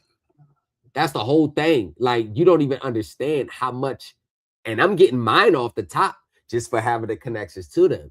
So add another $2,500 off on top of that. I'm gonna add to that. You ain't about to use my connections for free. That you got me, nah. Like people actually expect the whole package for like $200 because they value things based on what they can afford in the moment. But if it was something that they wanted to buy, they'll find a way to pay for it. That's human nature. They'll find a way to get it. Oh yeah, like there was a lot of argument about spending $1,500 for a class to get unlimited money, and I'm like, if you really wanted, you could have spent that time buying law books, accounting books. You could have sat in a courtroom for free, got your feet wet, got get used to the environment a little bit. But y'all was chasing a ghost, like, and no one shows proof for it, just transcripts. At least on this side, we can show, okay, this is how a case goes. We can actually have some substance to it. We can actually, something tangible. Like, hey, here's a court order. This is how this gonna go. Right. Don't have nothing. This is it's like a hope and dream. Bruh, they got a better chance of accessing unlimited credit by building their corporate credit up, building their personal credit up, paying back their loans on time, and getting the extension line of credit and just keep it revolving. They got a better chance of what they think they chasing. That black card crap is a myth. Liquidating securities at the Treasury is a myth. Thinking you're going to cash an international promissory note and the International Bill of Exchange is a myth. By the way, just in case you're new to my channel, I better not see another teacher teach about an International Bill of Exchange or promissory note, because right there posted on my page, the same Uncitron United Nations Convention's website that you can go on to find the same thing. December 8th, 1988 is right there on my page. The United States never ratified the Uncitron Convention. It takes 10 countries to ratify it. You only got 5 that at least ascended to it. You don't even have the requisite countries to even make it full force in effect. And if you read the comments to UCC 1-201, you go down and read the comments, it said the United States just completed a convention on international bills of exchange and international promissory notes. If the United States becomes a party to that convention, negotiable instruments will not be governed under Article 3 and will be governed under that convention. Given the fact that negotiable instruments are not governed under the Uncitron Convention and they're governed under the UCC state laws, that is direct evidence that international bills of exchange or promissory notes, I don't give a damn what verbiage you put on there. I don't give a damn which Federal Reserve account number you put on there. I don't give a damn what thumbprint you put on there. I don't give a damn you put executor, executrix, authenticated. I don't give a damn how many Title 18 laws, 18 USC, Section 8 that you put on there, how many statutes that you have all on. I don't give a damn. It has no legal validity in the United States and it's considered fraudulent. They think, oh, they're being fraud. They're committing fraud against us, but not recognizing our documents. We're the real people, and it's like, we want that to be true. But if you also if we really took a step back and looked at it, if this shit was true, why aren't people buying land and property? Why is it? I said the same thing last year. If this birth certificate stuff is so true, 100K, why isn't the wealth gap decreasing? Why don't you see multi-millionaires that you don't know how they came out for being a millionaire? They just pop up a millionaire. Because the reality is many people are going to have to work and maintain a job to sustain their livings or make smart investments or open their business and supplement their income that way. The notion that you're going to get out of that truck by this process, the notion that you're going to get off Section 8 from that process, the notion that you're going to increase your earnings from $45,000 a year to unlimited bottomless pit of money, it is only a reality that resides in your head. It's not the reality of the new world. You spent 12 years on the administrative process. You have gotten no closer to your intended goal than you were when you first got introduced to it. Give it up, accept the reality, and start living life from the hands, the cards that are in your hand at the moment, and make the best that you can do every day in life. Life is tough, comes a lot of curveballs. You're going to be up one minute, you're going to be down the next minute, you're going to be in between. You can have it all one day, you can lose it all the next day, you can get it all back the following day, and you can lose it all again the day after that. That's life. Roll with the punches, take the crookeds with the straights, and just accept that this is how life works. But there is no way that you're going to climb to the top of a Fortune 500 millionaire through any process that's predicated on you are entitled to something just because you was born in the United States, just because you have a birth certificate. You are missing out on productive years of your life chasing these scams and these pipe dreams. You are purposely being unproductive because you think that bonded promissory note or that instrument that you just mailed off to the Treasury or that packet that you just mailed off that they've seen 5,000 different variations of it for the last 40 years and it's going to come back and manifest itself in a check. And then all those years you spent on the hamster wheel, you can make it all up while being success because now you have money to compensate for the years that you spent on the hamster wheel. You're going to spend more years on the hamster wheel. You'll become bitter. It's going to mess up your family relationships. And then it leads to you coming online, coming in the comments. It don't work. None of that work. None of that. You just trying to get free money. Oh, you trying to charge. Oh, you trying to sell something. Those are the bitter people who's been on the train too long, didn't get off at the stop they were supposed to. And now they think none of it works. They think everybody's trying to scam them. They think nobody. And I can identify these people as soon as they start talking. They've had horrible experiences in these spaces, which nobody forced them to spend their money. Nobody forced them to go down those paths. They did it on their own because deep down inside, the underlying root for every person that follows this path is some form of desperation, some form of greed. It's crazy. I'm not even trying to laugh about it, but when I was swiping through J Billionaire and I popped in her live and I seen John in there and there was eating his ass alive because the lady was like, yeah, you was teaching on your live for free, but I was getting ready to be foreclosed on and I had all this stuff going on, you wouldn't help me. And I didn't have any money. It's like that mindset is just 21. Crazy. How you gonna fault someone because they want to be compensated for their time, but at the same time, no one we didn't force anyone into that situation. No. Two, you had 3 attempts to come to me before. Like you have 3 different notices that go out, and it ain't like they do them right back to back. There's a gap between it. You have plenty of time to reach out. Well, here's the thing. This is how the sequence goes. You already don't want to pay the bill because they hate not having money after they pay that bill. That's where the seed starts to grow. Always having to feel like they got to live paycheck to paycheck. What they don't understand is they're not as broke as they think they are because if they tally up those $20 impulse buys, still $50 for the shirt there, a little $10 they spent there.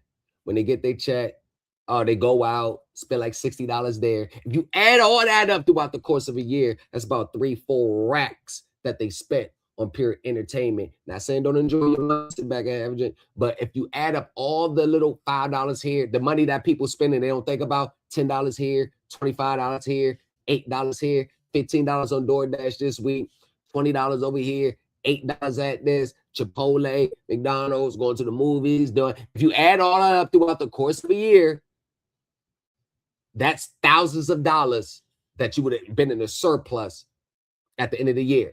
So they already mad at the fact that they don't like that feeling of being paycheck to paycheck. So now psychologically, subconsciously, they're like, damn, I don't want to pay this bill. So now this is where I did my research. It's not like they're doing any legitimate research. They're looking for a way to justify not paying because they know in reality the inevitable when you don't pay. So now they hear someone says, you already got the money. You gave them something. They committed fraud against you. You're a billionaire. You have an account. This access it. So now they have that activating event there that justifies them not paying. So it goes from first month, didn't make the payment because they just didn't have the money to pay. But many people, when they don't have the money to pay, they feel embarrassed or ashamed or got too much pride. So they don't call the company, explain the situation to them. So they remain silent.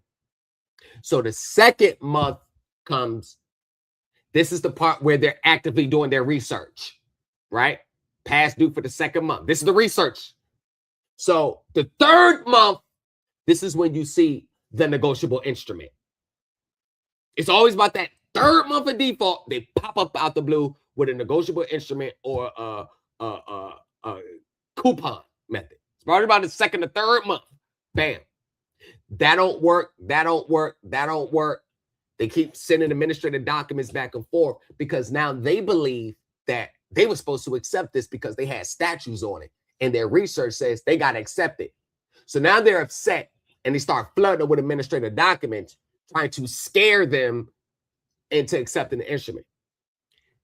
Feeling the pressure.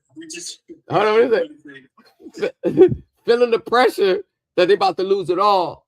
That's when they'll reach out to a person like 100K, reach out to a person like me, reach out to like Freedom, like, hey, I need help. I'm facing this foreclosure. I'm facing this repossession.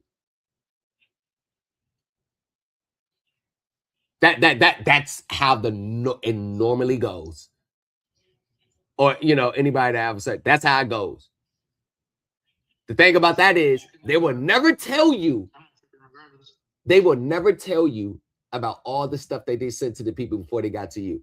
Because in this space, 5 gurus can put them in a tight spot. The 6th guru is responsible for the first 5 gurus. So if the 6th guru don't get the job done, they place the blame on the 6th guru, and they don't ever place the blame on the first 5 gurus. That casket be getting ready to get the last nail in it, and it's like, wow, like you look at, like you can't, like all this stuff on the record. There was stuff I seen that was for credit cards, that was for auto loans. I didn't see stuff for auto loans that they have what is it, qualified written requests for auto loans. I'm like, what are we doing out here? What are we doing? It's like you can't care that bad if you're not even doing your due diligence. Like you just, and they're buying paper, whether it's free or not, at least read over your documents, because at the end of the day, it's your house. It's not my house. It's not my car. It's not my credit card, and vice versa for anybody else. But if you're not taking the time to like, okay, let me see if this is legit. I ain't gonna lie to you, bruh. Hey, 100K. My uncle, he is an investor, right? He buys commercial paper. So he gets that disclosure statements and stuff. So he shows me a lot of his disclosure statements. Bruh, it is so much fucking money in the ABS, MBS game, bro. It is so much fucking money. Like, you could tell, like, when, like, in the moments, like, in a particular pool, the underlining collateral is underperforming. That's the term that they use to tell the investors when a borrower is not making their payments in default. They'll say, hey, this section of the pool is underperforming for the month. That's, in case you have never seen investor relation documents from an actual investor, when they say it's like underperforming, that means the underlying borrowers are not making their payment default. But then they will still get all their payments on time because the mortgage companies and the autos companies, they purchase thousands of shares of the trust notes, not for their own pocket, but it's a risk retention that's regulated by the regulators. It's SEC pretty much. So they got to purchase thousands of shares of their own securities to serve as a first loss buffer. So they'll liquidate their interest in it and give it on to the investors to make up the difference from what you're not paying. What they don't tell you is, what you probably won't know is, the amount that they had to pay for your share of your monthly payments, they're charging that back to you. That's why they call it an advance. They got to advance. So they're going to charge those advance back to you under the guise of a late fee. But if you see how the late fees skyrocket, is because they're charging you for them having to liquidate their interest in their own trust notes to pay the investors. Wicked. And I've seen that with my own eyes. It's like a flaw. Go ahead. Nah, for real, bro. That's wicked though, ain't it? That's wicked. Like, that's crazy. You charging me. Like, that ain't got nothing to do with the contract alone. You doing that because that's just part of your regulatory requirements. Why you they throwing it back over. Yeah, bro, these people are wicked. They are wicked. Oh, y'all, 100K freedom. Fisher Ricky, Darren. My friend, his wife is recovering, being back good. She had a brain aneurysm. Woo-wee. He's the actual senior supervisor analyst for Fannie Mae. He's a senior supervisor. So he goes on, they send him all across the world to do presentations on the investor relations side and compliance side with the regulatories, and how, if there's an issue with their, like the issues that we were raised against the lender, how that goes on the investor side, how it can affect their relationships with the investors. So the steps that they use to make sure that I will let y'all know the date, but he's actually going to give a presentation for my private class because I asked him to do a sneak peek on, not from our side of the closing, but after we close, their relations in it. If y'all want to sit in on that class and, be able to, get some extra pointers, maybe some things you already know. I'm not saying you don't know, but if you want to sit in, I think it'll be a beneficial for all. Like, I'm not teaching the class. He's doing the presentation. I'm not teaching nothing. I'm sitting in the audience with everybody else with my pen and pad. And it's kind of like just a more insight on the things that we will have to search deep and hard to see. You get what I'm saying? To, right. Yeah, right. To horse's mouth. Like, what happens in a refi, what happens to the original note in the refi, things like that. What happens, like, from their standpoint, what a foreclosure really means from their standpoint. And I think that's be beneficial because you could pass, I could pass that insight, add it to your repertoire. You ain't really got to tell nobody about it, but you could kind of, add it to your repertoire. Like, oh, okay. All right. Oh, them the documents that they use. Let me see that. Go there and discover. You get what I'm saying? Like, it gives you a little. What's crazy though, even with that, like, even if you do a whole free show on live, how many people really want to sit in and look at it and listen to it? Because the work that's going to go into it, Right. even though you know it, you still got to execute on it. Right. That's like, he's doing the presentation. I don't, I gave him my proposed, like, hey, part of topics, but he's going to teach it like he does, because he trains other, ones in that field and all that other technical stuff. So y'all want to sit in, I'll let y'all know the date, send y'all the link, if y'all want to sit in. If anybody else want to join, you can send me a DM. We supposed to have it July 14th, but his wife came down with a brain aneurysm like on the 10th or the 12th. So she's back. They're recovering in Florida, which is a blessing. Woo-wee. Brain aneurysm. God damn. What the hell? Yeah. Like, I was like, oh, shit. I mean, I ain't about to press you out about nothing right now, bro. You got more serious shit to worry about. And he, just doing it as a solid. I'm trying to get, because I, just trying to, network professionals. If y'all, real estate, we got the real estate coming next, real estate developer gonna, he's going to give a class on, how to, put yourself in a position if you want to invest in real estate, things like that. He doesn't mind assisting anyone who's serious. He already has private lenders he's been dealing with for years. He just built 4 new homes down in Texas. So if you're looking to purchase a home and things like that, and you want to structure, purchase your home under the LLC and things like that, you can reach out to me. I'm not telling you what to do, how to do it, but I can forward you directly to him. That's pretty much what I'm saying. Like, you look, I don't middleman like shit like that. That's his specialty. I forward you directly to him, and we take it from there. And yeah, man, if y'all got any classes or something coming up, shoot me a holler. I'll sit in the audience and peek around, see what's going on. Let's see, sneak peek. Final words before we get up out of here tonight. 100K. Wait. Man, as good as always. Experiences, transparency. That's the value right there, the transparency, because Yeah.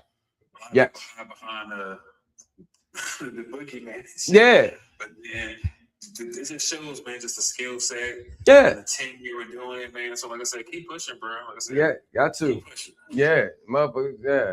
Oh, yeah, everybody scared, high losses. What the fuck you hiding the loss for? I mean, the top litigators done suffer the L. What you hiding your loss for? Instead of hide. No reason to hide your loss. I mean, if you losing on sovereign citizen arguments, then that's the problem. Anything outside that, the ball can bounce in a different direction. I mean, these are people who have that, I can tell they've never been like in court and see how it goes, see how the ball can bounce. You don't know how the ball is going to bounce until it lands in your position. You don't know how it's going to. Does anybody here know how a judge is going to rule on any claim you submit in front of them before they rule?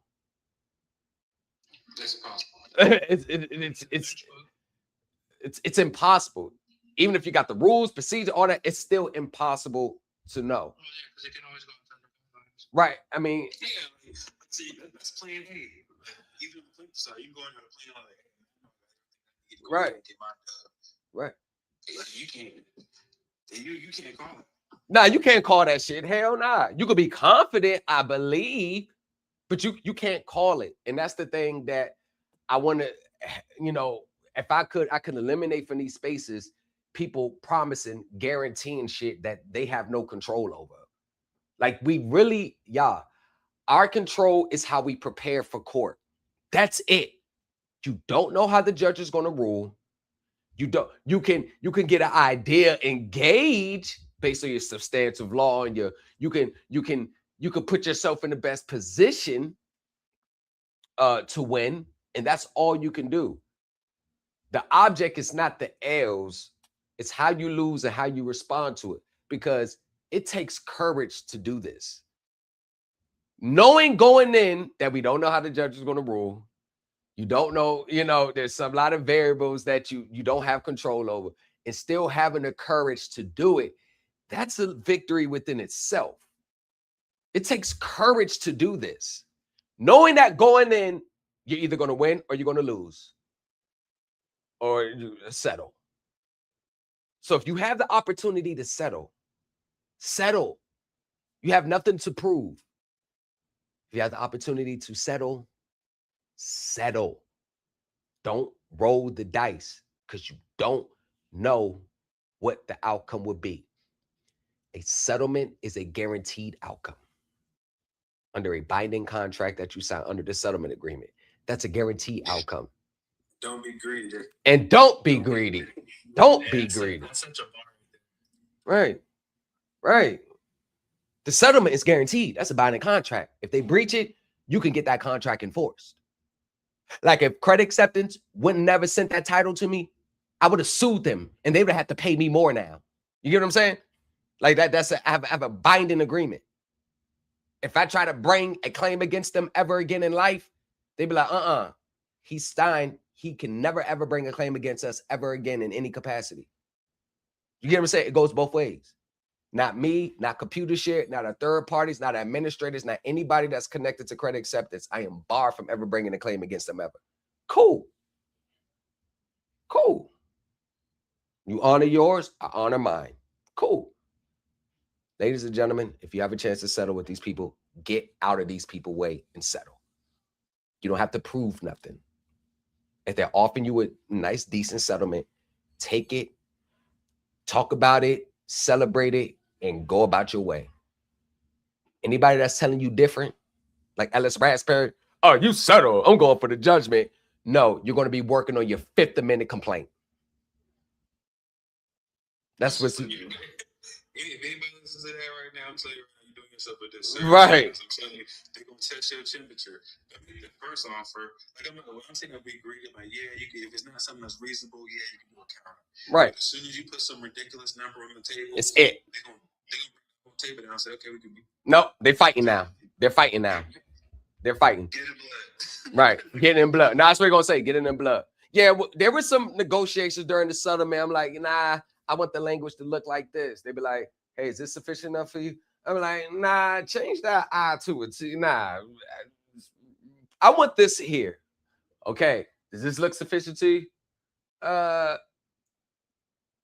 want specific language that y'all gonna mail me that title. I know you said it's gonna come to me regardless. Put it in there. Okay. Right. Okay, yeah, we'll do a 30-day check or Right. 2 weeks. Right. Right. But then it was like everything was within 7. I think it was like within 10 days of the settlement. Whatever. Send that motherfucker. I want to end the break. And probably like in like 7-8 days, it came to me in the mail. Cool. So I made them redraft like 4 times to admit I need to make sure everything's protected. So I made a redraft 4 times. And the lawyer just went back and is this good? Nah. Is this good now? Yeah. What about this one? Is this good? All right. We good. All right. Here's the final draft. Ready to file the stipulation of dismissal? Is it sufficient to you? Yep. All right. We'll file it. We got it from here. You ain't got to worry about nothing. You ain't got to sign nothing, file nothing. We got it from here. Cool. Settle, settle, settle. That's the name of the game. Settle first. Don't play games with these people. You can start off winning, knocking them out the park, and that shit can flip overnight. Don't play games. Courts can get wicked. Courts can get wicked. It's a gladiator sport. Yes. They can, right. That shit can start off good. That shit can take a turn for the worse that you can't recover from. That shit can get wicked fast. Don't play games when you got a chance to exit with your head held high, because the settlement, that ain't nothing more than the company just giving it to you instead of the judge awarding it to you. The company's just giving it to you. They don't want to take that hill, so it's like, you know what? Right. Just so like there's no liability on either side. Right. You know, we don't want a liability, so go ahead and do it this way. Yeah. That's the first thing I did. I said, no fault mentioned on either side. No liability. Because they're never going to admit it. They're never going to admit liability. And stop looking for the other side to validate what you sent to them is correct. Stop looking for them to say, oh, yeah, you're correct. They're never going to tell you you're right. They're never going to put it in writing. They're never going to. You have to know you're right. They're never going to substantiate. They're never going to confirm you. They're never going to validate you. Pro se litigants, stop looking for your adversary to validate you. Stop thinking they're supposed to respond like, oh, you know what? You're right. What you're saying is true. They never will, even if it's true to the T. So when you send it to them, you're just sending it to them to put them on notice. You're not sending it to them for them to look for a response or to be like, oh, yeah, what you paid for was correct. You didn't waste your money on it. Because that's what many people are looking for when they send it to them. I don't know what I spent for, but is this right? I want the finance company to say that I this is right. No. Go ahead, Freedom.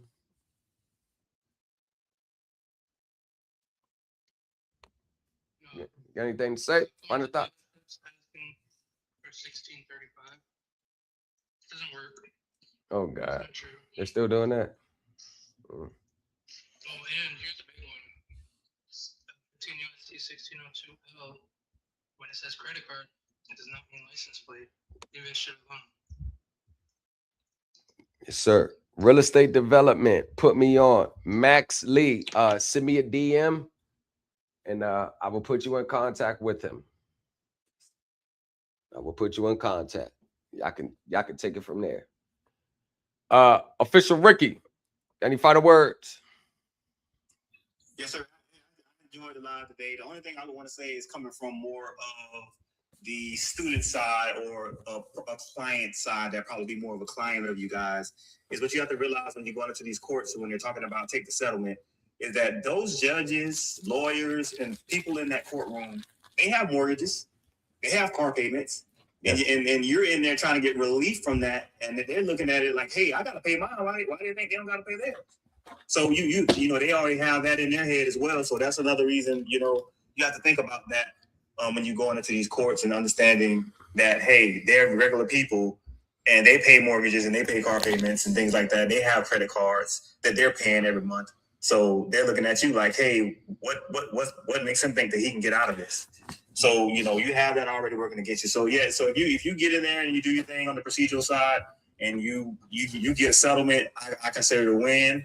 I always say there's no losses, but there's just lessons. So I've learned a lot from losses that I've had. So again, guys, just stay in honor. That's really the main thing I want to say. Stay in honor, because you take all their defenses away. And I had to learn that the hard way. But stay in honor. But it was a pleasure being on the panel with you guys. Hey, Ricky, I gotta give you the yeah, that was some bars right there. That was 100% bars right there. God damn. Woo. That was some bars right there. With that being said, hey brothers, this has been a good build. Contrary to popular belief, everybody thinks I'm just here to be a contrarian and disrupt everybody. Contrary to popular belief, that's not true. It's just I stand on what I stand on. I got a full understanding what works and don't work. And if you are a person that, from my seeing from your filings and being in your live and speaking to you, that you have an understanding and you're doing things correctly from the eyes what I can see, you will never hear me try to go at anyone, just try to get some clout or make a name. That's not my style. That's not my angle. I'm a person that I don't mind. I will network with anyone in this space if it makes sense and if it's beneficial for both sides. I have no complex. I'm supposed to be the top dog that knows everything. I don't have that complex. I don't think like that. I don't move like that. Because when you really trying to get money in the real world, you got to network with others. You can't get money just trying to be solo and single fact it all. You got to network. You got to network your connections. You got to network with people. So appreciate the build. I appreciate it. If y'all haven't followed 100K Freedom, y'all can follow them at their respective channels. If you're looking for services and any other factions dealing with mortgage, autos, consumer financing, and documents reviews, of course, I offer services as well. 100K is a good source. Freedom's a good source.